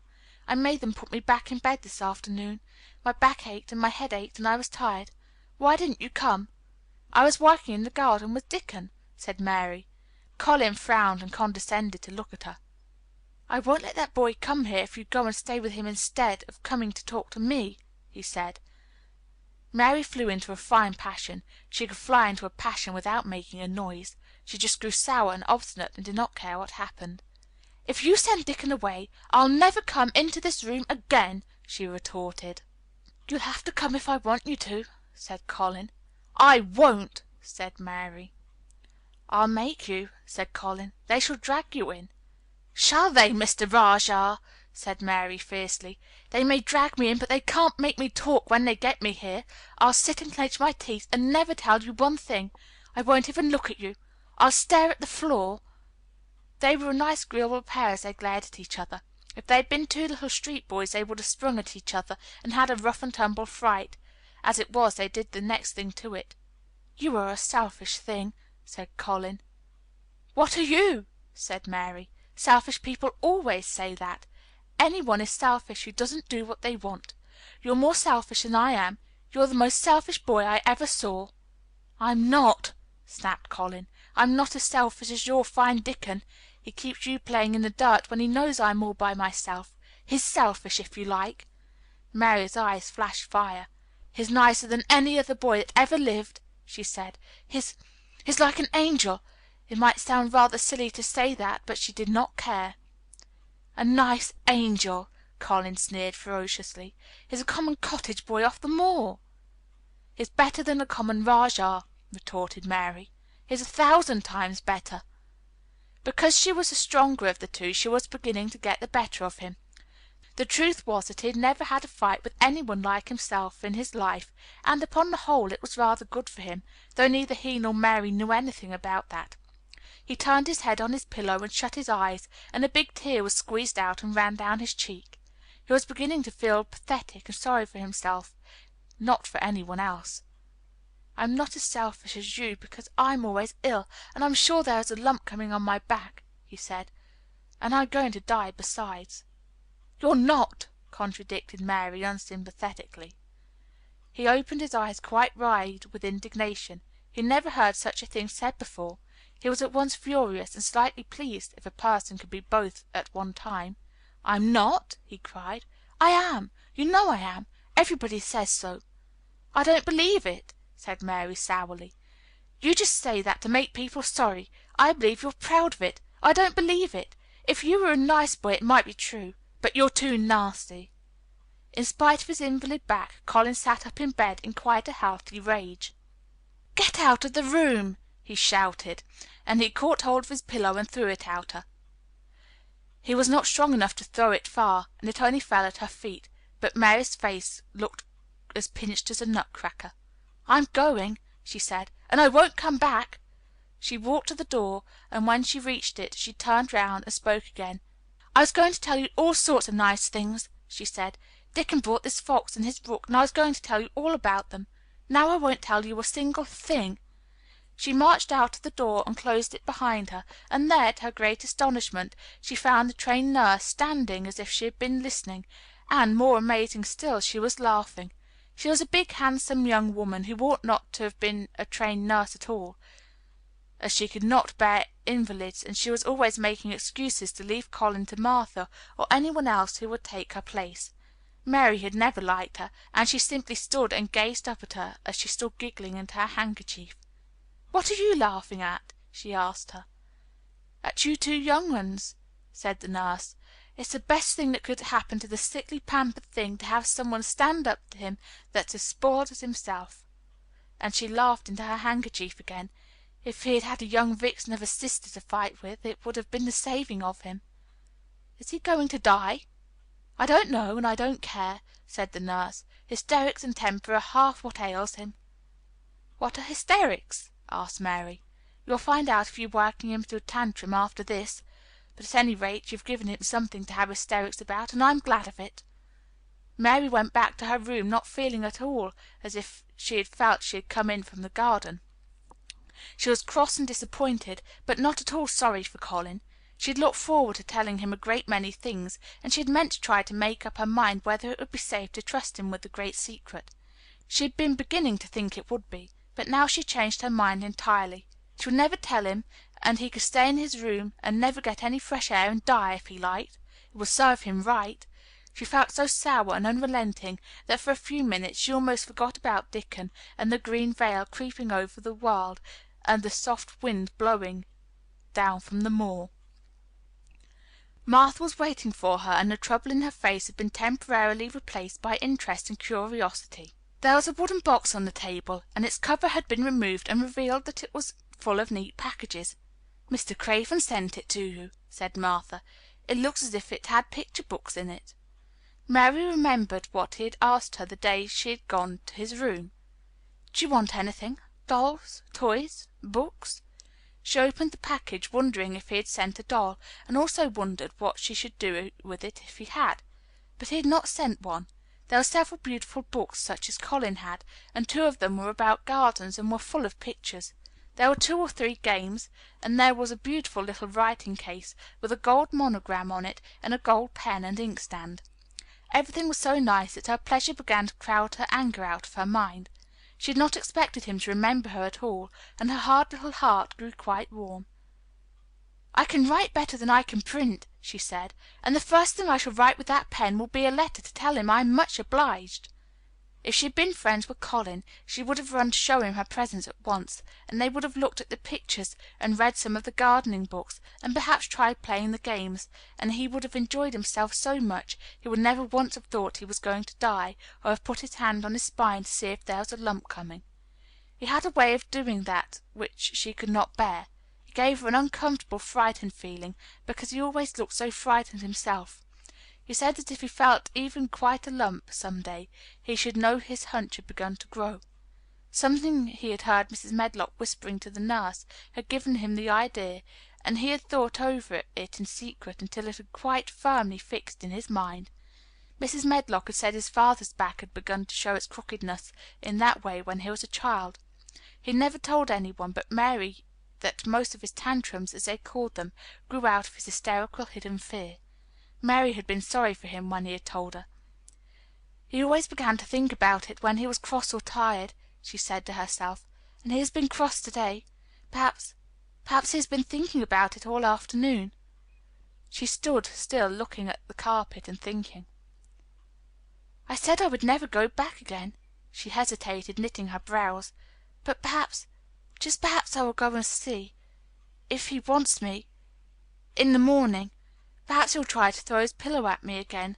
But I think I'll go." Chapter 17. A Tantrum. She had got up very early in the morning, and had worked hard in the garden, and she was tired and sleepy, so as soon as Martha had brought her supper, and she had eaten it, she was glad to go to bed.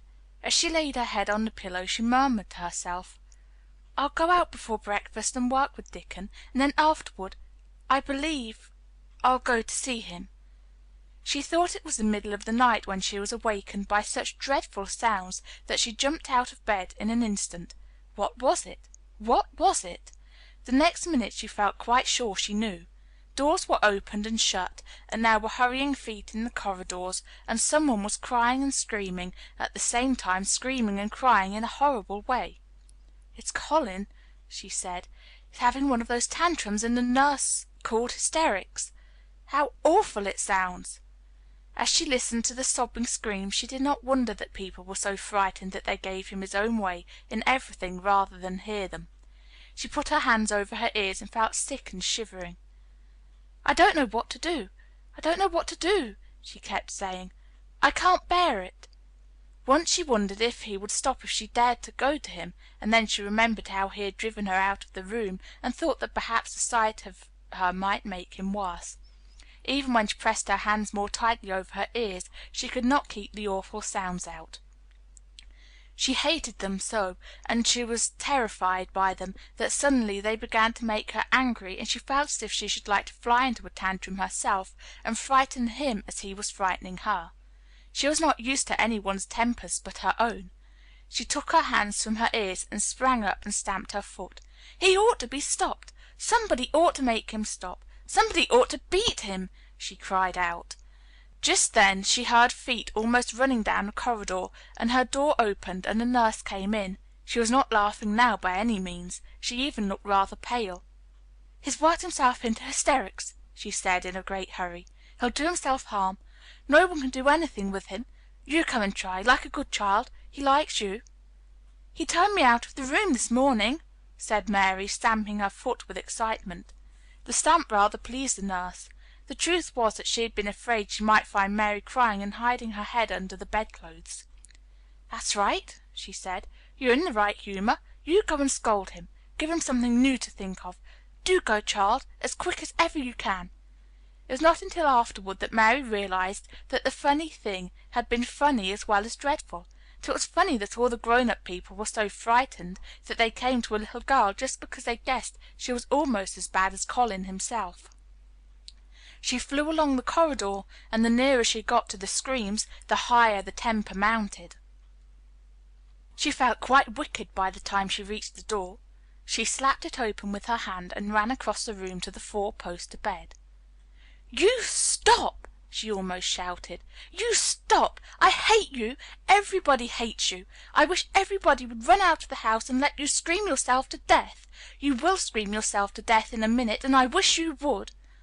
A nice, sympathetic child could neither have said nor thought such things, but it just happened that the shock of hearing them was the best possible thing for this hysterical boy, whom no one had even dared to restrain or contradict. He had been lying on his face, beating his pillow with his hands, and he actually almost jumped around. He turned so quickly at the sound of the furious little voice. His face looked dreadful, white and red and swollen, and he was gasping and choking, but savage little Mary did not care an atom. "If you scream another scream," she said, "I'll scream too, and I can scream louder than you can, and I'll frighten you. I'll frighten you." He actually had stopped screaming before she had startled him so. The scream which had been coming almost choked him. The tears were streaming down his face, and he shook all over. "I can't stop," he gasped and sobbed. "I can't. I can't." "You can," shouted Mary. "Half that ails you is hysterics and temper. Just hysterics. Hysterics! Hysterics!" And she stamped each time she said it. "I felt the lump. I felt it," choked out Colin. "I knew I should. I shall have a hunch on my back, and then I shall die." And he began to writhe again, and turned on his face and sobbed and wailed, but he didn't scream. "You didn't feel a lump," contradicted Mary fiercely. "If you did, it was only a hysterical lump. Hysterics make lumps. There's nothing the matter with your horrid back, nothing but hysterics. Turn over and let me look at it." She liked the word hysterics, and felt somehow as if it had an effect on him. He was probably like herself and had never heard it before. "Nurse," she commanded, "come here and show me his back this minute." The nurse, Mrs. Medlock, and Martha had been standing huddled together near the door, staring at her, their mouths half open. All three had gasped with fright more than once. The nurse came forward as if she were half afraid. Colin was heaving with great breathless sobs. "Perhaps he won't let me," she hesitated in a low voice. Colin heard her, however, and he gasped out between two sobs, "Show her. She'll see them." It was a poor thin back to look at when it was bared. Every rib could be counted, and every joint of the spine, though Mistress Mary did not count them as she bent over and examined them with a solemn, savage little face. She looked so sour and old-fashioned that the nurse turned her head aside to hide the twitching of her mouth. There was just a minute's silence, for even Colin tried to hold his breath, while Mary looked up and down his spine, and down and up, as intently as she had been the great doctor from London. "There's not a single lump there," she said at last. "There's not a lump as big as a pin, except backbone lumps. You can only feel them because you're thin. I've got backbone lumps myself, and they used to stick out as much as yours do until I began to get fatter, and I'm not fat enough yet to hide them. There's not a lump as big as a pin. If you ever say there is again, I shall laugh." No one but Colin himself knew what effect those crossly spoken childish words had on him. If he had ever had any one talk to him about his secret terrors, if he had ever dared to let himself ask questions, if he had had childish companions and had not lain on his back in the huge closed house, breathing an atmosphere heavy with the fears of people who were most of them ignorant and tired of him, he would have found out that most of his fright and illness was created by himself. But he had lain and thought of himself and his aches and weariness for hours and days and months and years, and now that an angry, unsympathetic little girl insisted obstinately that he was not as ill as he thought he was, he actually felt as if she might be speaking the truth. "I didn't know," ventured the nurse, "that he thought he had a lump on his spine. His back is weak because he won't try to sit up. I could have told him there was no lump there." Colin gulped and turned his face a little to look at her. "Could you?" he said pathetically. "Yes, sir." "There!" said Mary, and she gulped too. Colin turned on his face again, and but for his long-drawn, broken breaths, which were the dying down of his storm of sobbing, he lay still for a minute, though great tears streamed down his face and wet the pillow. Actually, the tears meant that a curious great relief had come to him. Presently he turned around and looked at the nurse again, and strangely enough he was not like a Rajah at all as he spoke to her. "Do you think I could live to grow up?" he said. The nurse was neither clever nor soft-hearted, but she could repeat some of the London doctor's words. "You probably will if you do what you are told to do, and not give way to your temper, and stay out a great deal in the fresh air." Colin's tantrum had passed, and he was weak and worn out with crying, and this perhaps made him feel gentle. He put out his hand a little toward Mary, and I am glad to say that, her own tantrum having passed, she was softened too, and met him halfway with her hand, so that it was sort of a making up. I'll go out with you, Mary," he said. "I shan't take fresh air if we can find—" He remembered just in time to stop himself from saying, "if we can find the secret garden," and he ended, "I shall like to go out with you if Dickon will come and push my chair. I do so want to see Dickon and the fox and the crow." The nurse remade the tumbled bed and shook and straightened the pillows. Then she made Colin a cup of beef tea and gave a cup to Mary, who really was very glad to get it after her excitement. Mrs. Medlock and Martha gladly slipped away, and after everything was neat and calm and in order, the nurse looked as if she would very gladly slip away also. She was a healthy young woman who resented being robbed of her sleep, and she yawned quite openly as she looked at Mary, who had pushed her big footstool close to the four-posted bed and was holding Colin's hand. "You must go back and get your sleep out," she said. "He'll drop off after a while, if he's not too upset. Then I'll lie down myself in the next room." "Would you like me to sing you that song I learned from my ayah?" Mary whispered to Colin. His hand pulled hers gently, and he turned his tired eyes on her appealingly. "Oh, yes," he answered. "It's such a soft song. I shall go to sleep in a minute." "I will put him to sleep," Mary said to the yawning nurse. "You can go if you like." "Well," said the nurse, with an attempt at reluctance, "if he doesn't go to sleep in half an hour, you must call me." "Very well," answered Mary. The nurse was out of the room in a minute, and as soon as she was gone, Colin pulled Mary's hand again. "I almost told," he said, "but I stopped myself in time. I won't talk, and I'll go to sleep. But you said you had a whole lot of nice things to tell me. Do you think you have found out anything at all about the way into the secret garden?" Mary looked at his poor little tired face and swollen eyes, and her heart relented. "Yes," she answered, "I think I have. And if you will go to sleep, I will tell you tomorrow." His hand quite trembled. "Oh, Mary," he said, "oh, Mary, if I could get into it, I think I should live to grow up. Do you suppose that instead of singing the ayah song, you could just tell me as softly as you did that first day what you imagine it looks like inside? I'm sure it will make me go to sleep." "Yes," answered Mary. "Shut your eyes." He closed his eyes and lay quite still, and she held his hand and began to speak very slowly and in a very low voice. "I think it has been left alone so long that it has grown all into a lovely tangle. I think the roses have climbed and climbed and climbed until they hang from the branches and walls and creep over the ground, almost like a strange gray mist. Some of them have died, but many are alive, and when the summer comes there will be curtains and fountains of roses. I think the ground is full of daffodils and snowdrops and lilies and irises working their way out of the dark. Now the spring has begun. Perhaps. The soft drone of her voice was making him stiller and stiller, and she saw it and went on. Perhaps they are coming up through the grass. Perhaps there are clusters of purple crocuses and gold ones, even now. Perhaps the leaves are beginning to break out and uncurl. And perhaps the gray is changing, and a green gauze veil is creeping and creeping over everything, and the birds are coming to look at it, because it is so safe and still. And perhaps, very softly and slowly indeed, the robin has found a mate and is building a nest. And Colin was asleep. Chapter 18. Thou Mun Not Waste No Time. Of course Mary did not waken early the next morning. She slept late because she was tired, and when Martha brought her breakfast she told her that though Colin was quite quiet, he was ill and feverish, as he always was after he had worn himself out with a fit of crying. Mary ate her breakfast slowly as she listened.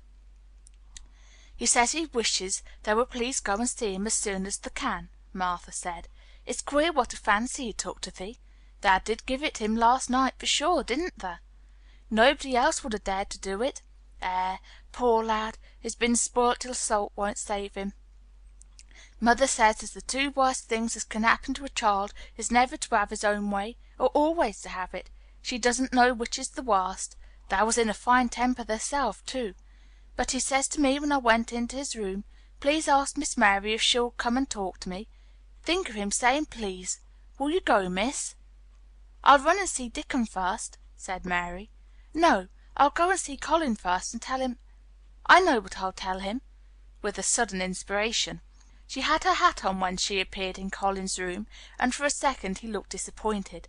He was in bed, his face was pitifully white, and there were dark circles round his eyes. "I'm glad you came," he said. "My head aches, and I ache all over because I am so tired. Are you going somewhere?" Mary went and leaned against his bed. "I won't be long," she said. "I'm going to Dickon, but I'll come back. Colin, it's something about the garden." His whole face brightened, and a little color came into it. "Oh, is it?" he cried out. "I dreamed about it all night. I heard you say something about gray changing into green, and I dreamed I was standing in a place all filled with trembling little green leaves. And there were birds on nests everywhere, and they looked so soft and still. I'll lie and think about it until you come back." In 5 minutes Mary was with Dickon in their garden. The fox and the crow were with him again, and this time he had brought 2 tame squirrels.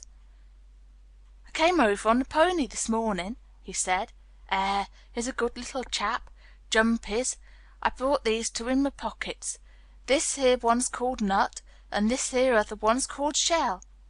When he said Nut, one squirrel leaped on to his right shoulder, and when he said Shell, the other one leaped on to his left shoulder. When they sat down on the grass with Captain curled at their feet, Soot solemnly listened on a tree, and Nut and Shell nosing about close to them. It seemed to Mary that it would be scarcely bearable to leave such delightfulness, but when she began to tell her story, somehow the look in Dickon's funny face gradually changed her mind. She could see he felt sorrier for Colin than she did. He looked up at the sky and all about him. "Just listen to them birds. The world seems full of 'em all whistlin' and pipin'," he said. "Look at 'em dartin' about, and hearken at 'em callin' to each other. Come springtime seems like as if all the world's callin'. The leaves is curlin' so you can see 'em, and my world, the nice smells there is about," sniffing with his happy turned up nose. "And that poor lad lyin' shut up and seein' so little that he gets to thinkin' of things as set him screamin'. My, we mun get him out of here. We mun get him watchin' and listenin' and sniffin' up there, and get him just soaked through with sunshine, and we mun not lose no time about it." When he was very much interested he often spoke quite broad Yorkshire, though at other times he tried to modify his dialect so that Mary could better understand. But she loved his broad Yorkshire, and had in fact been trying to learn to speak it herself, so she spoke a little now. "Aye, that we mun," she said, which meant yes, indeed we must. "I'll tell thee what us'll do first," she proceeded, and Dickon grinned, and because when the little wench tried to twist her tongue into speaking Yorkshire, it amused him very much. "He took a gradely fancy to thee. He wants to see thee, and he wants to see Soot and Captain.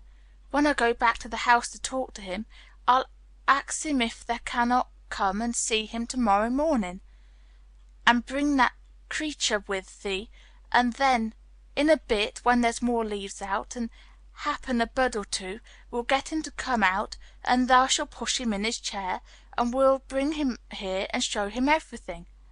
When she stopped she was quite proud of herself. She had never made a long speech in Yorkshire before, and she had remembered very well. "Thou mun talk a bit of Yorkshire like that to Mester Colin," Dickon chuckled. "That'll make him laugh, and there's nought as good for ill folk as laughin'. Mother says she believes as half our good laugh every morning 'ud cure a chap as was making ready for typhus fever." "I'm going to talk Yorkshire to him this very day," said Mary, chuckling to herself. The garden had reached the time when every day and every night it seemed as if magicians were passing through it drawing loveliness out of the earth and the boughs with wands. It was hard to go away and leave it all, particularly as Nut had actually crept under her dress, and Shell had scrambled down the trunk of the apple tree they sat under, and stayed there looking at her with inquiring eyes. But she went back to the house, and when she sat down close to Colin's bed, he began to sniff as Dickon did, though not in such an experienced way. "You smell like flowers and fresh things," he cried out quite joyously. "What is it you smell of? It's cool and warm and sweet all at the same time." "It's the wind from the moor," said Mary. "It comes a sitting on the grass under a tree with Dickon, and with Captain and Soot and Nut and Shell. It's the springtime, and out of doors and sunshine as smells so gradely." She said it as broadly as she could, and you do not know how broadly Yorkshire sounds until you have heard some one speak it. Colin began to laugh. "What are you doing?" he said. "I never heard you talk like that before. How funny it sounds." "I'm giving thee a bit of Yorkshire," answered Mary triumphantly. "I cannot talk as gradely as Dickon and Martha can, but thou sees I can shape a bit, doesn't thou? Understand a bit of Yorkshire when thou hears it. And thou art a Yorkshire lad thyself, bred and born. I wonder thou'rt not ashamed of thy face." And then she began to laugh too, and they both laughed until they could not stop themselves, and they laughed until the room echoed, and Mrs. Medlock, opening the door to come in, drew back into the corridor and stood listening, amazed. "Well, upon my word," she said, speaking rather broad Yorkshire herself because there was no one to hear her, and she was so astonished. "Whoever heard the like? Whoever on earth would have thought it?" There was so much to talk about.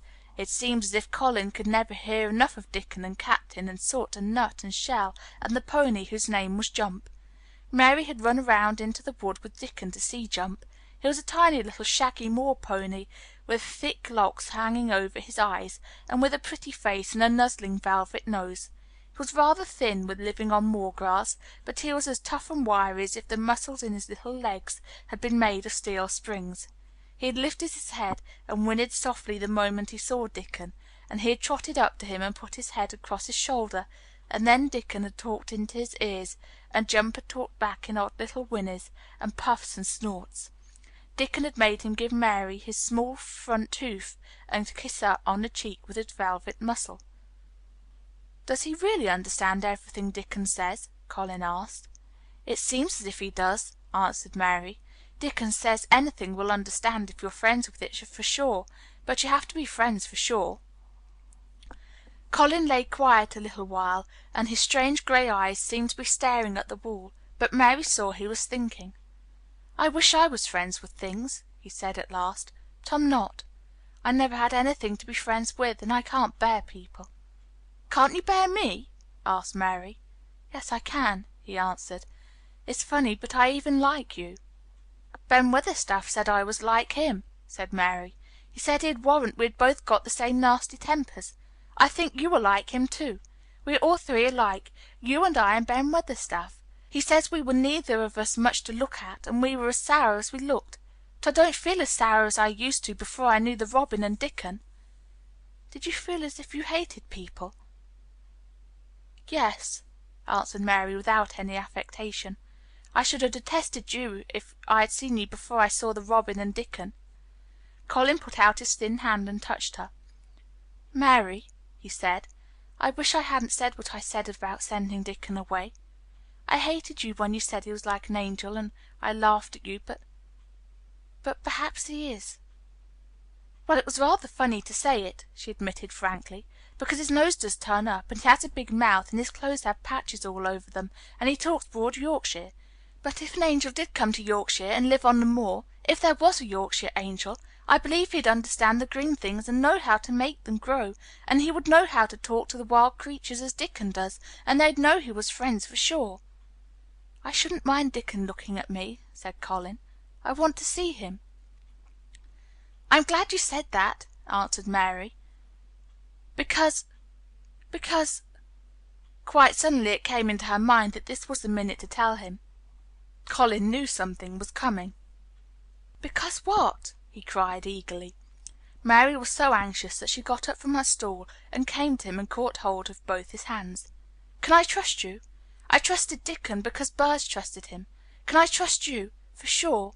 For sure?" she implored. Her face was so solemn that he almost whispered his answer. "Yes, yes." "Well, Dickon will come to see you to morrow morning, and he'll bring his creatures with him." "Oh, oh!" cried Colin in delight. "But that's not all," Mary went on, almost pale with solemn excitement. "The rest is better. There is a door into the garden. I found it. It is under the ivy on the wall." If he had been a strong, healthy boy, Colin probably would have shouted, "Hurrah! Hurrah! Hurrah!" But he was weak and rather hysterical. His eyes grew bigger and bigger, and he gasped for breath. "Oh, Mary," he cried out with a half sob, "shall I see it? Shall I get to see it? Shall I live to get into it?" And he clutched her hands and dragged her toward him. "Of course you shall see it," snapped Mary indignantly. "Of course you'll live to get into it. Don't be silly." And she was so unhysterical and natural and childish that she brought him to his senses, and he began to laugh at himself, and a few minutes afterward she was sitting on her stool again, telling him not what she imagined the secret garden to be like, but what it really was, and Colin's aches and tiredness were forgotten, and he was listening enraptured. "It's just what you thought it would be," he said at last. "It sounds as if you had really seen it. You know I said that when you told me first." Mary hesitated about 2 minutes, and then boldly spoke the truth. "I had seen it, and I had been in it," she said. "I found the key and got in weeks ago. But I daren't tell you. I daren't because I was so afraid I couldn't trust you for sure." Chapter 19. It Has Come. Of course, Dr. Craven had been sent for the morning after Colin had had his tantrum. He was always sent for at once when such a thing occurred, and he always found, when he arrived, a white, shaken boy lying on his bed, sulky, and still so hysterical that he was ready to break into fresh sobbing at the least word. In fact, Dr. Craven dreaded and detested the difficulties of these visits. On this occasion he was away from Misselthwaite Manor until afternoon. "How is he?" he asked Mrs. Medlock rather irritably when he arrived. "He'll break a blood vessel in one of those fits some day. The boy is half insane with hysteria and self-indulgence." "Well, sir," answered Mrs. Medlock, "you'll scarcely believe your eyes when you see him.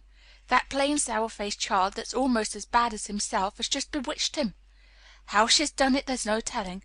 The Lord knows she's nothing to look at, and you scarcely ever hear her speak, but she did what none of us dare do.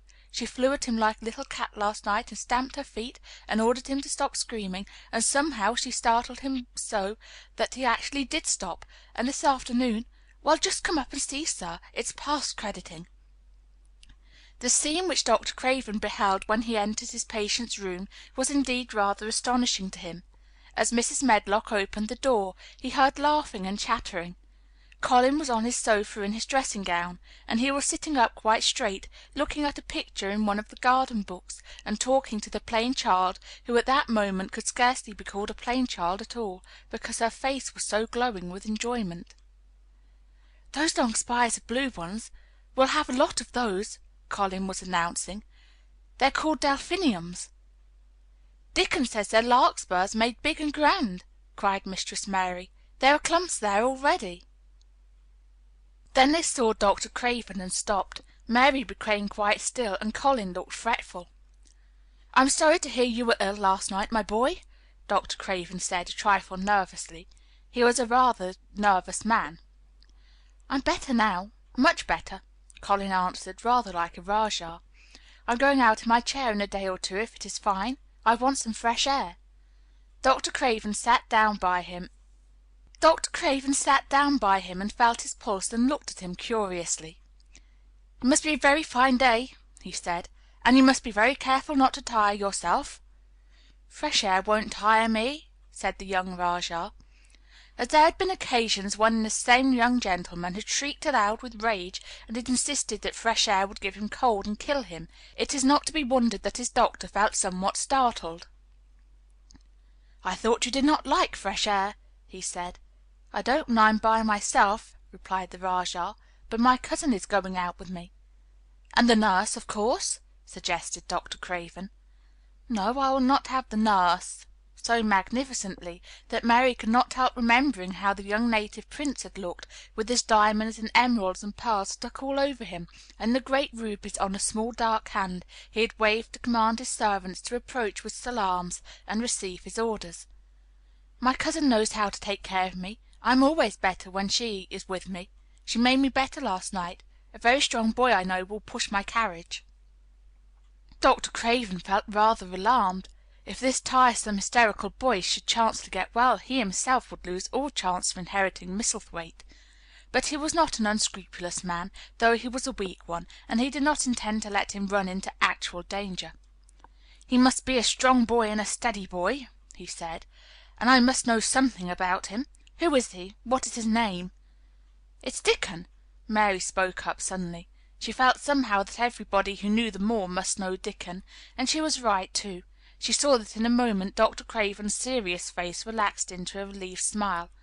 "Oh, Dickon," he said. "If it is Dickon, you will be safe enough. He's as strong as a moor pony, is Dickon." "And he's trusty," said Mary. "He's the trustiest lad in Yorkshire."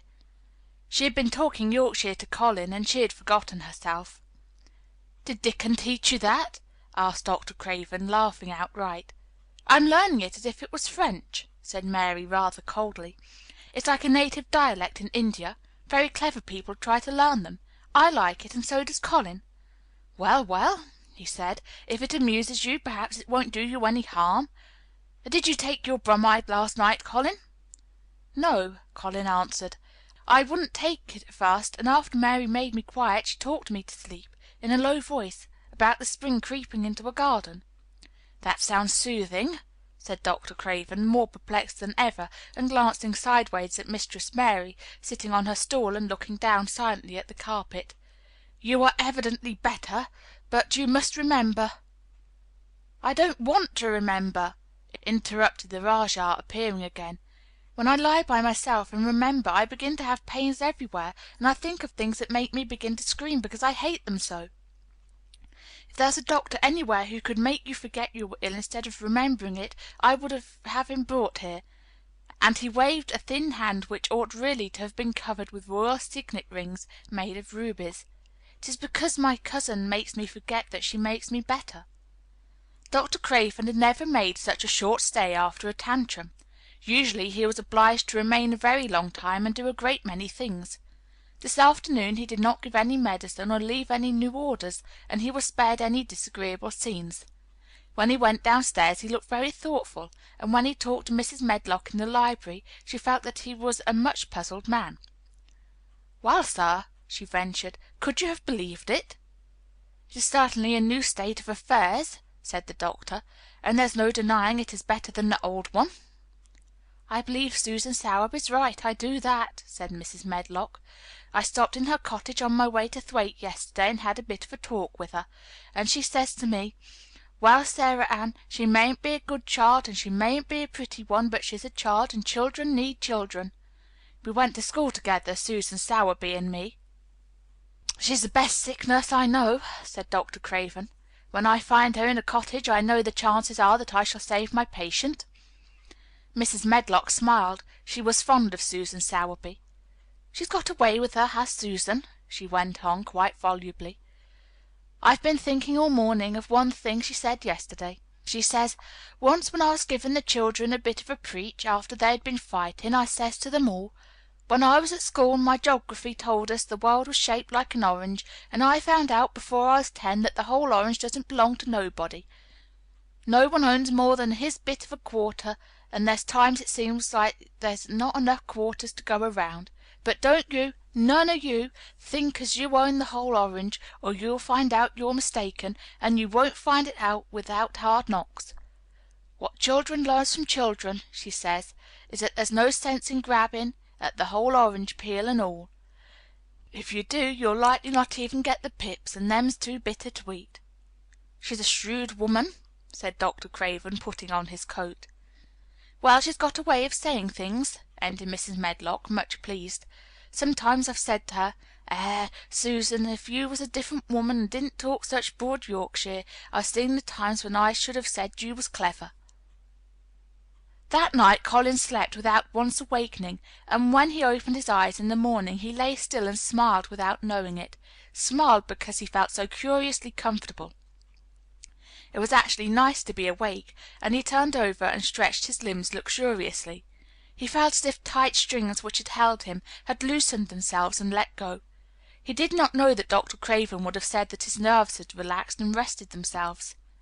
Instead of lying and staring at the wall and wishing he had not awakened, his mind was full of the plans he and Mary had made yesterday, of pictures of the garden, and of Dickon and his wild creatures. It was so nice to have things to think about, and he had not been awake more than 10 minutes when he heard feet running along the corridor, and Mary was at the door. The next minute she was in the room and had run across to his bed, bringing with her a waft of fresh air full of the scent of the morning. "You've been out! You've been out! There's that nice smell of leaves!" he cried. She had been running, and her hair was loose and blown, and she was bright with the air and pink-cheeked, though he could not see it. "It's so beautiful," she said, a little breathless with her speed. "You never saw anything so beautiful. It has come. I thought it had come that other morning, but it was only coming. It is here now. It has come. The spring. Dickon says so." "Has it?" cried Colin, and though he really knew nothing about it, he felt his heart beat. He actually sat up in bed. "Open the window," he added, laughing half with joyful excitement and half at his own fancy. "Perhaps we may hear golden trumpets." And though he laughed, Mary was at the window in a moment, and in a moment more it was opened wide, and freshness and softness and scents and bird songs were pouring through. "That's fresh air," she said. "Lie on your back and draw in long breaths. That's what Dickon does when he's lying on the moor. He says he feels it in his veins and it makes him strong, and he feels as if he could live for ever and ever. Breathe it and breathe it." She was only repeating what Dickon had told her, but she caught Colin's fancy. "For ever and ever! Does it make him feel like that?" he said, and he did as she told him, drawing in long, deep breaths over and over again, until he felt that something quite new and delightful was happening to him. Mary was at his bedside again. "Things are crowding up out of the earth," she ran on in a hurry, "and there are flowers uncurling, and buds on everything, and the green veil has covered nearly all the gray, and the birds are in such a hurry about their nests for fear they may be too late, that some of them are even fighting for places in the secret garden. And the rose bush looks as wick can be, and there are primroses in the lanes and woods, and the seeds we planted are up, and Dickon has brought the fox and the crow and the squirrels and a new-born lamb." And then she paused for a breath. The new-born lamb Dickon had found 3 days before, lying by its dead mother among the gorse bushes on the moor. It was not the first motherless lamb he had found, and he knew what to do with it. He had taken it to the cottage, wrapped in his jacket, and he had let it lie near the fire and had fed it warm milk. It was a soft thing with a darling, silly baby face, and legs rather long for its body. Dickon had carried it over the moor in his arms, and its feeding bottle was in his pocket with a squirrel, and when Mary had sat under a tree with its limp warmness huddled on her lap, she had felt as if she were too full of strange joy to speak. A lamb, a living lamb, who lay on your lap like a baby. She was describing it with great joy, and Colin was listening and drawing in long breaths of air when the nurse entered. She started a little at the sight of the open window. She had sat stifling in the room many a warm day because her patient was sure that open windows gave people cold.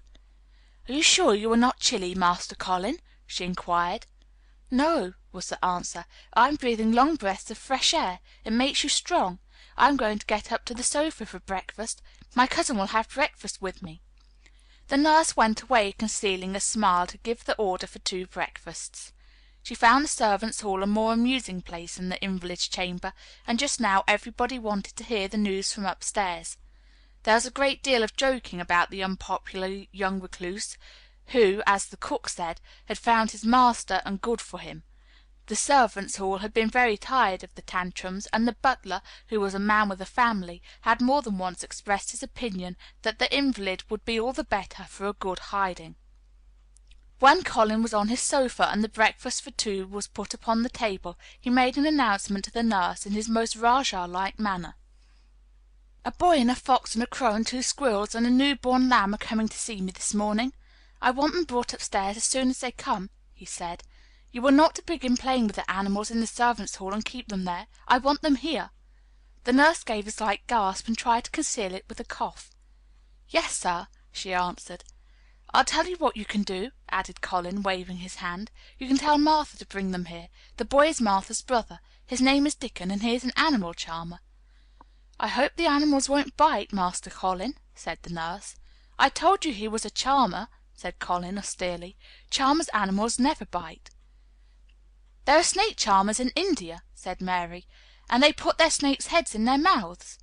"Goodness!" shuddered the nurse. They ate their breakfast with the morning air pouring in upon them. Colin's breakfast was a very good one, and Mary watched him with serious interest. "You'll begin to get fatter, just as I did," she said. "I never wanted my breakfast when I was in India, and now I always want it." "I wanted mine this morning," said Colin. "Perhaps it was the fresh air. When do you think Dickon will come?" He was not long in coming. In about 10 minutes Mary held up her hand. "Listen," she said. "Did you hear a caw?" Colin listened and heard it, the oddest sound in the world to hear inside a house, a hoarse caw caw. "Yes," he answered. "That's Soot," said Mary. "Listen again. Do you hear a bleat, a tiny one?" "Oh, yes," cried Colin, quite flushing. "That's the new-born lamb," said Mary. "He's coming." Dickon's moorland boots were thick and clumsy, and though he tried to walk quietly, they made a clumping sound as he walked through the long corridors. Mary and Colin heard him marching until he passed through the tapestry door on to the soft carpet of Colin's own passage. "If you please, sir," announced Martha, opening the door. "If you please, sir, here's Dickon and his creatures."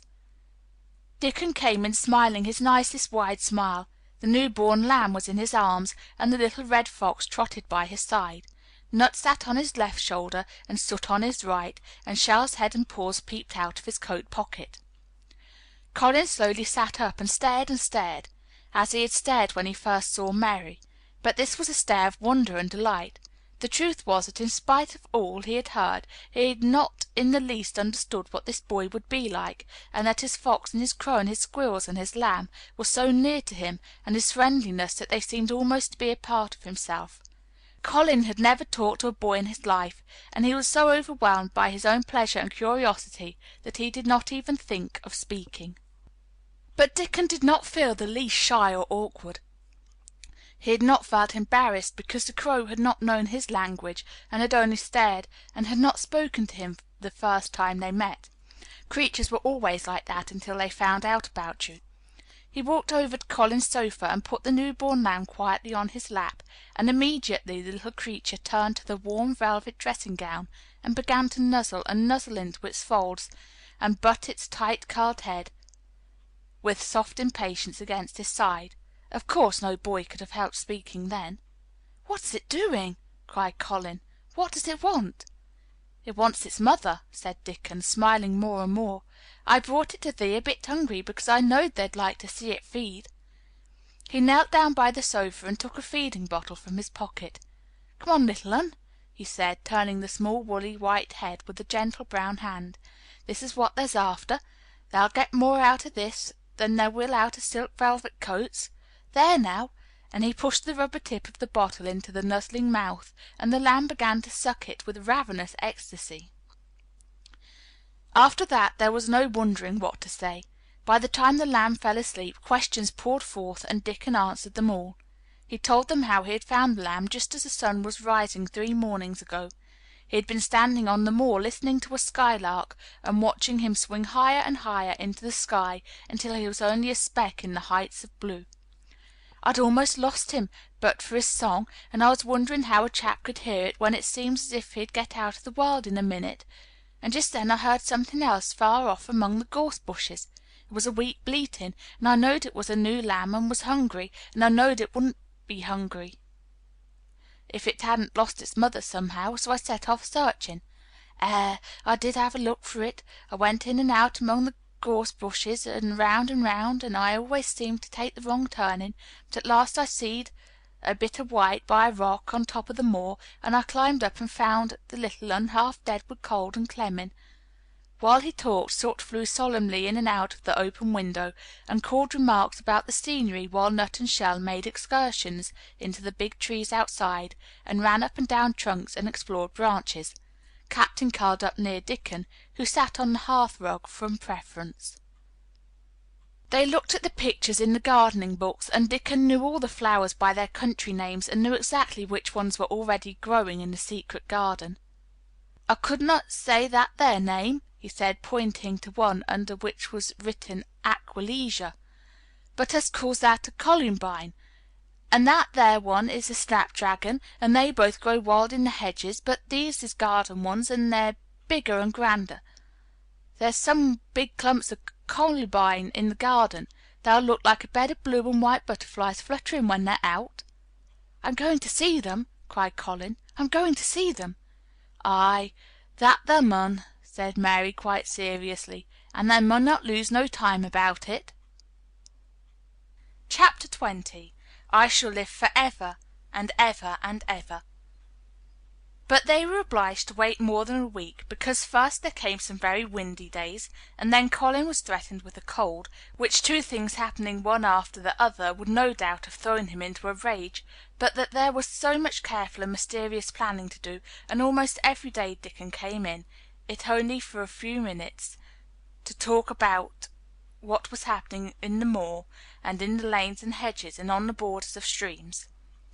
The things he had to tell about otters and badgers and water rats' houses, not to mention birds' nests and field mice and their burrows, were enough to make you almost tremble with excitement when you heard all the intimate details from an animal charmer, and realized with what thrilling eagerness and anxiety the whole busy underworld was working.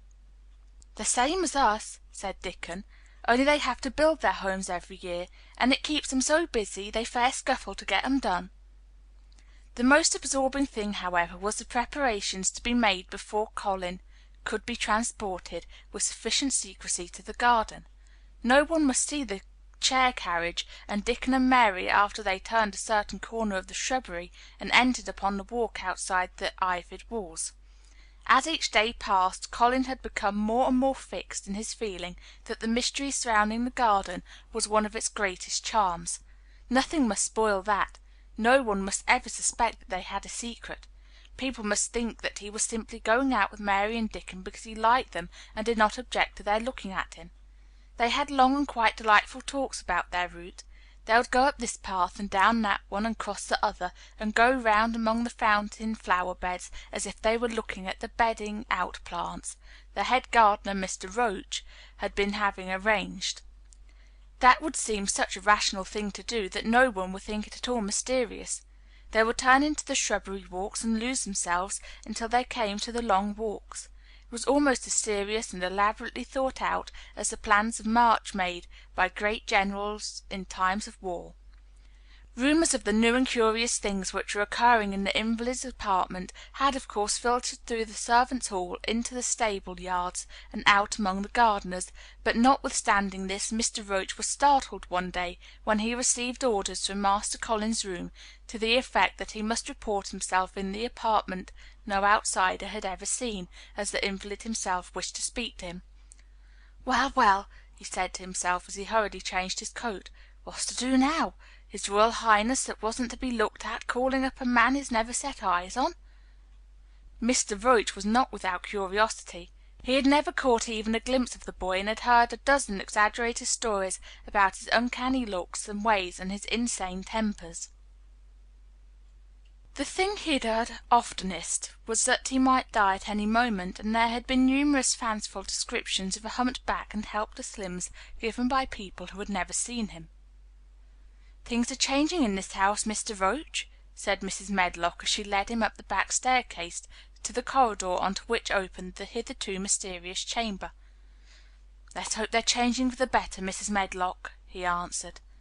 "They couldn't well change for the worse," she continued, "and queer as it all is, there's them as finds their duties made a lot easier to stand up under. Don't you be surprised, Mr. Roach, if you find yourself in the middle of a menagerie and Martha Sowerby's Dickon more at home than you or me could ever be." There really was a sort of magic about Dickon, as Mary always privately believed.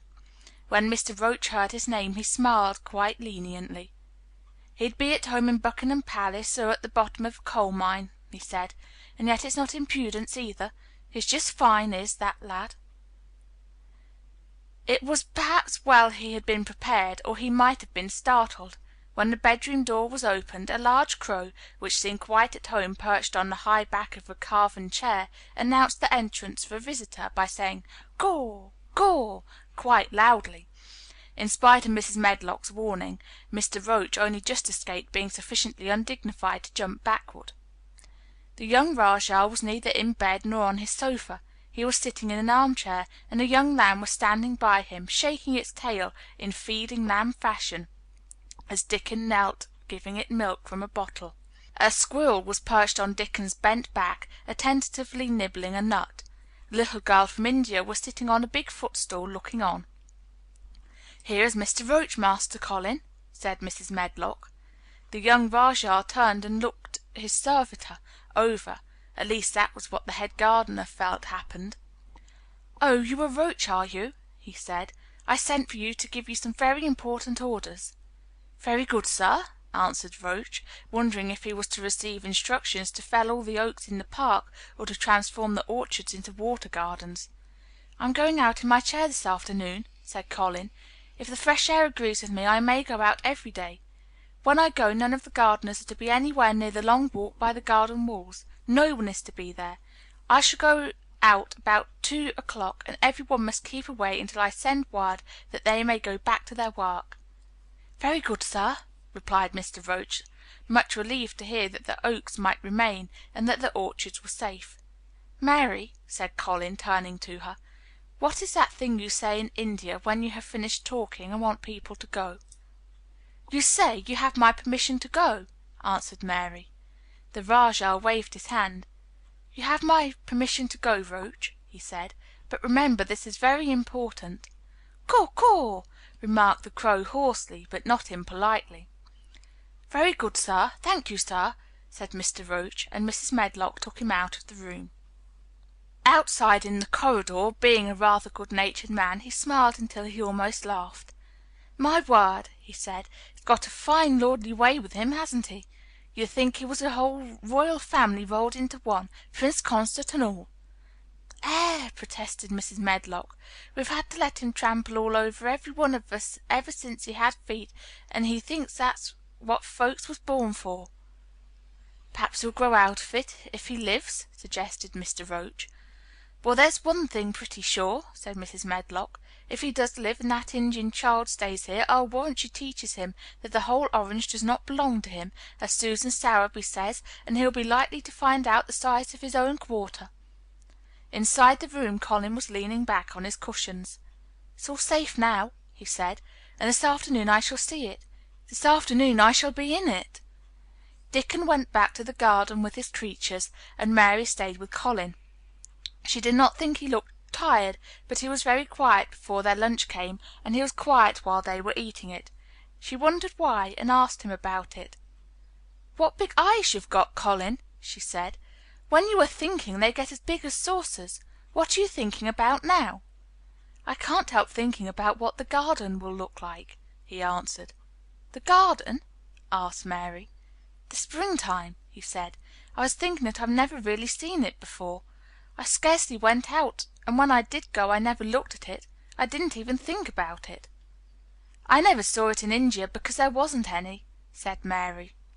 Shut in and morbid as his life had been, Colin had more imagination than she had, and at least he had spent a good deal of his time looking at wonderful books and pictures.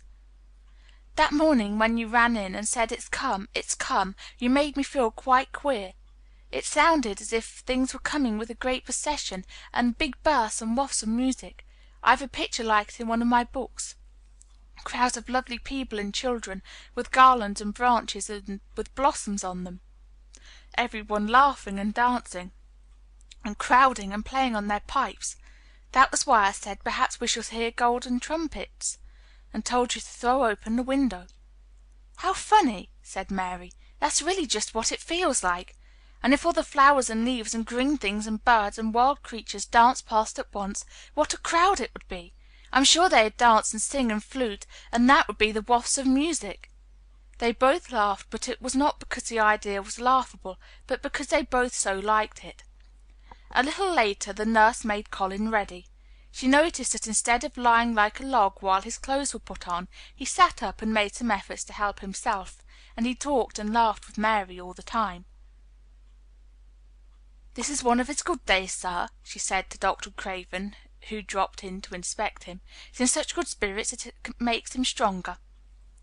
"I'll call in again later in the afternoon, after he has come in," said Dr. Craven. "I must see how the going out agrees with him. I wish," in a very low voice, "that he would let you go with him." "I'd rather give up the case this moment, sir, than even stay here while it's suggested," answered the nurse, with sudden firmness. "I hadn't really decided to suggest it," said the doctor, with a slight nervousness. "We'll try the experiment. Dickon's a lad I'd trust with a newborn child." The strongest footman in the house carried Colin downstairs and put him in his wheeled chair, near which Dickon waited outside. After the manservant had arranged his rugs and cushions, the Rajah waved his hand to him and to the nurse.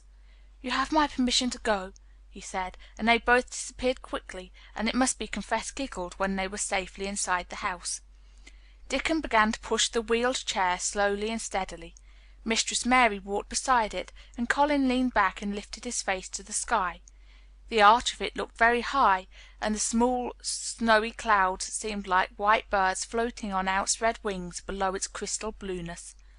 The wind swept in soft big breaths down from the moor, and was strange with a wild clear scented sweetness. Colin kept lifting his thin chest to draw it in, and his big eyes looked as if it were they which were listening instead of his ears. "There are so many sounds of singing and humming and calling out," he said. "What is that scent the puffs of wind bring?"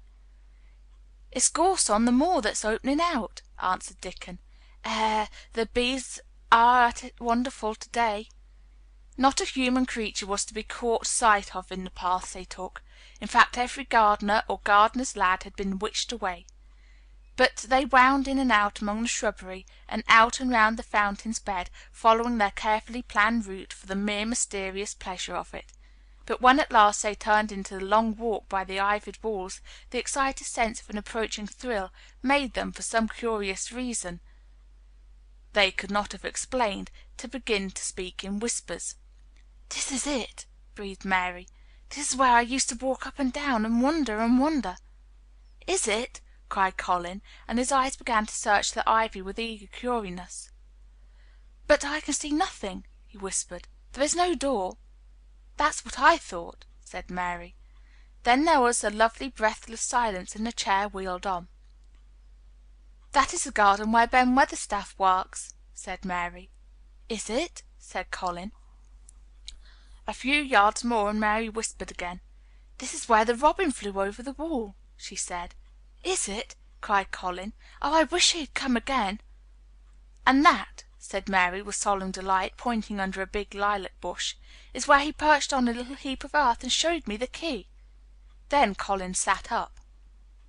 "Where? There?" he cried, and his eyes were as big as the wolf's in Red Riding Hood when Red Riding Hood felt called upon to remark on them. Dickon stood still, and the wheeled chair stopped. "And this," said Mary, stepping onto the bed close to the ivy, "is where I went to talk to him when he chirped at me from the top of the wall. And this is the ivy the wind blew back," and she took hold of the hanging green curtain. "Oh, is it? Is it?" gasped Colin. "And here is the handle, and here is the door. Dickon, push him in quickly." And Dickon did it with one strong, steady, splendid push. But Colin had actually dropped back against his curtains, even though he gasped with delight, and he had covered his eyes with his hands, and held them there, shutting out everything, until they were inside, and the chair stopped as if by magic, and the door was closed. Not till then did he take them away and look round and round and round, as Dickon and Mary had done, and over walls and earth and trees and swinging sprays and tendrils the fair green veil of tender little leaves had crept. And in the grass under the trees, and the grey urns in the alcoves, and here and there everywhere, were touches of splashes of gold and purple and white, and the trees were showing pink and snow above his head, and there were fluttering of wings, and faint sweet pipes and humming, and scents, and the sun fell warm upon his face like a hand with a lovely touch. And in wonder Mary and Dickon stood and stared at him. He looked so strange and different because a pink glow of colour had actually crept all over him, ivory face and neck and hands and all. "I shall get well! I shall get well!" he cried out. "Mary, Dickon, I shall get well, and I shall live for ever and ever and ever." Chapter 21. Ben Weatherstaff. One of the strange things about living in the world is that it is only now and then one is quite sure one is going to live for ever and ever.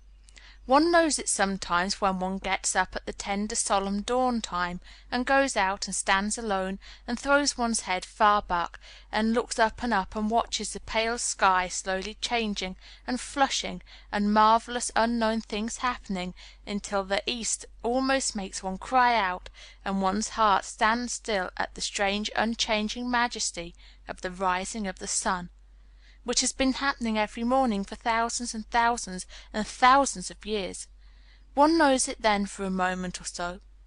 And one knows it sometimes when one stands by oneself in a wood at sunset, and the mysterious deep gold stillness slanting through and under the branches seems to be saying slowly again and again something one cannot quite hear, however much one tries.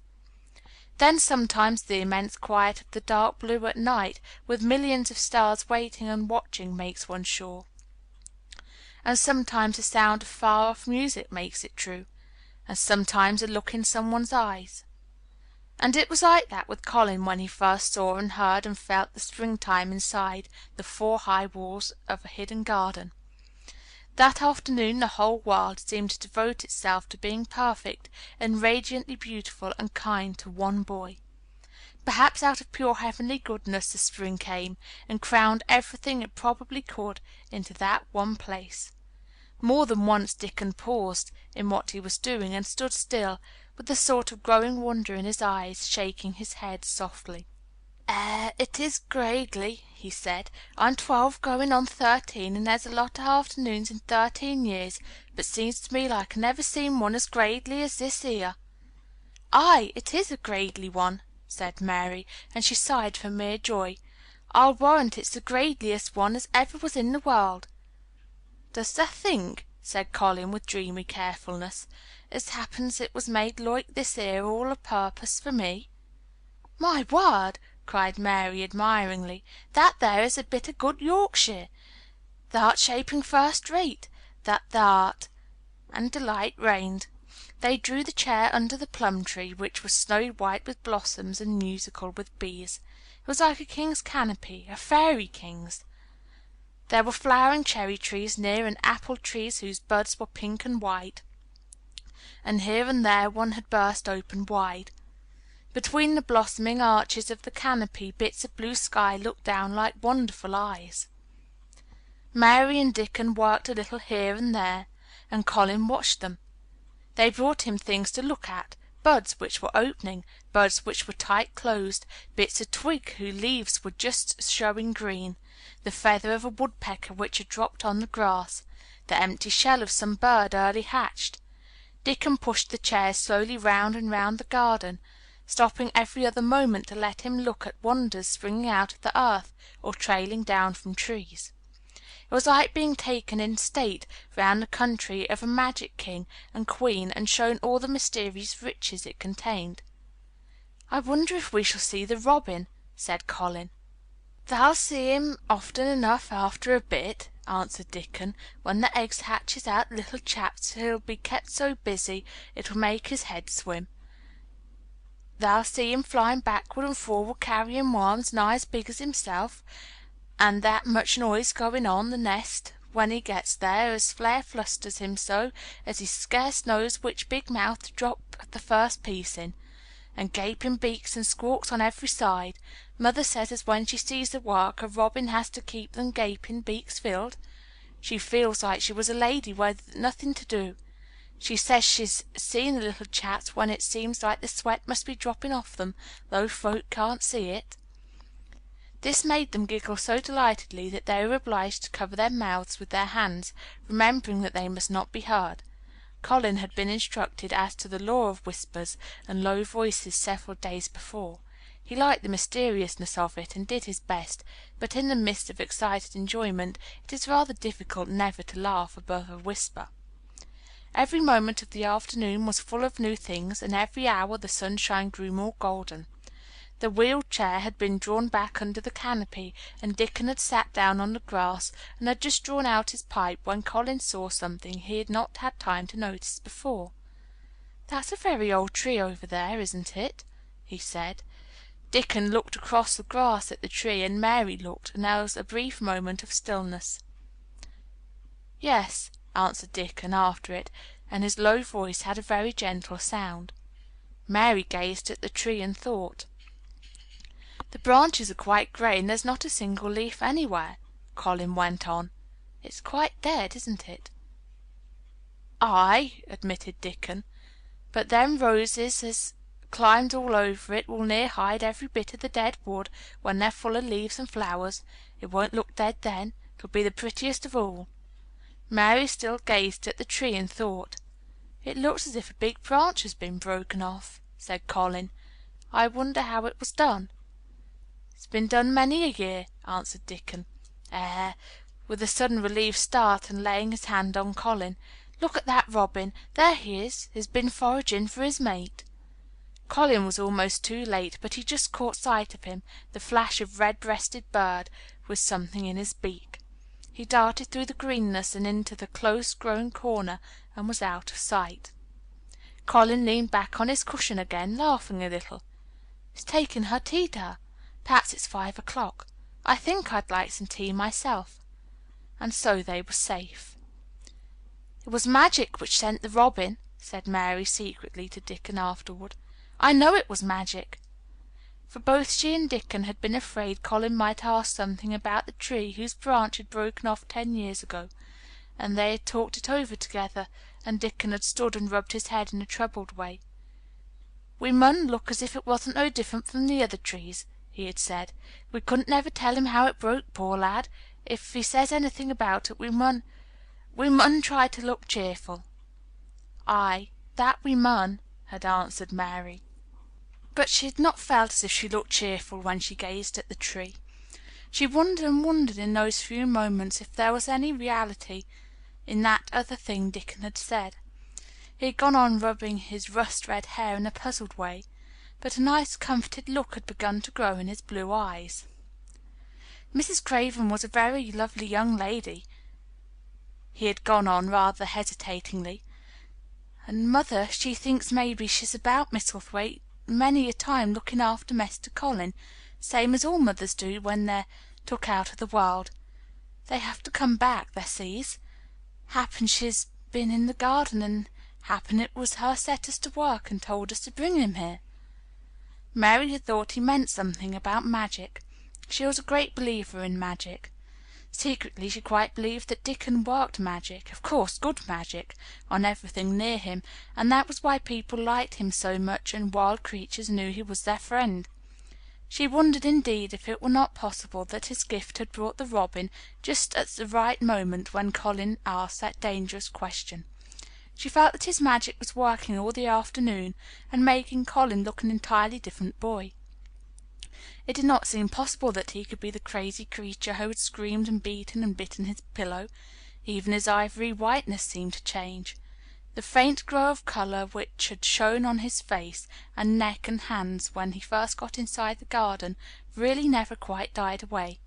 He looked as if he were made of flesh instead of ivory or wax.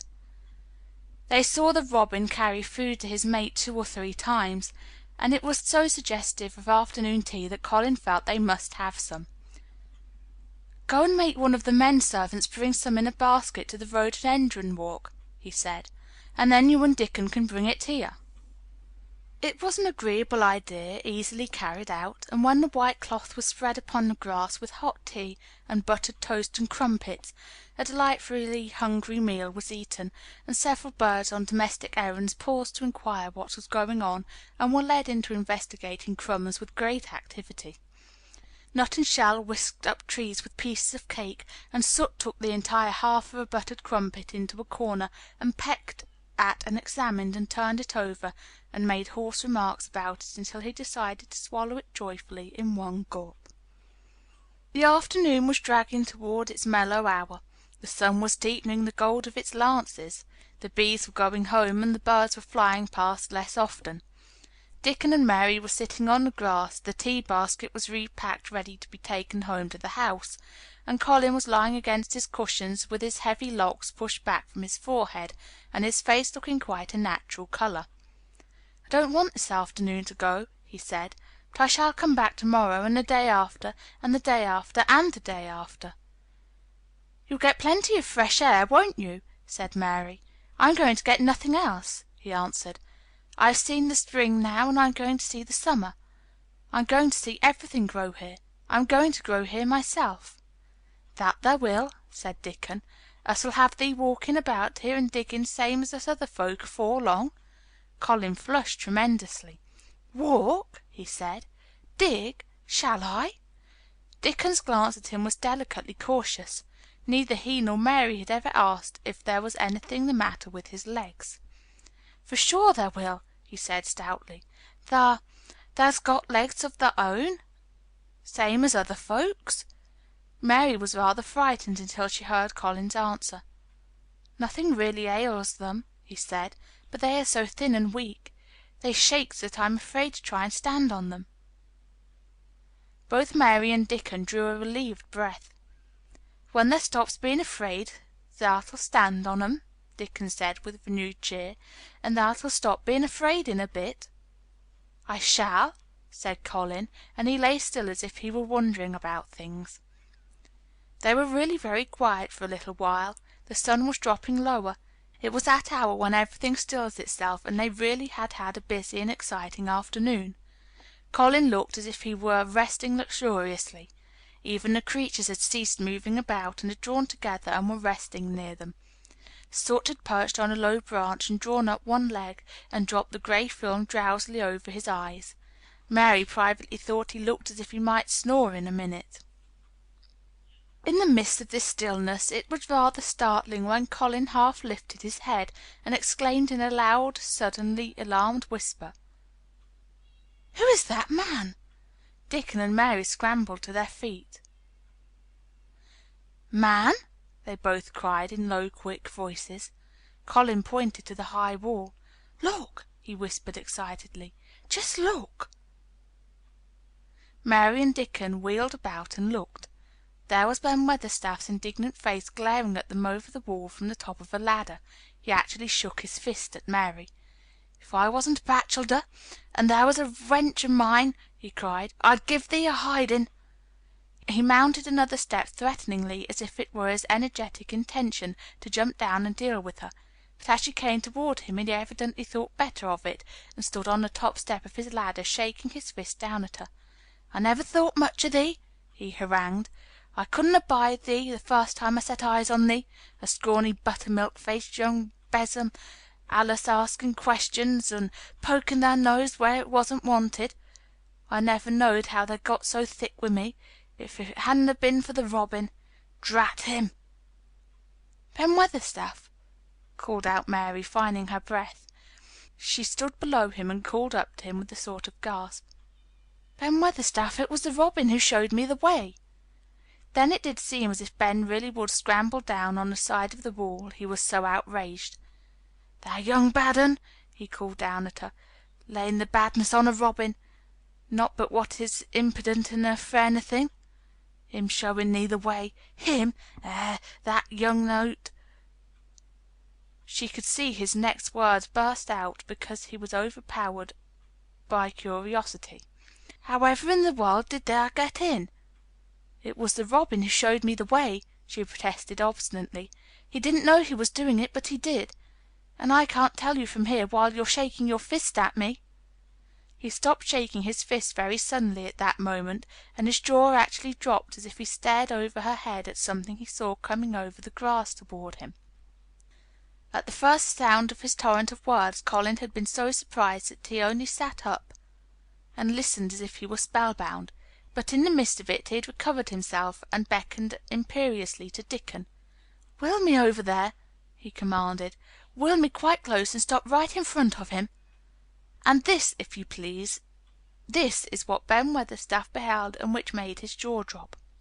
A wheeled chair with luxurious cushions and robes, which came toward him looking rather like some sort of state coach, because a young Rajah leaned back in it with royal command in his great black rimmed eyes, and a thin white hand extended haughtily toward him. And it stopped right under Ben Weatherstaff's nose. It was really no wonder his mouth dropped open. "Do you know who I am?" demanded the Rajah. How Ben Weatherstaff stared! His red old eyes fixed themselves on what was before him as if he were seeing a ghost. He gazed and gulped a lump down his throat, and did not say a word. "Do you know who I am?" demanded Colin, still more imperiously. "Answer!" Ben Weatherstaff put his gnarled hand up and passed it over his eyes and over his forehead, and then he did answer in a queer, shaky voice.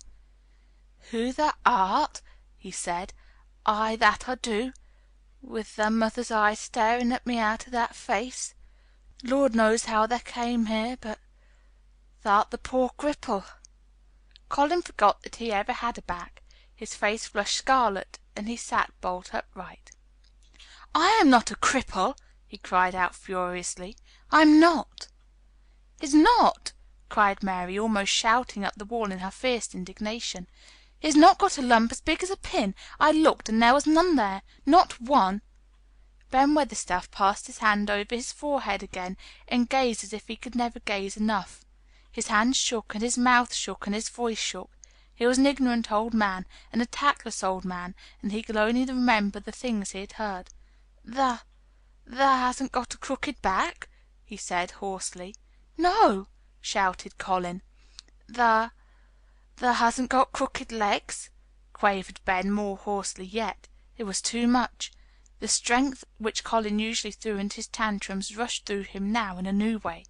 Never yet had he been accused of crooked legs, even in whispers, and the perfectly simple belief in their existence which was revealed by Ben Weatherstaff's voice was more than Rajah flesh and blood could endure.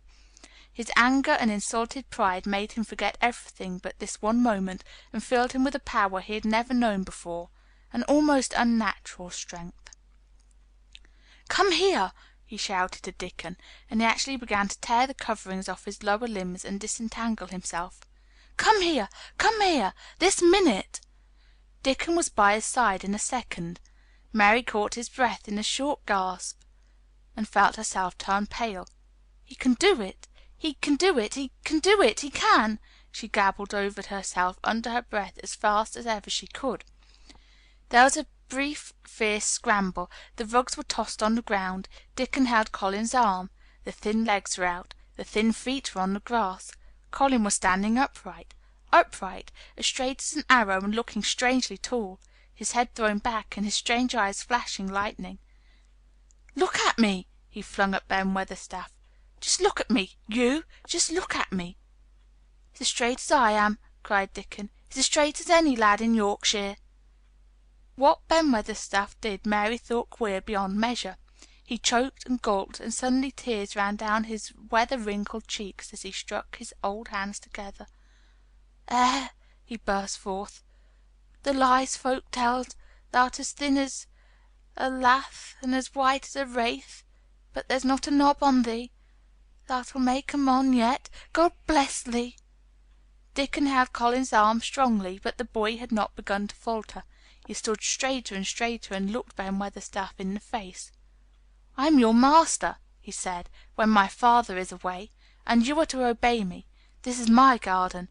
Don't you dare say a word about it. You get down from that ladder and go to the long walk, and Miss Mary will meet you and bring you here.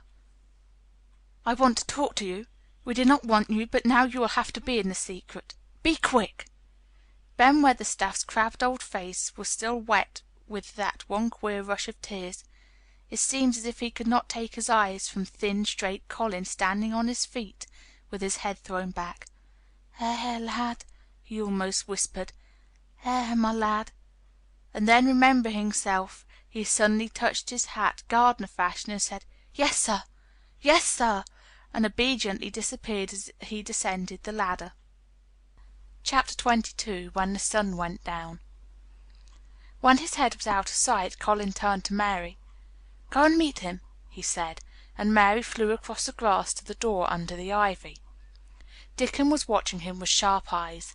There were scarlet spots on his cheeks, and he looked amazing, but he showed no signs of falling. "I can stand it," he said, and his head was still held up, and he said it quite grandly. "I told thee thou could as soon as thou stopped being afraid," answered Dickon, "and thou stopped." "Yes, I stopped," said Colin. Then suddenly he remembered something Mary had said. "Are you making magic?" he said sharply. Dickon's curly mouth spread in a cheerful grin. "Thou'st doing magic thyself," he said. "It's same magic as made these here work out o' the earth," and he touched with his thick boot a clump of crocuses in the grass. Colin looked down at them. "Aye," he said slowly, "there couldna be bigger magic than that there. There couldna be." He drew himself up straighter than ever.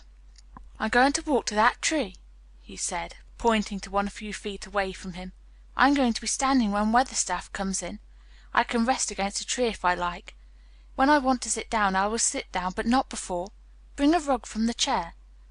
He walked to the tree, and though Dickon held his arm, he was wonderfully steady. When he stood against the tree trunk, it was not too plain that he supported himself against it, and he still held himself so straight that he looked tall. When Ben Weatherstaff came through the door in the wall, he saw him standing there, and he heard Mary muttering something under her breath. "What art saying?" he asked, rather testily, because he did not want his attention distracted from the long, thin, straight boy figure and proud face. But she did not tell him. What she was saying was this: "You can do it! You can do it! Told you you could! You can do it! You can do it! You can!"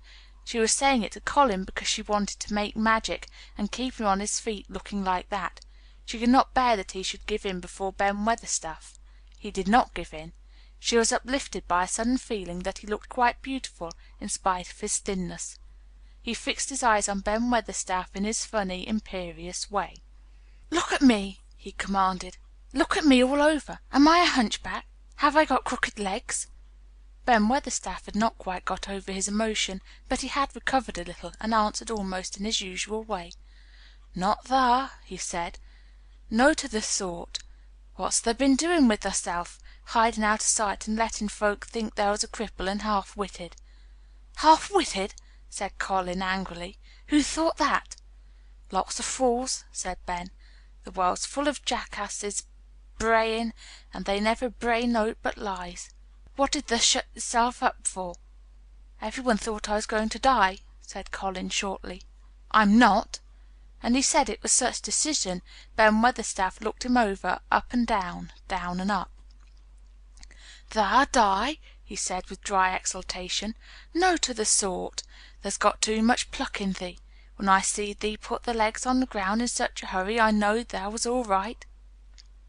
Sit thee down on the rug a bit, young mester, and give me thy orders." There was a queer mixture of crabbed tenderness and shrewd understanding in his manner. Mary had poured out speech as rapidly as she could as they had come down the long walk. The chief thing to be remembered, she had told him, was that Colin was getting well. Getting well. The garden was doing it. No one would let him remember about having humps and dying. The Rajah condescended to seat himself on a rug under a tree. "What work do you do in the gardens, Weatherstaff?" he inquired.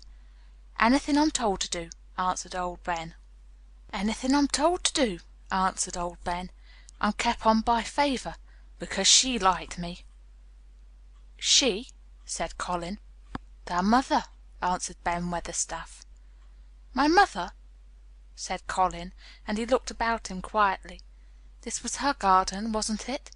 Aye, it was that, and Ben Weatherstaff looked about him too. She were main fond of it.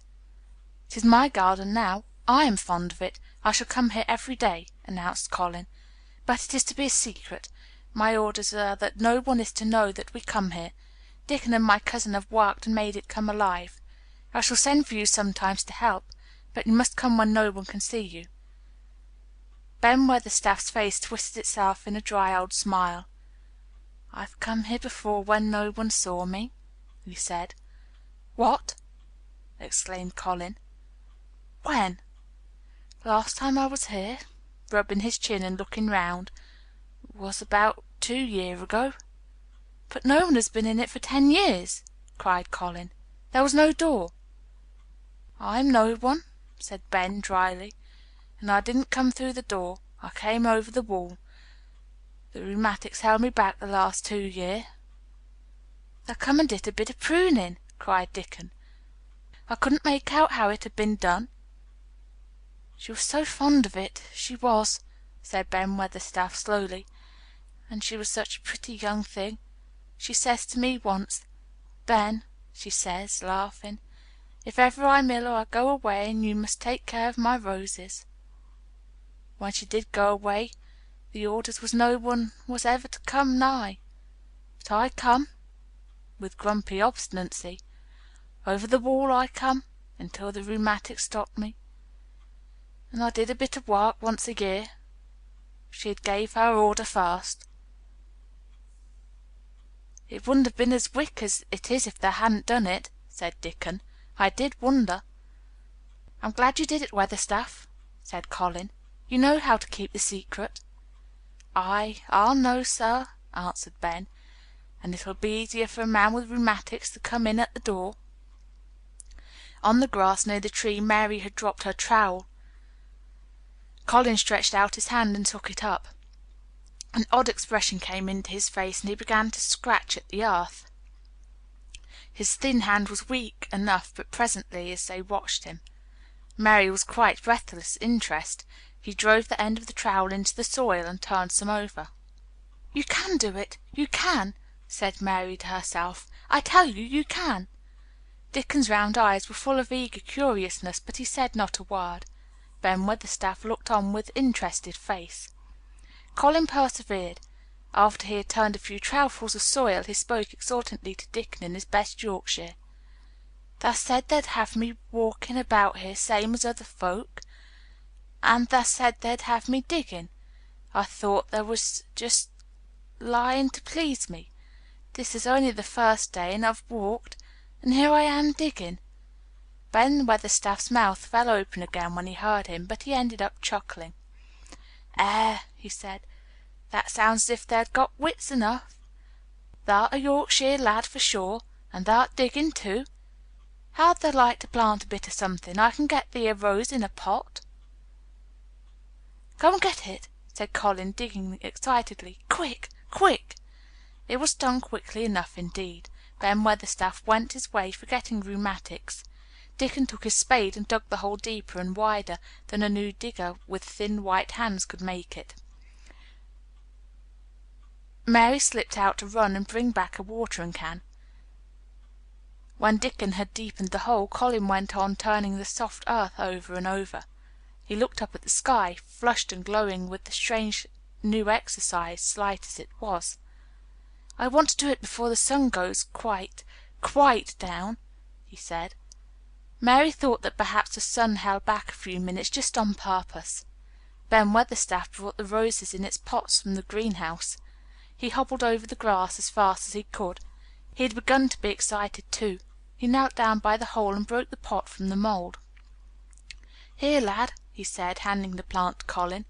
"Set it in the earth thyself, same as the king does when he goes to a new place." The thin white hands shook a little, and Colin's flush grew deeper as he settled the rose in the mould, and held it while old Ben made firm the earth. It was filled in and pressed down and made steady. Mary was leaning forward on her hands and knees. Soot had flown down and marched forward to see what was being done. Nut and Shell chattered about it from a cherry tree. "It's planted," said Colin at last, "and the sun is only slipping over the edge. Help me up, Dickon. I want to be standing when it goes. That's part of the magic."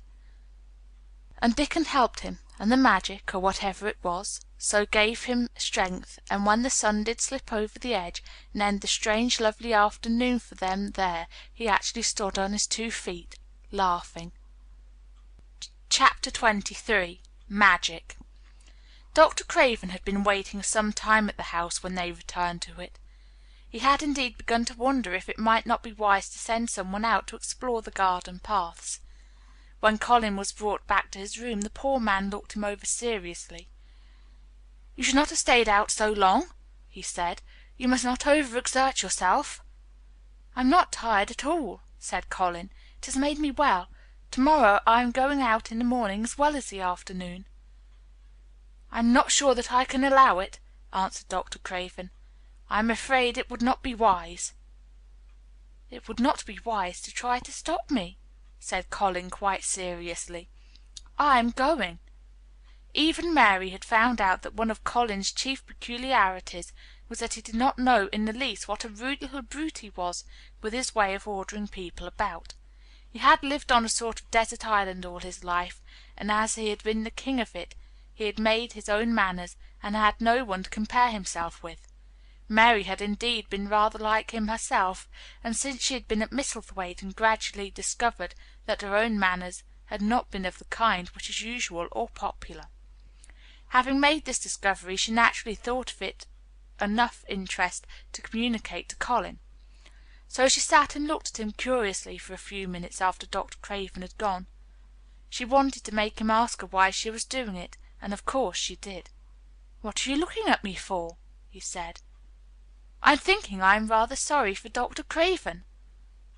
"So am I," said Colin calmly, but not without an air of some satisfaction. "You won't get Misselthwaite at all now I'm not going to die." "I'm sorry for him because of that, of course," said Mary. "But I was thinking just then that it must have been very horrid to have had to be polite for 10 years to a boy who was always rude. I would never have done it." "Am I rude?" inquired Colin undisturbedly. "If you had been his own boy, and he had been a slapping sort of man," said Mary, "he would have slapped you." "But he daren't," said Colin. "No, he daren't," answered Mistress Mary, thinking the thing out quite with prejudice. "Nobody ever dared to do anything you didn't like, because you were going to die and things like that. You are such a poor thing." "But," Colin announced stubbornly, "I'm not going to be a poor thing. I won't let people think I'm one. I stood on my feet this afternoon." "It is always having your own way that has made you so queer," Mary went on, thinking aloud. Colin turned his head, frowning. "Am I queer?" he demanded. "Yes," answered Mary, "very. But you needn't be cross," she added impartially, "because so am I queer, and so is Ben Weatherstaff. But I'm not as queer as I was before I began to like people and before I found the garden." "I don't want to be queer," said Colin. "I am not going to be." And he frowned again with determination. He was a very proud boy. He lay thinking for a while, and then Mary saw his beautiful smile begin and gradually change his whole face. "I shall stop being queer," he said, "if I go every day to the garden. There is magic in there, good magic, you know, Mary. I am sure there is." "So am I," said Mary. "Even if it isn't real magic," Colin said, "we can pretend it is. Something is there. Something." "It's magic," said Mary, "but not black. It's as white as snow." They always called it magic, and indeed it seemed like it in the months that followed. the wonderful months, the radiant months, the amazing ones. Oh, the things which happened in that garden! If you never had a garden you cannot understand, and if you have had a garden you will know that it would take a whole book to describe all that came to pass there. At least it seemed that green things would never cease pushing their way through the earth, in the grass, in the beds, even in the crevices of the walls. Then the green things began to show buds, and the buds began to unfurl and show colour, every shade of blue, every shade of purple, every tint and hue of crimson. In its happy days flowers had been tucked away into every inch and hole and corner. Ben Weatherstaff had seen it done, and had himself scraped out mortar from between the bricks of the wall, and made pockets of earth for lovely clinging things to grow on. Irises and white lilies rose out of the grass in sheaves, and the green alcoves filled themselves with amazing armies of the blue and white flower lances of tall delphiniums or columbines or campanulas. "She was main fond of them, she was," Ben Weatherstaff said. "She liked them things as was allus pointing up to the blue sky, she used to tell. Not as she was one of 'em as looked down on the earth, not her. She just loved it, but she said as the blue sky always looked so joyful." The seeds Dickon and Mary had planted grew as if fairies had tended them. Satiny poppies of all tints danced in the breeze by the score, gaily defying flowers which had lived in the garden for years, and which it might be confessed seemed rather to wonder how such new people had got there. And the roses, rising out of the grass, tangled round the sundial, wreathing the tree trunks, and hanging from their branches, climbing up the walls and spreading over them with long garlands, falling in cascades. They came alive day by day, hour by hour, fair fresh leaves and buds, tiny at first but swelling and working magic until they burst and uncurled into cups of scent, delicately spilling themselves over their brims and filling the garden air. Colin saw it all, watching every change as it took place. Every morning he was brought out, and every hour of each day when it didn't rain he spent in the garden. Even grey days pleased him. He would lie on the grass, watching things growing, he said. If you watched long enough, he declared, you could see buds unsheath themselves. Also you could make the acquaintance of strange busy insects, things running about on various unknown but evidently serious errands, sometimes carrying tiny scraps of straw or feather or food, or climbing blades of grass as if they were trees from whose tops one could look out to explore the country. A mole throwing up its mound at the end of its burrow, and making its way out at last with the long nailed paws which looked so like elfish hands, had absorbed him one morning. Ants' ways, beetles' ways, bees' ways, frogs' ways, birds' ways, plants' ways, gave him a new world to explore, and when Dickon revealed them all, and added foxes' ways, otters' ways, ferrets' ways, squirrels' ways, and trout and water rats and badgers' ways, there was no end to talk about and think over. And this was not the half of the magic. The fact that he had really once stood on his feet had set Colin thinking tremendously, and when Mary told him of the spells she had worked, he was excited and approved of it greatly. She talked of it constantly. "Of course there must be a lot of magic in the world," he said wisely one day, "but people don't know what it is, or how to make it. Perhaps the beginning is just to say nice things are going to happen until you make them happen. I'm going to try an experiment." Next morning, when they went to the secret garden, he sent at once for Ben Weatherstaff. Ben came as quickly as he could, and found the Rajah standing on his feet under a tree, and looking very grand, but also very beautifully smiling. "Good morning, Ben Weatherstaff," he said. "I want you and Dickon and Miss Mary to stand in a row and listen to me, because I am going to tell you something very important." "Aye, aye, sir," answered Ben Weatherstaff, touching his forehead. One of the long concealed charms of Ben Weatherstaff was that in his boyhood he had once run away to sea and had made voyages, so he could reply like a sailor. "I am going to try a scientific experiment," explained the Rajah. When I grow up I am going to make great scientific discoveries, and I am going to begin now with this experiment." "Aye, aye, sir," said Ben Weatherstaff promptly, though this was the first time he had heard of great scientific discoveries. It was the first time Mary had heard of them either, but even at this stage she had begun to realize that, queer as he was, Colin had read about a great many singular things, and was somehow a very convincing sort of boy. When he held up his head and fixed his strange eyes on you, it seemed as if you believed him almost in spite of yourself, though he was only 10 years old, going on 11. At this moment he was especially convincing, because he suddenly felt the fascination of actually making a sort of speech like a grown-up person. "The great scientific discoveries I am going to make," he went on, "will be about magic. Magic is a great thing, and scarcely anyone knows anything about it except a few people in old books, and Mary a little, because she was born in India where there are fakirs. I believe Dickon knows some magic, but perhaps he doesn't know he knows it. He charms animals and people. I would never have let him come to see me if he had not been an animal charmer, which is a boy charmer, too, because a boy is an animal.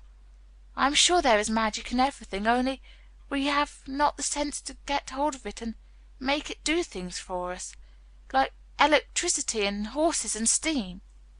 This sounded so imposing that Ben Weatherstaff became quite excited, and really could not keep still. "Aye, aye, sir," he said, and he began to stand up quite straight.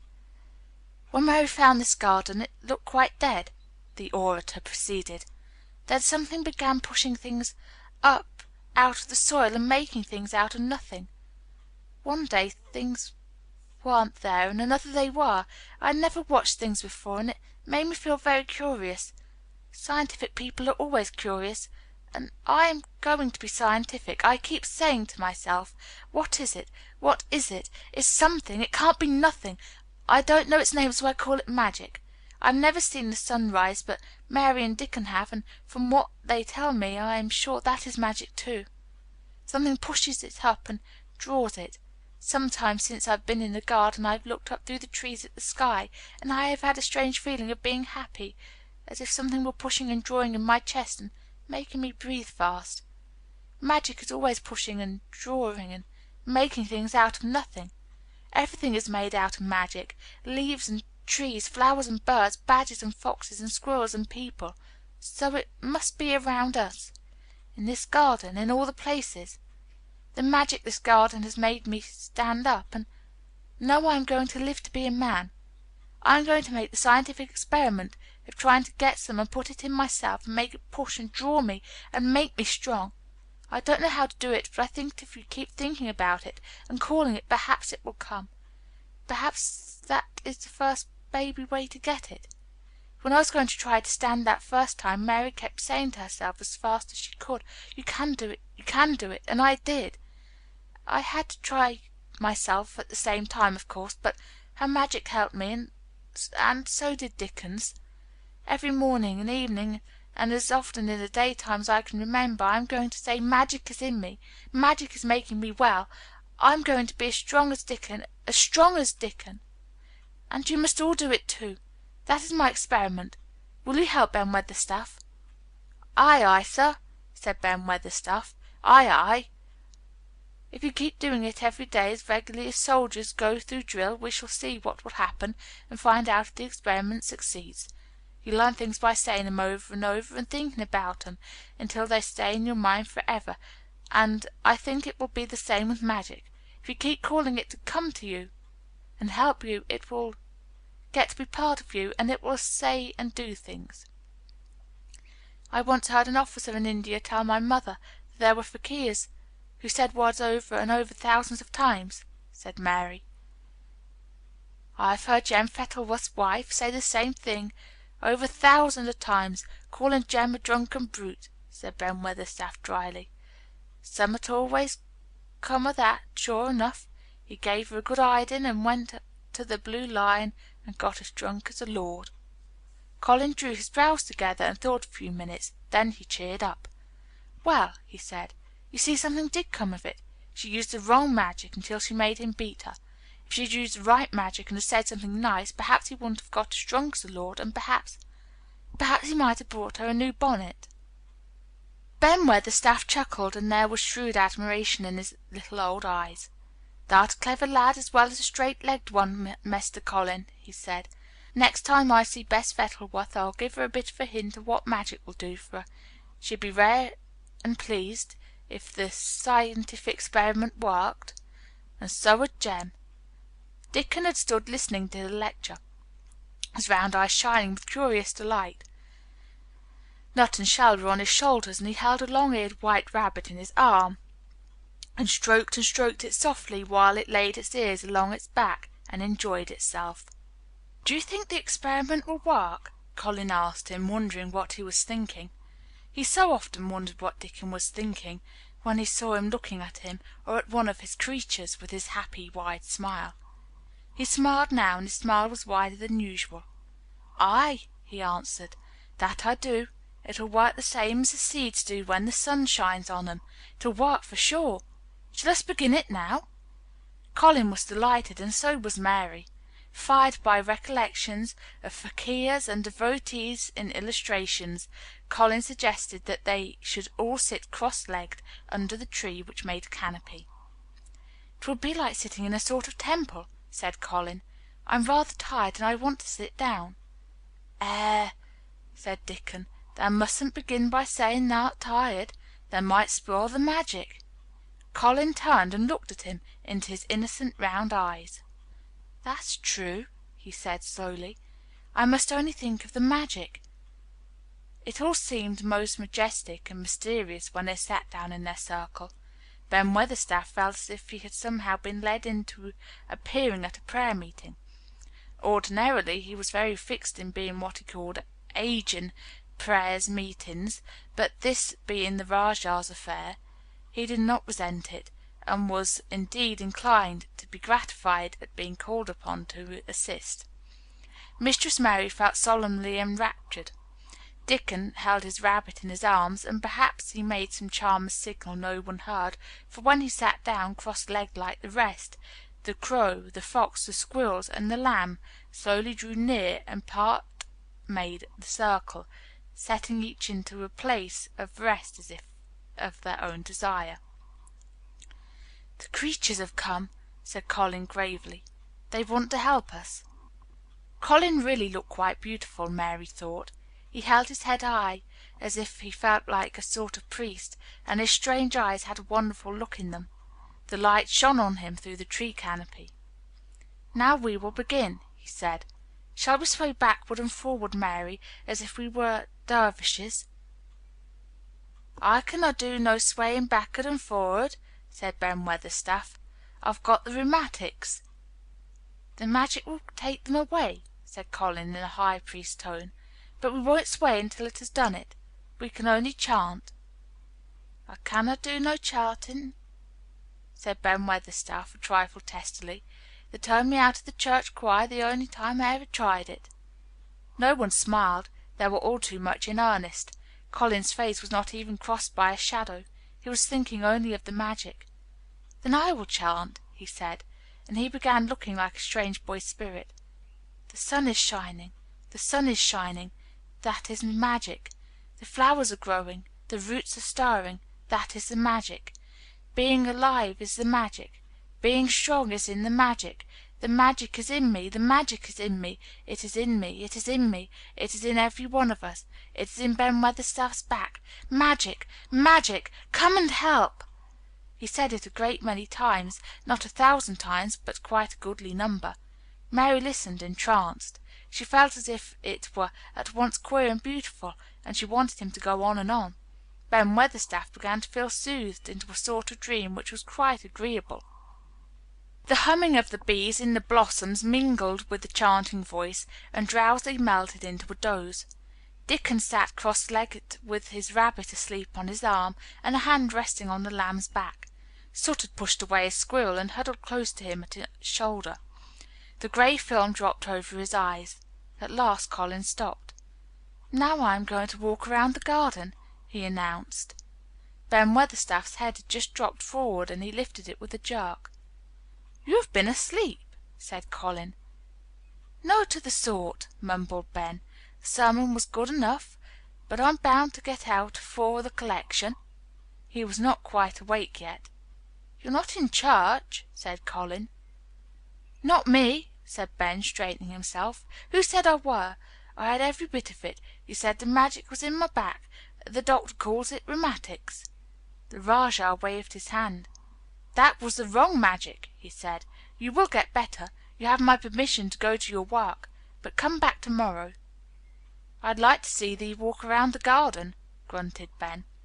It was not an unfriendly grunt, but it was a grunt, in fact. Being a stubborn old party, and not having entire faith in magic, he had made up his mind that if he were sent away he would climb his ladder and look over the wall to see that he might be ready to hobble back if there were any stumbling. The Rajah did not object to his staying, and so the procession was formed. It really did look like a procession. Colin was at its head, with Dickon on one side and Mary on the other. Ben Weatherstaff walked behind, and the creatures tailed after them. The lamb and the fox cub kept close to Dickon, the white rabbit hopping along or stopping to nibble, and Soot following with the solemnity of a person who felt himself in charge. It was a procession which moved slowly, but with dignity. Every few yards it stopped to rest. Colin leaned on Dickon's arm, and privately Ben Weatherstaff kept a sharp lookout. But now and then Colin took his hand from its support and walked a few steps alone. His head was held up all the time, and he looked very grand. "The magic is in me," he kept saying. "The magic is making me strong. I can feel it. I can feel it." It seemed very certain that something was holding and uplifting him. He sat on the seats in the alcoves, and once or twice he sat down on the grass, and several times he paused in the path and leaned on Dickon, but he would not give up until he had gone all round the garden. When he returned to the canopy tree, his cheeks were flushed and he looked triumphant. "I did it. The magic worked," he cried. "That is my first scientific discovery." "What will Dr. Craven say?" broke out Mary. "He won't say anything," Colin answered, "because he will not be told. This is the biggest secret of all. No one is to know anything about it until I have grown so strong that I can walk and run like another boy. I shall come back here every day in my chair, and I shall be taken back in it. I won't have people whispering and asking questions, and I won't let my father hear about it until the experiment has quite succeeded. Then sometime when he comes back to Misselthwaite I shall just walk into his study and say, 'Here I am. I am like any other boy. I am quite well, and I shall live to be a man. It has been done by a scientific experiment.'" "You will think he is in a dream," cried Mary. "He won't believe his eyes." Colin flushed triumphantly. He had made himself believe that he was going to get well, which was really more than half the bottle, if he had been aware of it. And the thought which stimulated him more than any other was this imagining what his father would look like when he saw that he had a son who could walk as straight and strong as other fathers' sons. One of his darkest miseries in unhealthy, morbid past days has been his hatred of being a sickly, weak-backed boy whose father was afraid to look at him. "He'll be obliged to believe them," he said. "One of the things I am going to do after the magic works, and before I begin to make scientific discoveries, is to be an athlete." "We shall have thee taken to boxing in a week or so," said Ben Weatherstaff. "That'll end with winning the belt and being champion prize fighter of all England." Colin fixed his eyes on him sternly. "Weatherstaff," he said, "that is disrespectful. You must not take liberties because you are in the secret. However much the magic works, I shall not be a prize fighter. I shall be a scientific discoverer." Pardon, sir," answered Ben, touching his forehead in salute. "I ought to have seed it wasn't a joking matter." But his eyes twinkled, and secretly he was immensely pleased. He really did not mind being snubbed, since the snubbing meant that the lad was gaining strength and spirit. Chapter 24. Let Them Laugh. The secret garden was not the only one Dickon worked in. Round the cottage on the moor there was a piece of ground enclosed by a low wall of rough stones. Early in the morning and late in the fading twilight, and on all the days Colin and Mary did not see him, Dickon worked there planting, or tending potatoes and cabbages, turnips and carrots and herbs for his mother. In the company of his creatures he did wonders there, and was never tired of doing them, it seemed. While he dug or weeded, he whistled or sang bits of Yorkshire moor songs, or talked to Soot or Captain or the brothers and sisters he had taught to help him. "We'd never get on as comfortable as we do," Mrs. Sowerby said, "if it wasn't for Dickon's garden. Anything'll grow for him. His taters and cabbages is twice the size of any one else's, and they've got a flavor with 'em as nobody's has."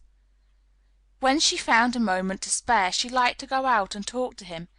After supper there was still a long, clear twilight to work in, and that was her quiet time. She could sit upon the low, rough wall and look on and hear stories of the day. She loved this time. There were not only vegetables in this garden.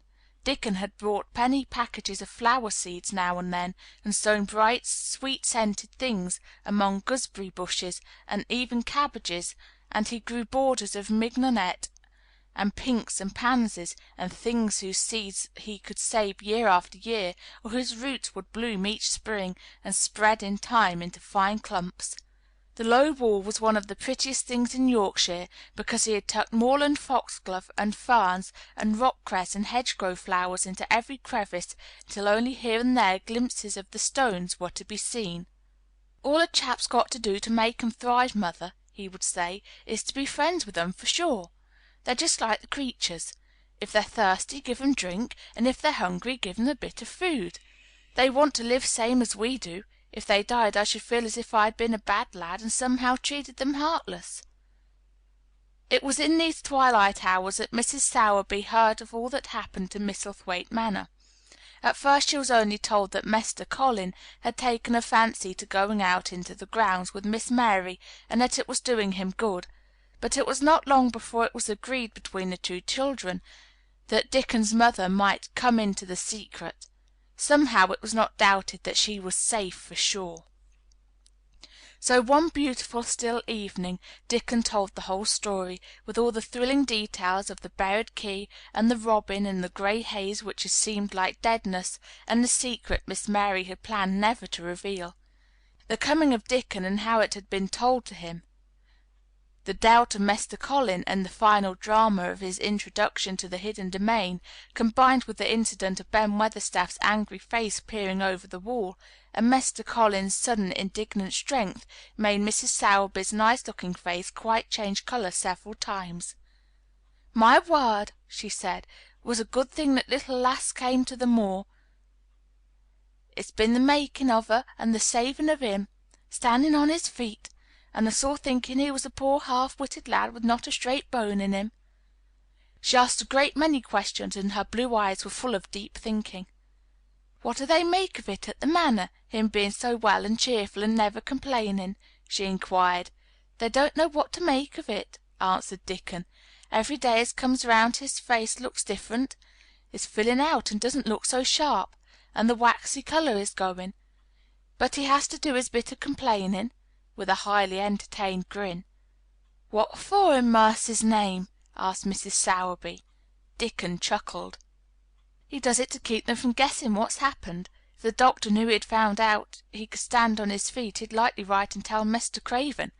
Mr. Colin's saving the secret to tell himself. He's going to practise his magic on his legs every day till his father comes back, and then he's going to march into his room and show him he's as straight as other lads. But him and Miss Mary think it's best plan to do a bit of groaning and fretting now and then to throw folks off the scent." Mrs. Sowerby was laughing a low, comfortable laugh long before he had finished his last sentence. She said, "that pair's enjoying theirselves, I'll warrant. They'll get a good bit of acting out of it, and there's nothing children like as much as play acting. Let's hear what they do, Dickon, lad." Dickon stopped weeding and sat up on his heels to tell her. His eyes were twinkling with fun. "Mr. Colin is carried down to his chair every time he goes out," he explained, "and he flies out at John the footman for not carrying him careful enough.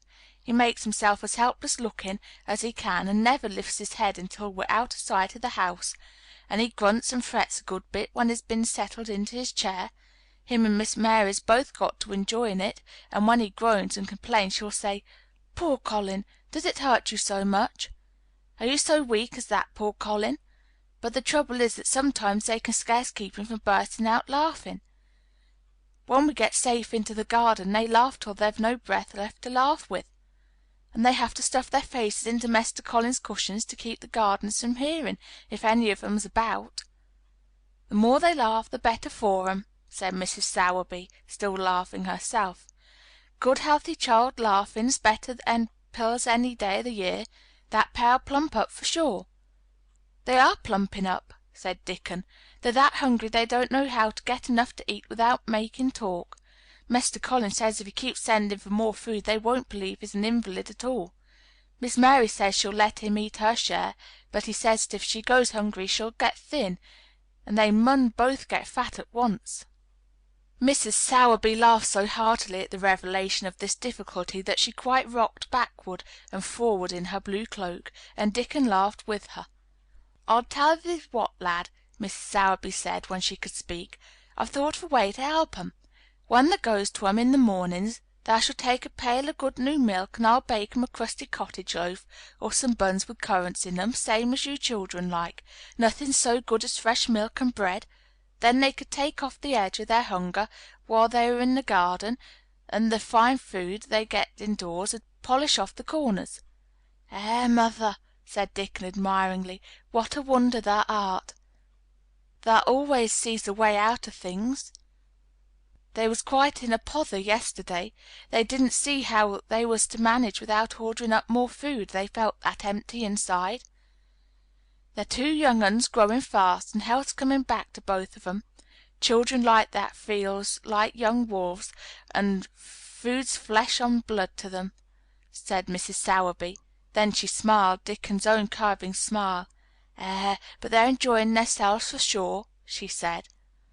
That was quite right, the comfortable, wonderful mother creature, and she had never been more so than when she said their play acting would be their joy. Colin and Mary found it one of the most thrilling sources of entertainment. The idea of protecting themselves from suspicion had been unconsciously suggested to them, first by the puzzled nurse and then by Dr. Craven himself. "Your appetite is improving very much, Master Colin," the nurse had said one day. "You used to eat nothing, and so many things disagreed with you." "Nothing disagrees with me now," replied Colin, and then seeing the nurse looking at him curiously, he suddenly remembered that perhaps he ought not to appear too well just yet. "At least things don't so often disagree with me. It's the fresh air." "Perhaps it is," said the nurse, still looking at him with a mystified expression. "But I must talk to Dr. Craven about it." "How she stared at you," said Mary when she went away, "as if she thought there must be something to find out." "I won't have her finding out things," said Colin. "No one must begin to find out yet. When Dr. Craven came that morning he seemed puzzled also. He asked a number of questions, to Colin's great annoyance. "You stay out in the garden a great deal?" he suggested. "Where do you go?" Colin put on his favorite air of dignified indifference to opinion. "I'll not let any one know where I go," he answered. "I go to a place I like. Every one has orders to keep out of the way. I won't be watched and stared at. You know that." "You seem to be out all day, but I do not think it has done you harm." "I do not think so. The nurse says you eat much more than you have ever done before." "Perhaps," said Colin, prompted by a sudden inspiration, "perhaps it is an unnatural appetite." "I do not think so, as your food seems to agree with you," said Dr. Craven. "You are gaining flesh rapidly, and your color is better." Perhaps I'm bloated and feverish," said Colin, assuming a discouraging air of gloom. "People who are not going to live are often different." Dr. Craven shook his head. He was holding Colin's wrist, and pushed up his sleeve and felt his arm. "You are not feverish," he said thoughtfully, "and such flesh as you have gained is healthy. If you can keep this up, my boy, we need not talk of dying. Your father will be happy to hear of this remarkable improvement." "I won't have him told," Colin broke forth fiercely. "It will only disappoint him if I get worse again, and I may get worse this very night. I might have a raging fever. I feel as if I might be beginning to have one now. I won't have letters written to my father. I won't. I won't! You are making me angry, and you know that is bad for me. I feel hot already. I hate being written about and being talked over as much as I hate being stared at." "Hush, my boy," Dr. Craven soothed him. "Nothing shall be written without your permission. You are too sensitive about things. You must not undo the good which has been done." He said no more about writing to Mr. Craven, and when he saw the nurse he privately warned her that such a possibility must not be mentioned to the patient. "The boy is extraordinarily better," he said. "His advance seems almost abnormal, but of course he is doing now of his own free will what we could not make him do before. Still, he excites himself very easily, and nothing must be said to irritate him." Mary and Colin were much alarmed, and talked together anxiously. From this time dated their plan of play acting. "I may be obliged to have a tantrum," said Colin regretfully. "I don't want to have one, and I'm not miserable enough now to work myself into a big one. Perhaps I couldn't have one at all. That lump doesn't come in my throat now, and I keep thinking of nice things instead of horrible ones. But if they talk about writing to my father I shall have to do something." He made up his mind to eat less, but unfortunately it was not possible to carry out this brilliant idea when he wakened each morning with an amazing appetite, and the table near his sofa was set with a breakfast of homemade bread and fresh butter, snow-white eggs, raspberry jam, and clotted cream. Mary always breakfasted with him, and when they found themselves at the table, particularly if there were delicate slices of sizzling ham sending forth tempting odors from under a hot silver cover, they would look into each other's eyes in desperation. "I think we shall have to eat it all this morning," Colin always ended by saying. "We can send away some of the lunch and a great deal of the dinner." But they never found they could send away anything, and the highly polished conditions of the empty plates returned to the pantry awakened much comment. "I do wish," Colin would also say, "I do wish the slices of ham were thicker, and one muffin each is not enough for any one." "It is enough for a person who is going to die," answered Mary when first she heard this, "but it is not enough for a person who is going to live. I sometimes feel as if I could eat 3 when those nice fresh heather and gore smells from the moor come pouring in at the open window."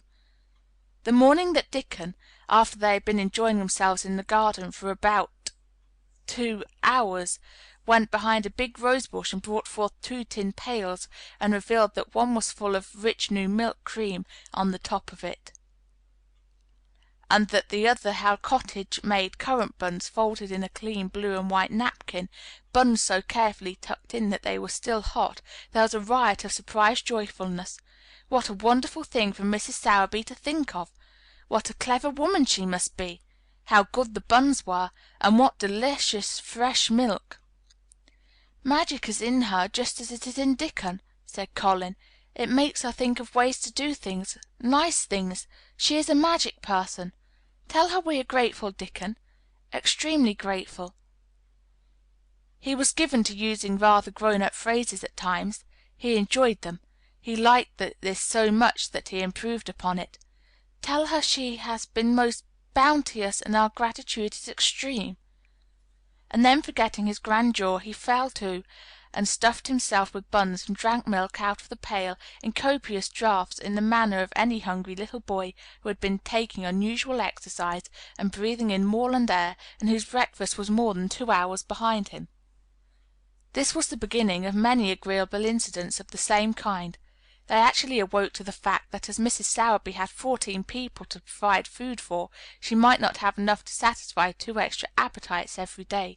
So they asked her to let them send some of their shillings to buy things. Dickon made the stimulating discovery that in the wood in the park outside the garden where Mary had first found him piping to the wild creatures, there was a deep little hollow where you could build a sort of tiny oven with stones and roast potatoes and eggs in it. Roasted eggs were a previously unknown luxury, and very hot potatoes with salt and fresh butter in them were fit for a woodland king, besides being deliciously satisfying. You could buy both potatoes and eggs and eat as many as you liked without feeling as if you were taking food out of the mouths of 14 people. Every beautiful morning the magic was worked by the mystic circle under the plum tree, which provided a canopy of thickening green leaves over its brief blossom time was ended. After the ceremony Colin always took his walking exercise, and throughout the day he exercised his newly found power at intervals. Each day he grew stronger and could walk more steadily and cover more ground, and each day his belief in the magic grew stronger, as well it might. He tried one experiment after another as he felt himself gaining strength, and it was Dickon who showed him the bestest things of all. "Yesterday," he said one morning after an absence, "I went to Thwaite for mother, and near the Blue Cow Inn I seed Bob Horwath. He's the strongest chap on the moor. He's a champion wrestler, and he can jump higher than any other chap, and throw the hammer farther. He's gone all the way to Scotland for the sport some years. He's knowed me ever since I was a little un, and is a friendly sort, and I asked him some questions. The gentry calls him an athlete, and I thought of him, Mester Colin, and I says, 'How did they make their muscles stick out that way, Bob? Did they do anything extra to make thyself so strong?' And he says, 'Well, yes, lad, I did. A strong man in a show that come to Thwaite once showed me how to exercise my arms and legs and every muscle in my body.' And I says, 'Could a delicate chap make himself stronger with 'em, Bob?' And he laughed and says, 'Art tha the delicate chap?' And I says, 'No, but I knows a young gentleman that's getting well of a long illness, and I wish I knowed some of them tricks to tell him about.' I didn't say no names, and he didn't ask none. He's friendly, same as I said, and he stood up and showed me good natured like, and I imitated what he did till I knowed it by heart." Colin had been listening excitedly. "Can you show me?" he cried. "Will you?" "Ay, to be sure," Dickon answered, getting up. "But he says thou mun do 'em gentle at first, and be careful not to tire thysel. Rest in between times, and take deep breaths, and don't overdo." "I'll be careful," said Colin. "Show me, show me! Dickon, you are the most magic boy in the world." Dickon stood up on the grass and slowly went through a carefully practical but simple series of muscle exercises. Colin watched them with widening eyes. He could do a few while he was sitting down. Presently he did a few gently while he stood upon his already steadied feet. Mary began to do them also. Soot, who was watching the performance, became much disturbed, and left his branch and hopped about restlessly because he could not do them too. From that time the exercises were part of the day's duties as much as the magic was. It became possible for both Colin and Mary to do more of them each time they tried, and such appetites were the results that but for the basket Dickon put down beside the bush each morning when he arrived they would have been lost. But the little oven in the hollow and Mrs. Sowerby's bounties were so satisfying that Mrs. Medlock and the nurse and Dr. Craven became mystified again. "You can trifle with your breakfast and seem to disdain your dinner if you are full to the brim with roasted eggs and potatoes and richly frothed new milk and oatcakes and buns and heather honey and clotted cream." "They are eating next to nothing," said the nurse. "They'll die of starvation if they can't be persuaded to take some nourishment. And yet see how they look." "Look!" exclaimed Mrs. Medlock indignantly. I'm moithered to deal with them. They're a pair of young Satans, bursting their jackets one day and the next turning up their noses at the best meals cook can tempt them with. Not a mouthful of that lovely young fowl and bread sauce did they set a fork into yesterday. And the poor woman fair invented a pudding for them, and back it's sent. She almost cried. She's afraid she'll be blamed if they starve themselves into their graves." Dr. Craven came and looked at Colin long and carefully. He wore an extremely worried expression when the nurse talked with him, and showed him the most untouched tray of breakfast she had saved for him to look at. But it was even more worried when he sat down by Colin's sofa and examined him. He had been called to London on business, and had not seen the boy for nearly 2 weeks. When young things begin to gain health, they gain it rapidly. The waxen tinge had left Colin's skin, and a warm rose showed through it. His beautiful eyes were clear, and the hollows under them and in his cheeks and temples had filled out. His once dark, heavy locks had begun to look as if they sprang healthily from his forehead and were soft and warm with life. His lips were fuller and of a normal color. In fact, as an imitation of a boy who was a confirmed invalid, he was a disgraceful sight. Dr. Craven held his chin in his hand and thought him over. "I am sorry to hear that you do not eat anything," he said. "That will not do. You will lose all you have gained, and you have gained amazingly. You ate so well a short time ago." "I told you it was an unnatural appetite," answered Colin. Mary was sitting on her stool near by, and she suddenly made a very queer sound which she tried so violently to repress that she ended by almost choking. "What is the matter?" said Dr. Craven, turning to look at her. Mary became quite severe in her manner. "It was something between a sneeze and a cough," she replied with reproachful dignity, "and it got into my throat." "But," she answered afterward to Colin, "I couldn't stop myself. It just burst out all at once.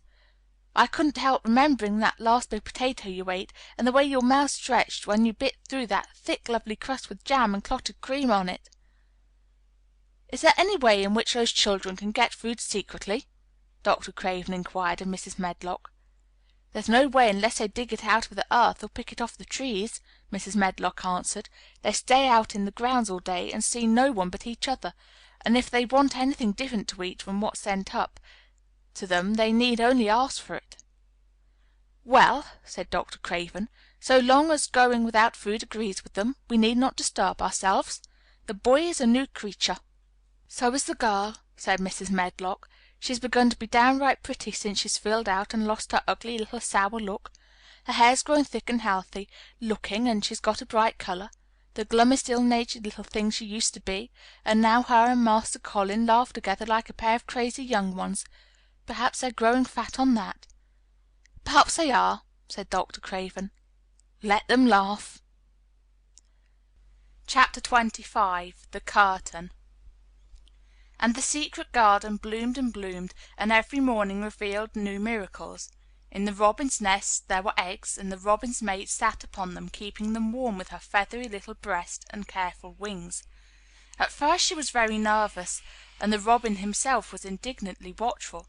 Even Dickon did not go near the close-grown corner in those days, but waited until by the quiet working of some mysterious spell he seemed to have conveyed to the soul of the little pair that in the garden there was nothing which was not quite like themselves, nothing which did not understand the wonderfulness of what was happening to them, the immense, tender, terrible, heart-breaking beauty and solemnity of eggs. If there had been one person in that garden who had not known through all his or her innermost being that if an egg were taken away or hurt the whole world would whirl round and crash through space and come to an end, if there had been even one who did not feel it and act accordingly, there could have been no happiness even in that golden springtime air. But they all knew it and felt it, and the robin and his mate knew they knew it. At first the robin watched Mary and Colin with sharp anxiety. For some mysterious reason he knew he need not watch Dickon. The first moment he set his dew-bright black eye on Dickon he knew he was not a stranger, but a sort of robin without beak or feathers. He could speak robin, which is a quite distinct language, not to be mistaken for any other. To speak robin to a robin is like speaking French to a Frenchman. Dickon always spoke it to the robin himself, so the queer gibberish he used when he spoke to the humans did not matter in the least. The robin thought he spoke this gibberish to them because they were not intelligent enough to understand feathered speech. His movements also were robin. They never startled one by being sudden enough to seem dangerous or threatening. And Robin could understand Dickon, so his presence was not even disturbing. But at the outset it seemed necessary to be on guard against the other two. In the first place, the boy creature did not come into the garden on his legs. He was pushed in on a thing with wheels, and the skins of wild animals were thrown over him. That in itself was doubtful. Then when he began to stand up and move about, he did it in a queer, unaccustomed way, and the others seemed to have to help him. The robin used to secrete himself in a bush and watch this anxiously, his head tilted first on one side and then on the other. He thought that the slow movements might mean that he was preparing to pounce, as cats do. When cats are preparing to pounce, they creep over the ground very slowly. The robin talked this over with his mate a great deal for a few days, but after that he decided not to speak of the subject because her terror was so great that he was afraid it might be injurious to the eggs. When the boy began to walk by himself, and even to move more quickly, it was an immense relief. But for a long time, or it seemed a long time to the robin, he he was a source of some anxiety. He did not act as the other humans did. He seemed very fond of walking, but he had a way of sitting or lying down for a while, and then getting up in a disconcerting manner to begin again. One day the Robin remembered that when he himself had been made to learn to fly by his parents he had done much the same sort of thing. He had taken short flights for a few yards, and then had been obliged to rest. So it occurred to him that this boy was learning to fly, or rather to walk. He mentioned this to his mate, and when he told her that the eggs would probably conduct themselves in the same way after they were fledged, she was quite comforted, and even became eagerly interested and derived great pleasure from watching the boy over the edge of her nest, though she always thought that the eggs would be much cleverer and learn more quickly. But then she said indulgently that humans were always more clumsy and slow than eggs, and most of them never seemed really to learn to fly at all. You never met them in the air or on tree tops. After a while the boy began to move about as the others did, but all three of the children at times did unusual things. They would stand under the trees and move their arms and legs and heads about in a way which was neither walking nor running nor sitting down. They went through these movements at intervals every day, and the Robin was never able to explain to his mate what they were doing or trying to do. He could only say that he was sure that the eggs would never flap about in such a manner, but as the boy who could speak Robin so fluently was doing the thing with them, birds could be quite sure that their actions were not of a dangerous nature. Of course, neither the Robin nor his mate had ever heard of the champion wrestler Bob Horreth, and his exercises for making the muscles stand out like lumps. Robins are not like human beings. Their muscles are always exercised from the first, and so they develop themselves in a natural manner.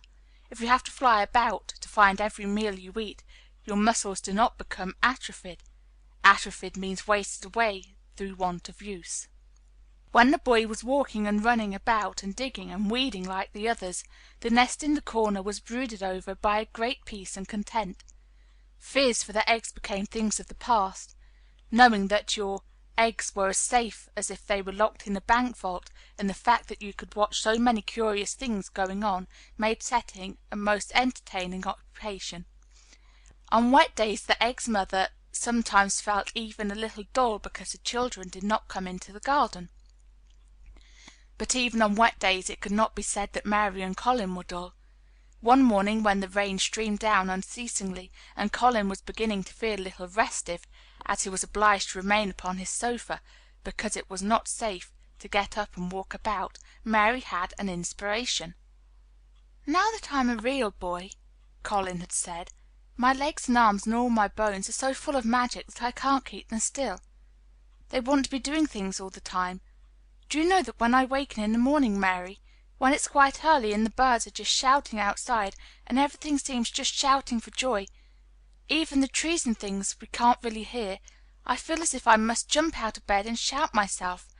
If I did it, just think what would happen." Mary giggled inordinately. "The nurse would come running, and Mrs. Medlock would come running, and they would be sure you had gone crazy, and they'd send for the doctor," she said. Colin giggled himself.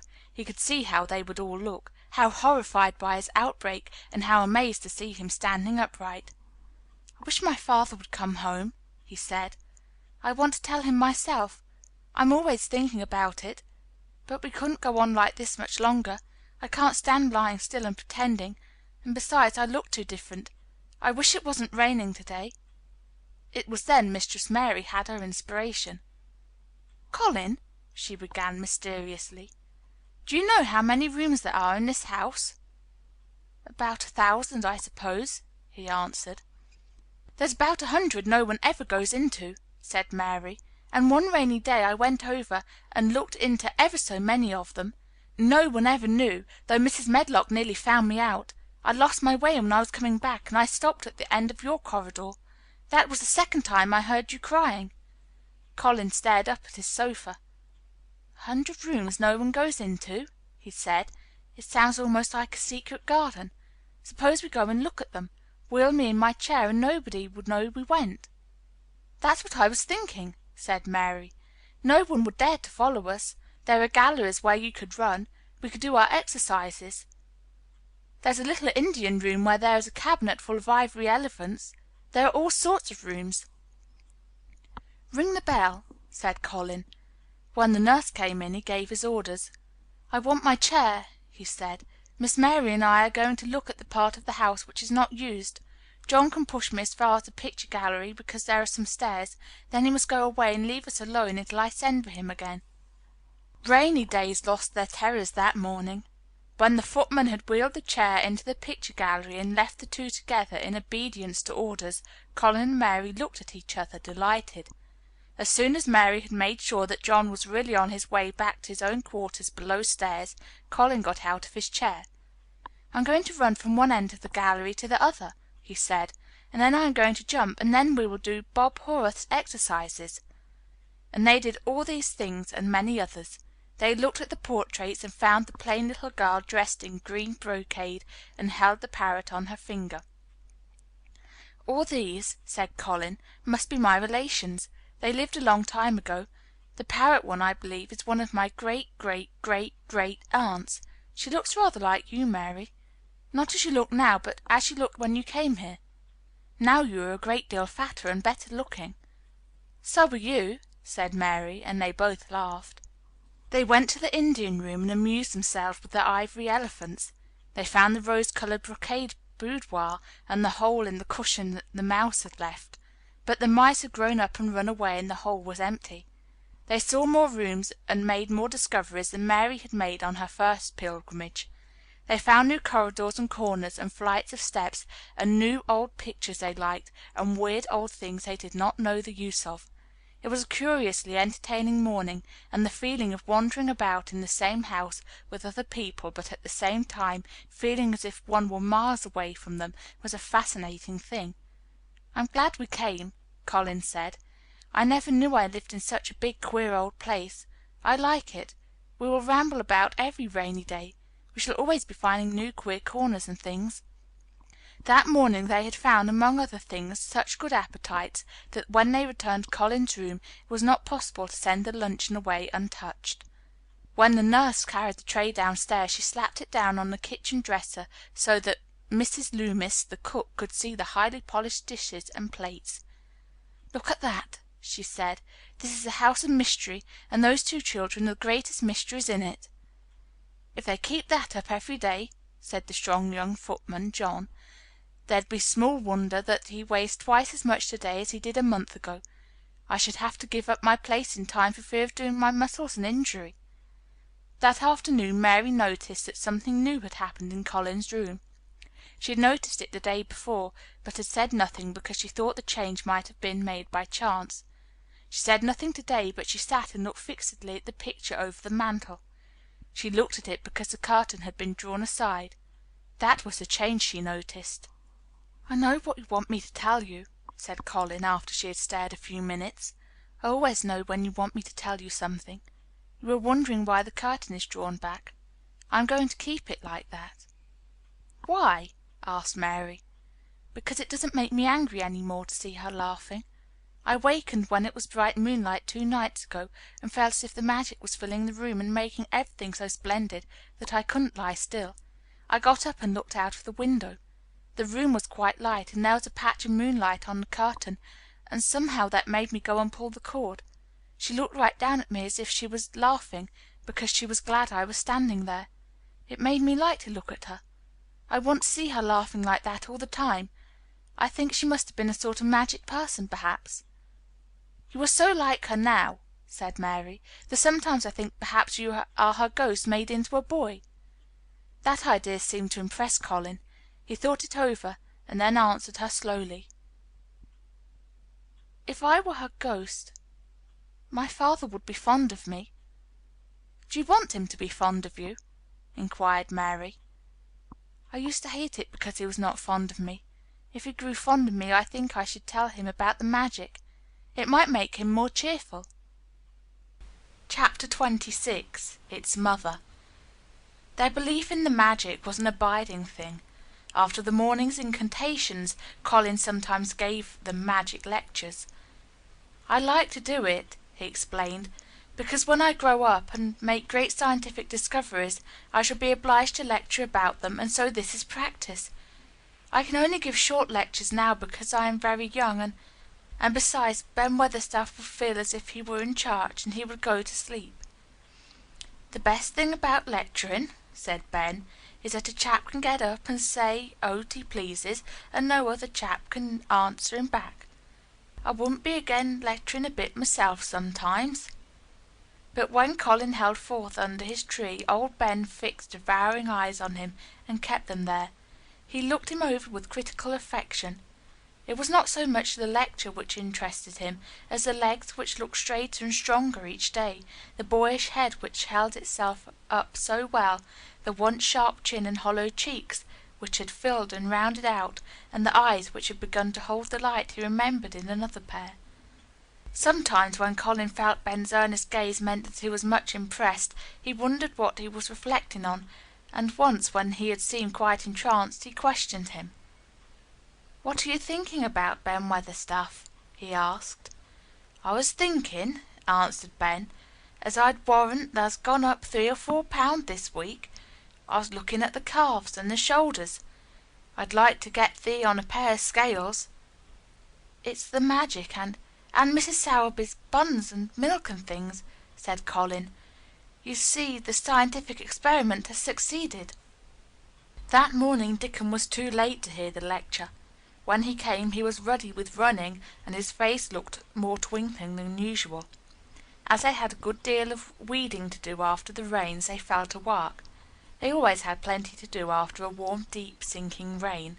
The moisture, which was good for the flowers, was also good for the weeds, which thrust up tiny blades of grass and points of leaves, which must be pulled up before their roots took too firm hold. Colin was as good at weeding as any one in these days, and he could lecture while he was doing it. "The magic works best when you work yourself," he said this morning. "You can feel it in your bones and muscles. I'm going to read books about bones and muscles, but I'm going to write a book about magic. I'm making it up now. I keep finding out things." It was not very long after he had said this that he laid down his trowel and stood up on his feet. He had been silent for several minutes, and they had seen that he was thinking about lectures, as he often did. When he dropped his trowel and stood upright, it seemed to Mary and Dickon as if a sudden strong thought had made him do it. He stretched himself out to his tallest height and threw out his arms exultantly. Colour glowed in his face, and his strange eyes widened with joyfulness. All at once he had realized something to the full. "Mary! Dickon!" he cried. "Just look at me." They stopped their weeding and looked at him. "Do you remember that first morning you brought me in here?" he demanded. Dickon was looking at him very hard. Being an animal charmer, he could see more things than most people could, and many of them were things he never talked about. He saw some of them now in this boy. "Aye, that we do," he answered. Mary looked hard too, but she said nothing. "Just this minute," said Colin. "All at once I remembered it myself, when I looked at my hand digging with the trowel, and I had to stand up on my feet to see if it was real. And it is real. I'm well. I'm well." "Aye, that thou art," said Dickon. "I'm well. I'm well," said Colin again, and his face went quite red all over. He had known it before in a way. He had hoped it and felt it and thought about it, but just at that minute something had rushed all through him, a sort of rapturous belief and realization, and it had been so strong that he could not help calling out. "I shall live for ever and ever and ever," he cried grandly. "I shall find out thousands and thousands of things.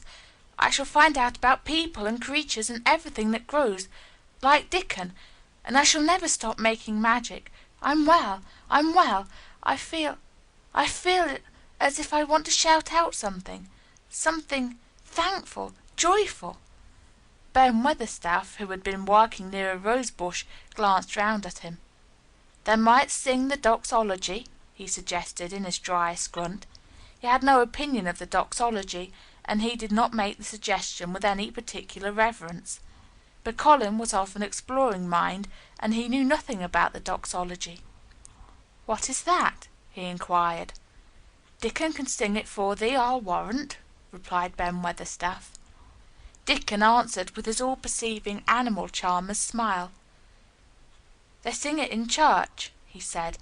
"Mother says she believes the skylarks sing it when they gets up in the morning." "If she says that, it must be a nice song," cried Colin. "I've never been in a church myself. I was always too ill. Sing it, Dickon. I want to hear it." Dickon was quite simple and unaffected about it. He understood what Colin felt better than Colin did himself. He understood by a sort of instinct so natural that he did not know it was understanding. He pulled off his cap and looked round, still smiling. "Thou must take off the cap," he said to Colin, "and so mun thou, Ben. And thou mun stand up, thou knows that." Colin took off his cap, and the sun shone on and warmed his thick hair as he watched Dickon intently. Ben Weatherstaff scrambled up from his knees and bared his head too, with a sort of puzzled, half resentful look on his old face, as if he didn't know exactly why he was doing this remarkable thing. Dickon stood out among the trees and rose bushes and began to sing in quite a simple, matter-of-fact way, and in a nice, strong boy voice. "Praise God from whom all blessings flow. Praise him, all creatures here below. Praise him above, ye heavenly host. Praise Father, Son, and Holy Ghost. Amen." When he had finished, Ben Weatherstaff was standing quite still with his jaws set obstinately, but with a disturbed look in his eyes fixed on Colin. Colin's face was thoughtful and appreciative. "'Tis a very nice song," he said. "I like it. Perhaps it means just what I mean when I want to shout out that I am thankful to the magic." He stopped and thought in a puzzled way. Perhaps they are both the same thing. How can we know the exact names of everything? Sing it again, Dickon. Let us try, Mary. I want to sing it too. It's my song. How does it begin? Praise God from whom all blessings flow. And they sang it again, and Mary and Colin lifted their voices as musically as they could, and Dickon swelled quite loud and beautiful. And at the second line Ben Weatherstaff raspingly cleared his throat, and at the third line he joined in with such vigour that it seemed almost savage, and when the Amen came to an end, Mary observed that the very same thing had happened to him which had happened when he found out that Colin was not a cripple. His chin was twitching, and he was staring and winking, and his leathery old cheeks were wet. "I never seed no sense in the doxology afore," he said hoarsely, "but I may change my mind this time. I should say they had gone up £5 this week, Mester Colin, 5 of 'em." Colin was looking across the garden at something attracting his attention, and his expression had become a startled one. "Who is coming in here?" he said quickly. "Who is it?" The door in the ivied wall had been pushed gently open, and a woman had entered.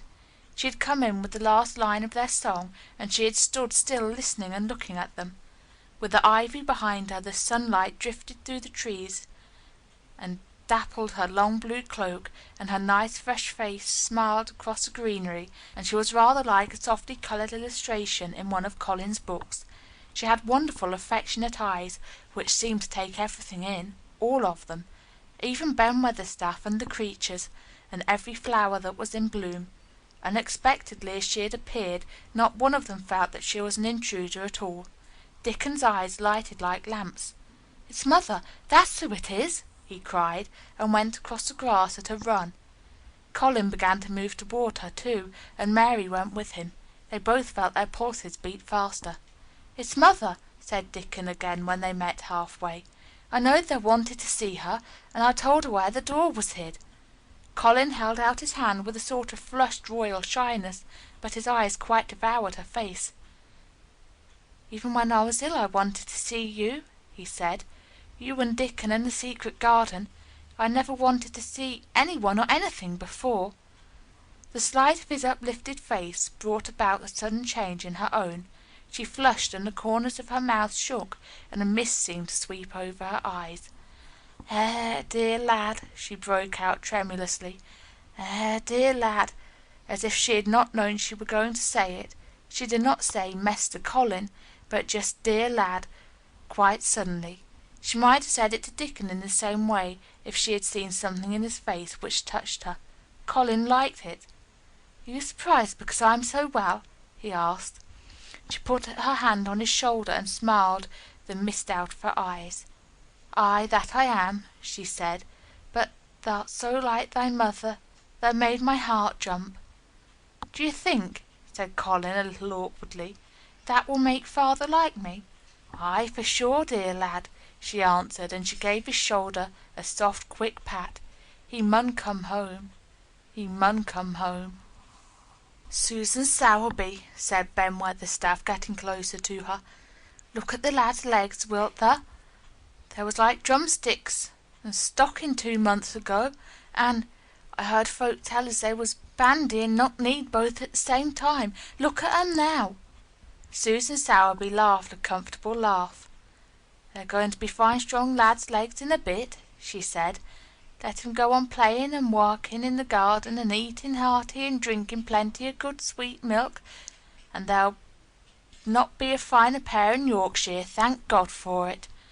She put both hands on Mistress Mary's shoulders and looked her little face over in a motherly fashion. "And thee too," she said. "Thou'rt grown near as hearty as our Elizabeth Ellen. I'll warrant thou like thy mother too. And Martha told me as Mrs. Medlock heard she was a pretty woman. Thou'll be like a bush rose when thou grows up, my little lass, bless thee." She did not mention that when Martha came home on her day out and described the plain sallow child she had said that she had no confidence whatever in what Mrs. Medlock had heard. "It doesn't stand to reason that a pretty woman could be the mother of such a foul little lass," she had added obstinately. Mary had not had time to pay much attention to her changing face. She had only known that she looked different and seemed to have a great deal more hair, and that it was growing very fast.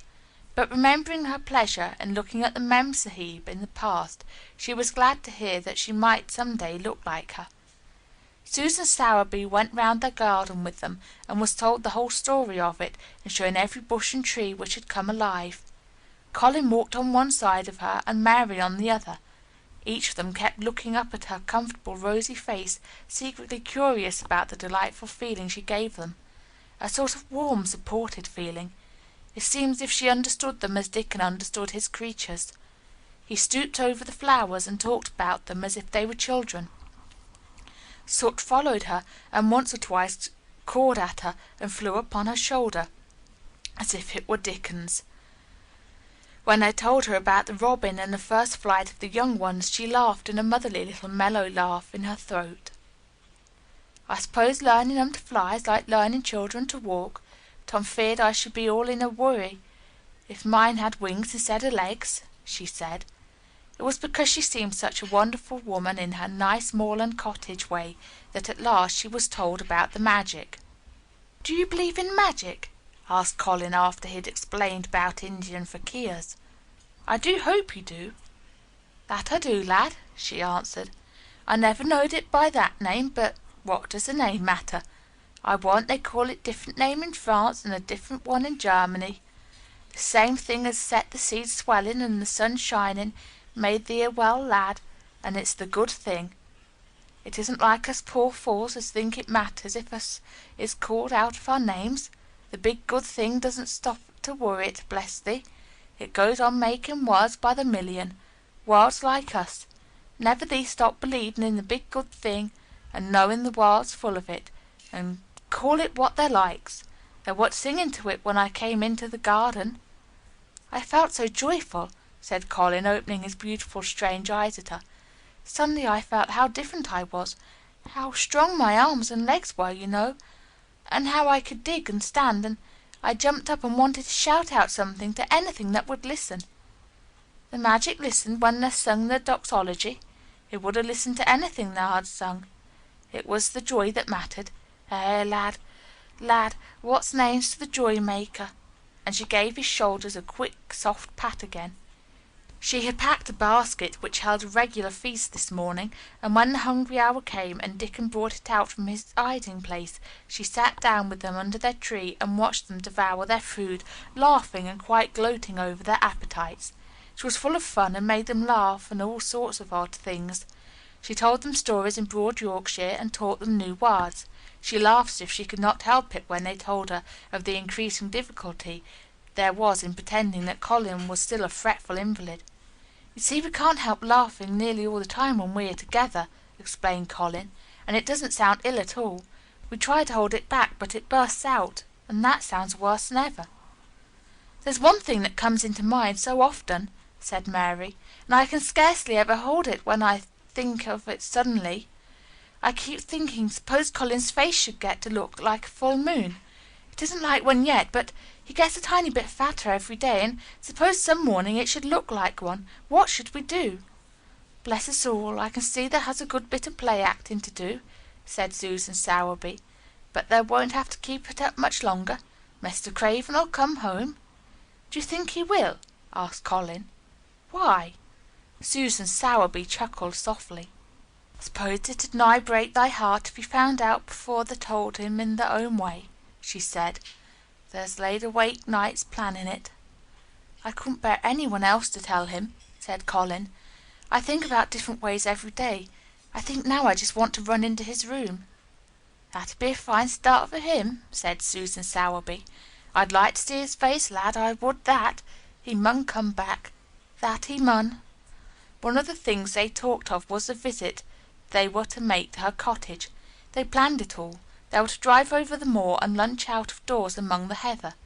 They would see all the 12 children and Dickens' garden, and would not come back until they were tired.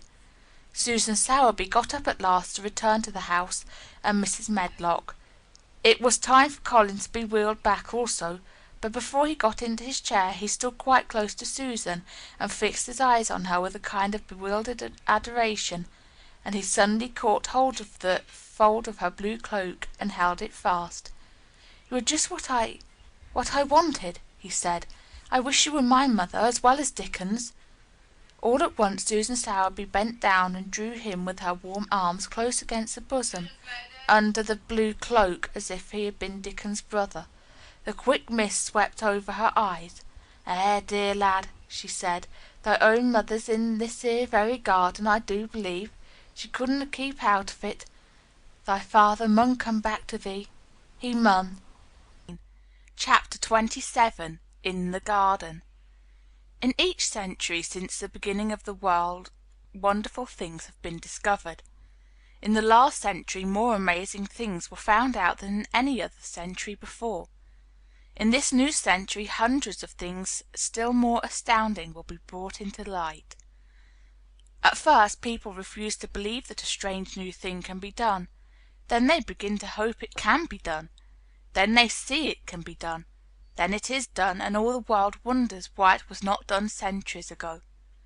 One of the new things people began to find out in the last century was that thoughts, just mere thoughts, are as powerful as electric batteries, as good for one as sunlight is, or as bad for one as poison. To let a sad thought or a bad one get into your mind is as dangerous as letting a scarlet fever germ get into your body. If you let it stay there after it has got in, you may never get over it as long as you live. So long as Mistress Mary's mind was full of disagreeable thoughts about her dislikes and sour opinions of people, and her determination not to be pleased by or interested in anything, she was a yellow-faced, sickly, bored, and wretched child. Circumstances, however, were very kind to her, though she was not at all aware of it. They began to push her about for her own good. When her mind gradually filled itself with robins and moorland cottages crowded with children, with queer, crabbed old gardeners, and common little Yorkshire housemaids, with springtime and with secret gardens coming alive day by day, and also with the moor and his creatures, there was no room left for the disagreeable thoughts, which affected her liver and her digestion, and made her yellow and tired. So long as Colin shut himself up in his room, and thought only of his fears and weaknesses and his detestation of people who looked at him, and reflected hourly on humps and early death, he was a hysterical, half-crazy little hypochondriac, who knew nothing of the sunshine and the spring, and also did not know that he could get well and could stand upon his feet if he tried to do it. When new beautiful thoughts began to push out the old hideous ones, life began to come back to him, his blood ran healthily through his veins, and strength poured into him like a flood. His scientific experiment was quite practical, and simple, and there was nothing weird about it at all. Much more surprising things can happen to any one who, when a disagreeable or discouraged thought comes into his mind, just has the sense to remember in time and push it out by putting in an agreeable, determinedly courageous one. Two things cannot be in one place. Where you tend a rose, my lad, a thistle cannot grow. While the secret garden was coming alive, and two children were coming alive with it, there was a man wandering about certain far-away beautiful places in the Norwegian fields and the valleys and mountains of Switzerland, and he was a man who for 10 years had kept his mind filled with dark and heartbroken thinking. He had not been courageous. He had never tried to put any other thoughts in the place of the dark ones. He had wandered by blue lakes and thought them.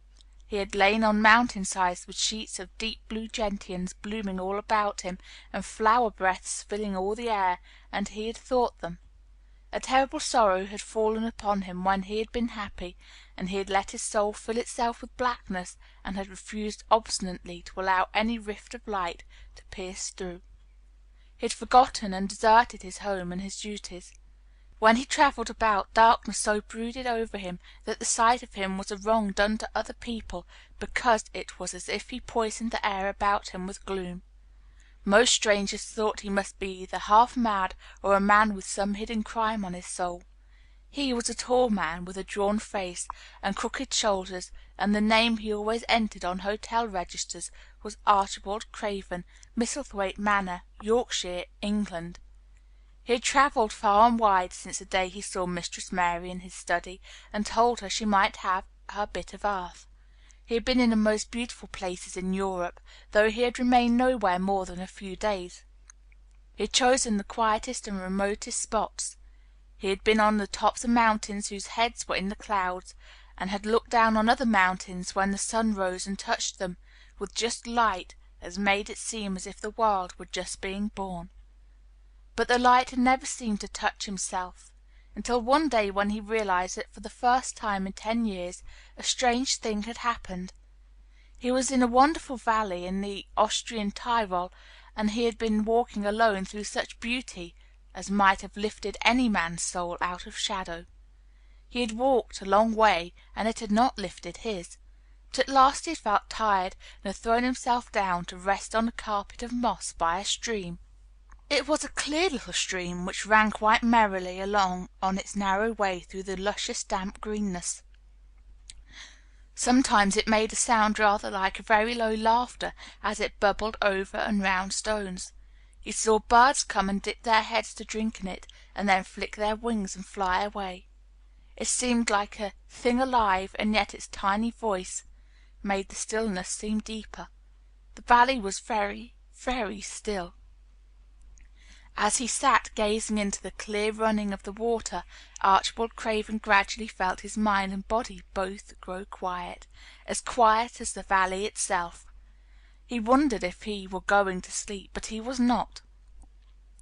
He sat and gazed at the sunlit water, and his eyes began to see things growing at its edge.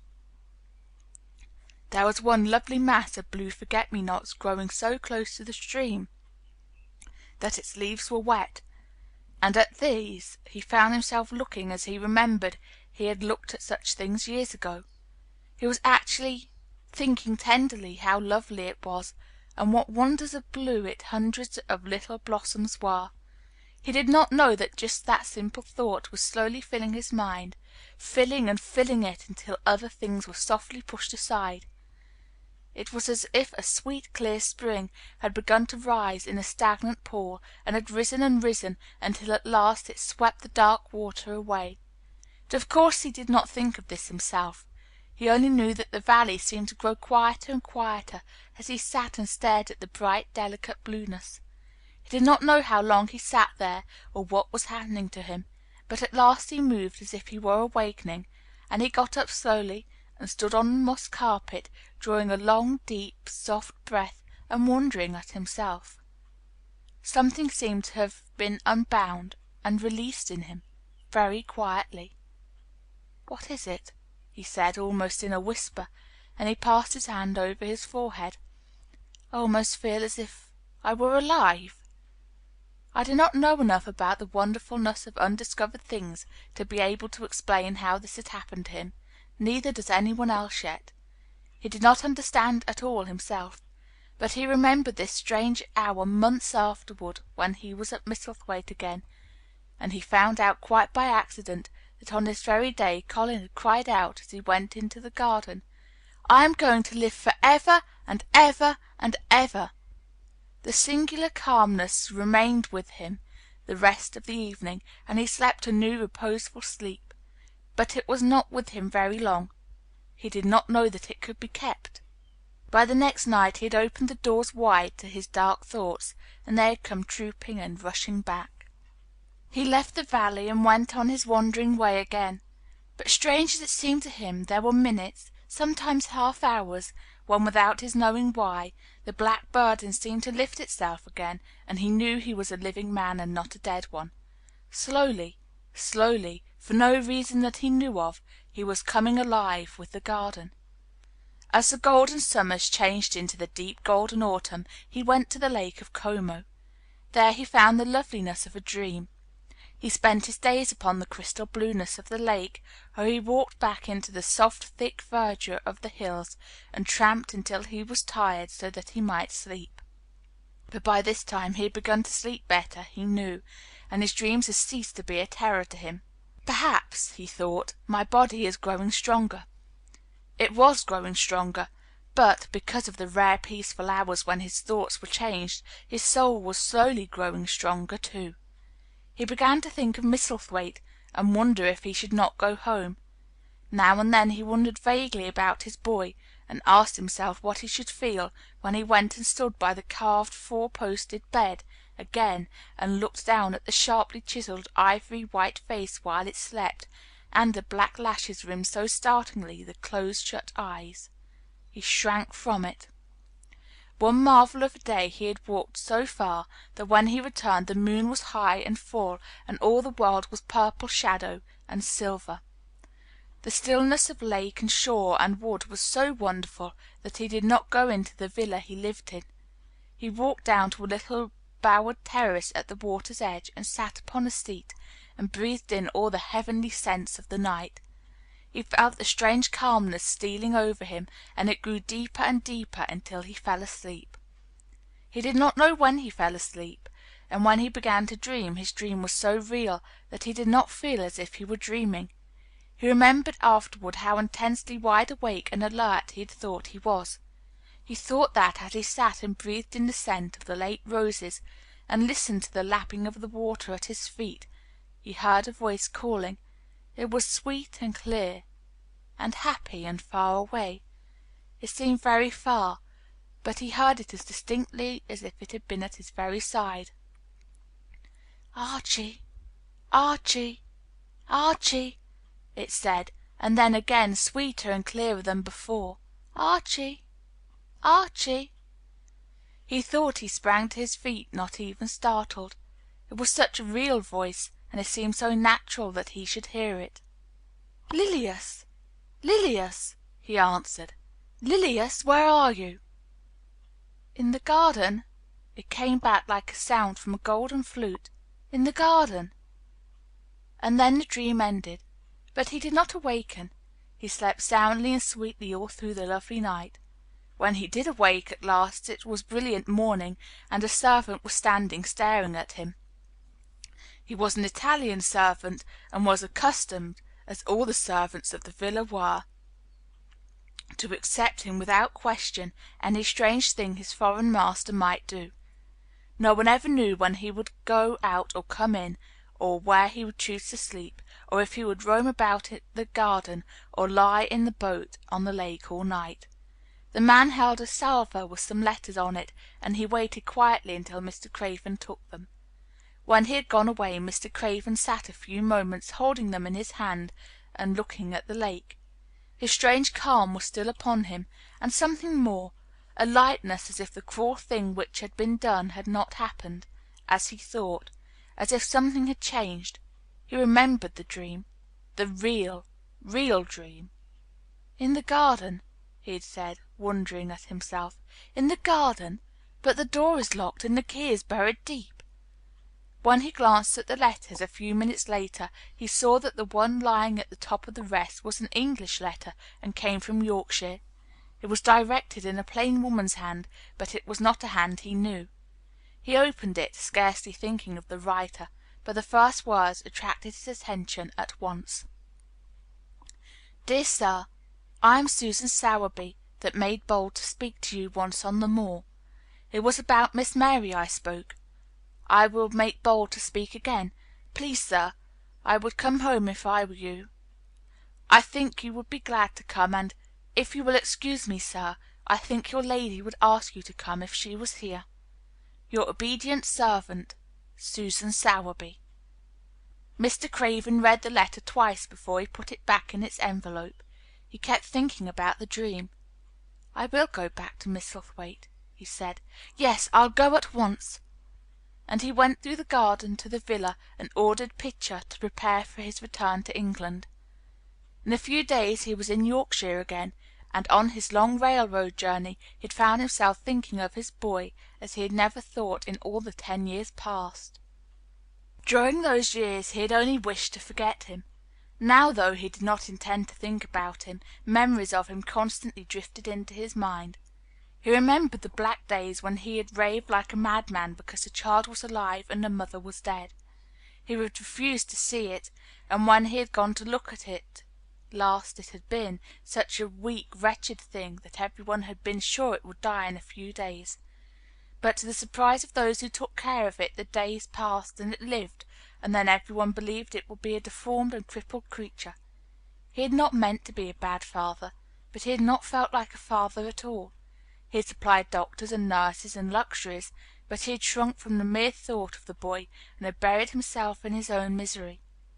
The first time after a year's absence he returned to Misselthwaite, and the small miserable-looking thing languidly and indifferently lifted to his face the great gray eyes and black lashes round them, so like and yet so horribly unlike the happy eyes he had adored. He could not bear the sight of them, and turned away pale as death. After that he scarcely ever saw him except when he was asleep, and all he knew of him was that he was a confirmed invalid with a vicious, hysterical, half-insane temper. He could only be kept from furies dangerous to himself by being given his own way in every detail. All this was not an uplifting thing to recall, but as the train whirled him through mountain passes and golden plains, the man who was coming alive began to think in a new way, and he thought long and steadily and deeply. "Perhaps I have been all wrong for 10 years," he said to himself. 10 years is a long time. It may be too late to do anything. Quite too late. What have I been thinking of? Of course this was the wrong magic to be saying too late. Even Colin could have told him that. But he knew nothing of magic, either black or white. This he had yet to learn. He wondered if Susan Sowerby had taken courage and written to him only because the motherly creature had realized that the boy was much worse, was fatally ill. If he had not been under the spell of the curious calmness which had taken possession of him, he would have been more wretched than ever. But the calm had brought a sort of courage and hope with it. Instead of giving way to thoughts of the worst, he actually found he was trying to believe in better things. Could it be possible that she sees that I may be able to do him good and control him? He thought. I will go and see her on my way to Misselthwaite. But when on his way across the moor he stopped the carriage at the cottage, 7 or 8 children were playing about, gathered in a group, and bobbing 7 or 8 friendly and polite curtsies, told him that their mother had gone to the other side of the moor early in the morning to help a woman who had a new baby. Our Dickon, they volunteered, was over at the manor, working in one of the gardens, where he went several days each week. Mr. Craven looked over the collection of sturdy little bodies and round, red-cheeked faces, each one grinning in its own particular way, and he awoke to the fact that they were a healthy, likeable lot.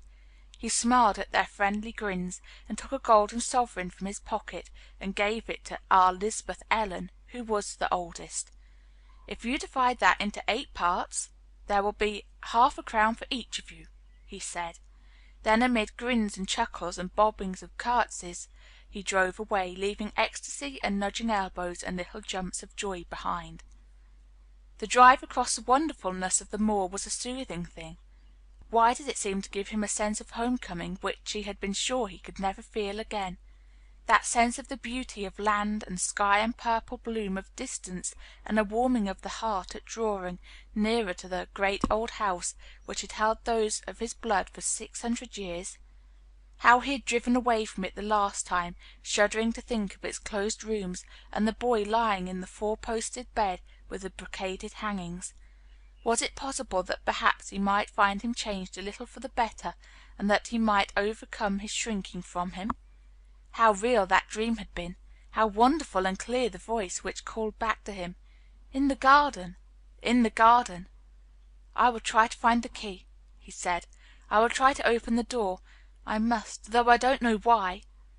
When he arrived at the manor, the servants who received him with the usual ceremony noticed that he looked better, and that he did not go to the remote rooms where he usually lived, attended by Pitcher. He went into the library and sent for Mrs. Medlock.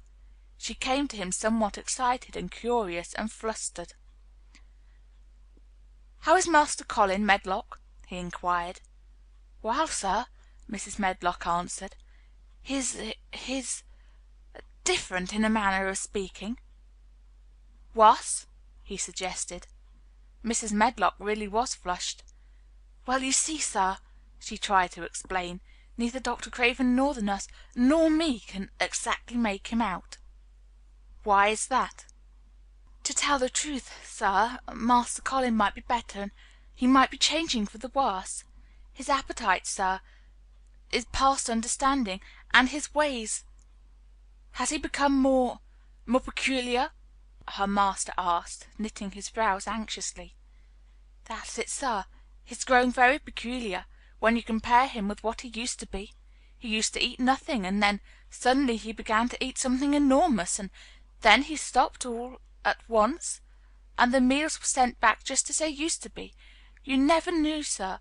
Perhaps, then out of the doors he would never let himself be taken. The things we've gone through to get him to go out of his chair would leave a body trembling like a leaf. He'd throw himself into such a state that Dr. Craven said he couldn't be responsible for forcing him. Well, sir, just without warning, not long after one of his worst tantrums, he suddenly insisted on being taken out every day by Miss Mary and Susan Sowerby's boy Dickon that could push his chair. He took a fancy to both Miss Mary and Dickon brought his tame animals, and if you'll credit it, sir, out of the doors he will stay from morning until night." "How does he look?" was the next question. "If he took his food natural, sir, you'd think he was putting on flesh, but we're afraid it may be a sort of bloat. He laughs sometimes in a queer way when he's alone with Miss Mary. He never used to laugh at all. Dr. Craven is coming to see you at once if you'll allow him. He never was as puzzled in his life." "Where is Master Colin now?" Mr. Craven asked. "In the garden, sir. He's always in the garden, though not a human creature is allowed to go near for fear they'll look at him." Mr. Craven scarcely heard her last words. "In the garden," he said, and after he had sent Mrs. Medlock away, he stood and repeated it again and again. "In the garden."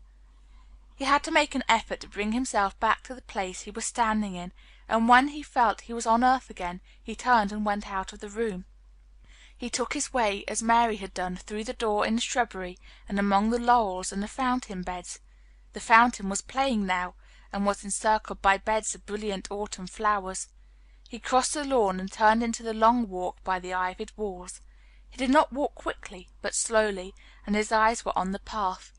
He felt as if he were being drawn back to the place he had so long forsaken, and he did not know why. As he drew near to it, his step became still more slow. He knew where the door was, even though the ivy hung thick over it, but he did not know exactly where it lay, that buried key. So he stopped and stood still, looking about him, and almost a moment after he had paused, he started and listened, asking himself if he were having a dream. The ivy hung thick over the door. The key was buried under the shrubs. No human being had passed that portal for 10 lovely years. And yet inside the garden there were sounds. They were the sounds of running, scuffling feet, seeming to chase round and round under the trees. There were strange sounds of lowered, suppressed voices, exclamations, and smothered, joyous cries.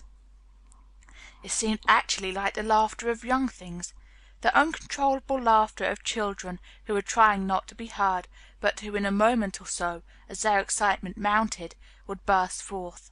What in heaven's name was he dreaming of? What in heaven's name did he hear? Was he losing his reason and thinking he heard things which were not for human ears? Was it that the far, clear voice had meant?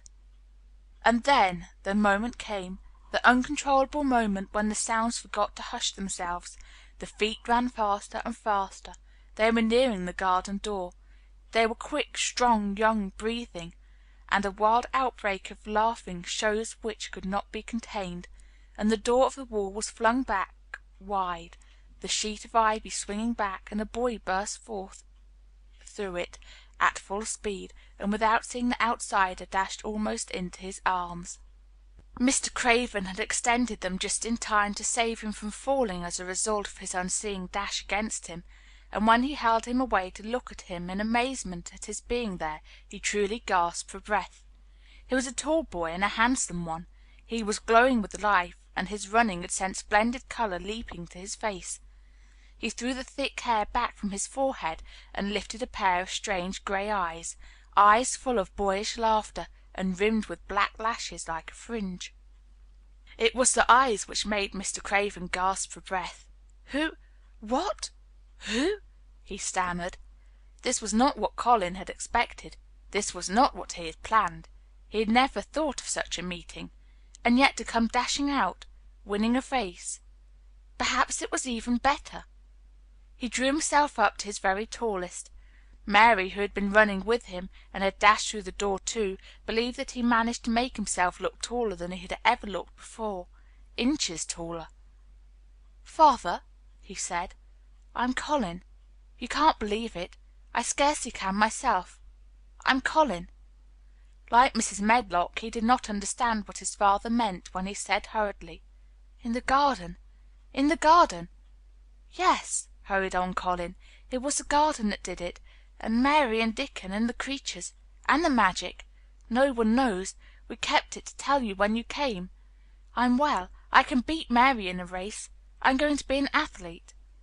He said it all so like a healthy boy, his face flushed, his words tumbling over each other in his eagerness, that Mr. Craven's soul shook with unbelieving joy. Colin put out his hand and laid it on his father's arm. "Aren't you glad, Father?" he ended. "Aren't you glad? I'm going to live for ever and ever and ever." Mr. Craven put his hands on both the boy's shoulders and held him still. He knew he dared not even try to speak for a moment. "Take me into the garden, my boy," he said at last, "and tell me all about it." And so they led him in. The place was a wilderness of autumn gold and purple and violet blue and flaming scarlet, and on every side were sheaves of late lilies standing together, lilies which were white, or white and ruby.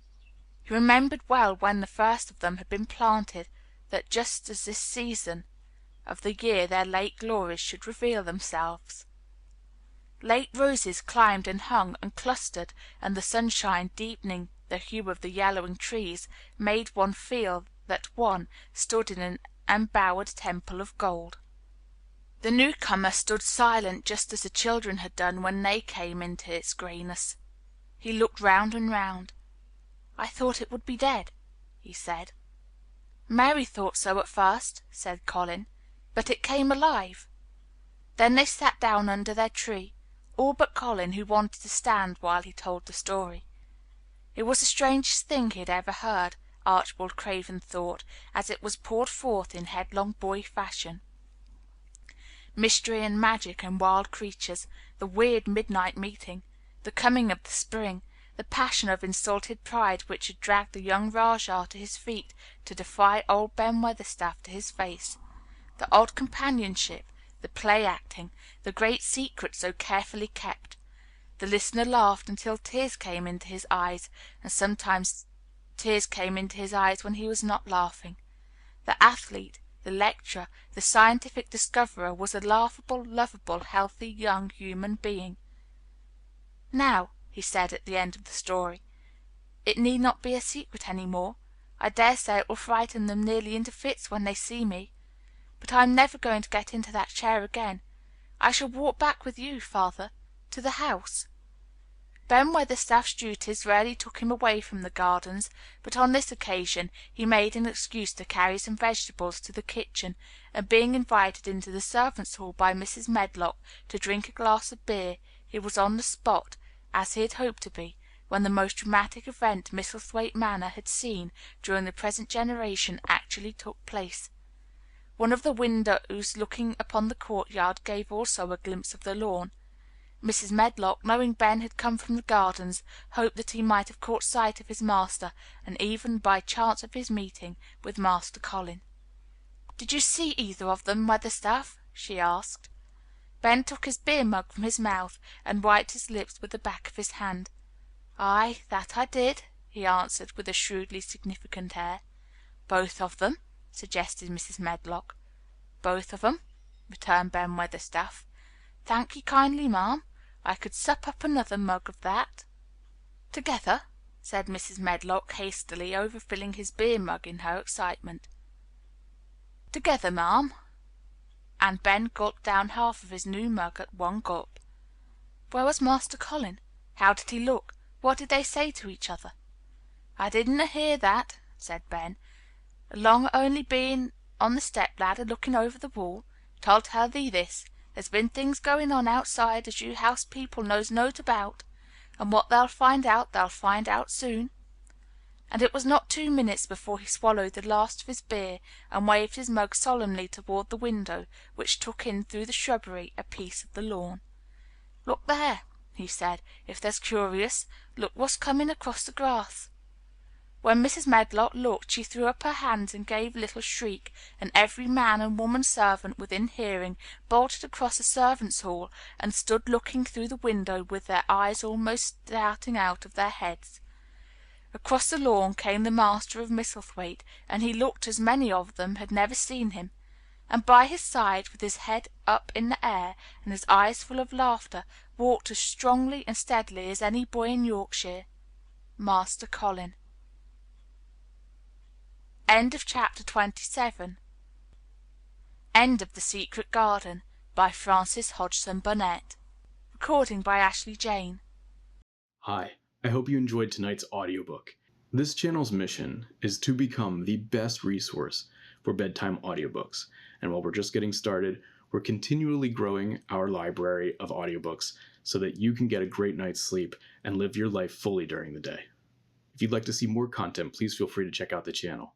And if you'd like to see our entire collection of audiobooks, you can find them at sleepaudiobooks.com. All likes, comments, and subscriptions are greatly appreciated and help this channel more than you know. We appreciate you watching. Thank you so much. This is Sleep Audiobooks.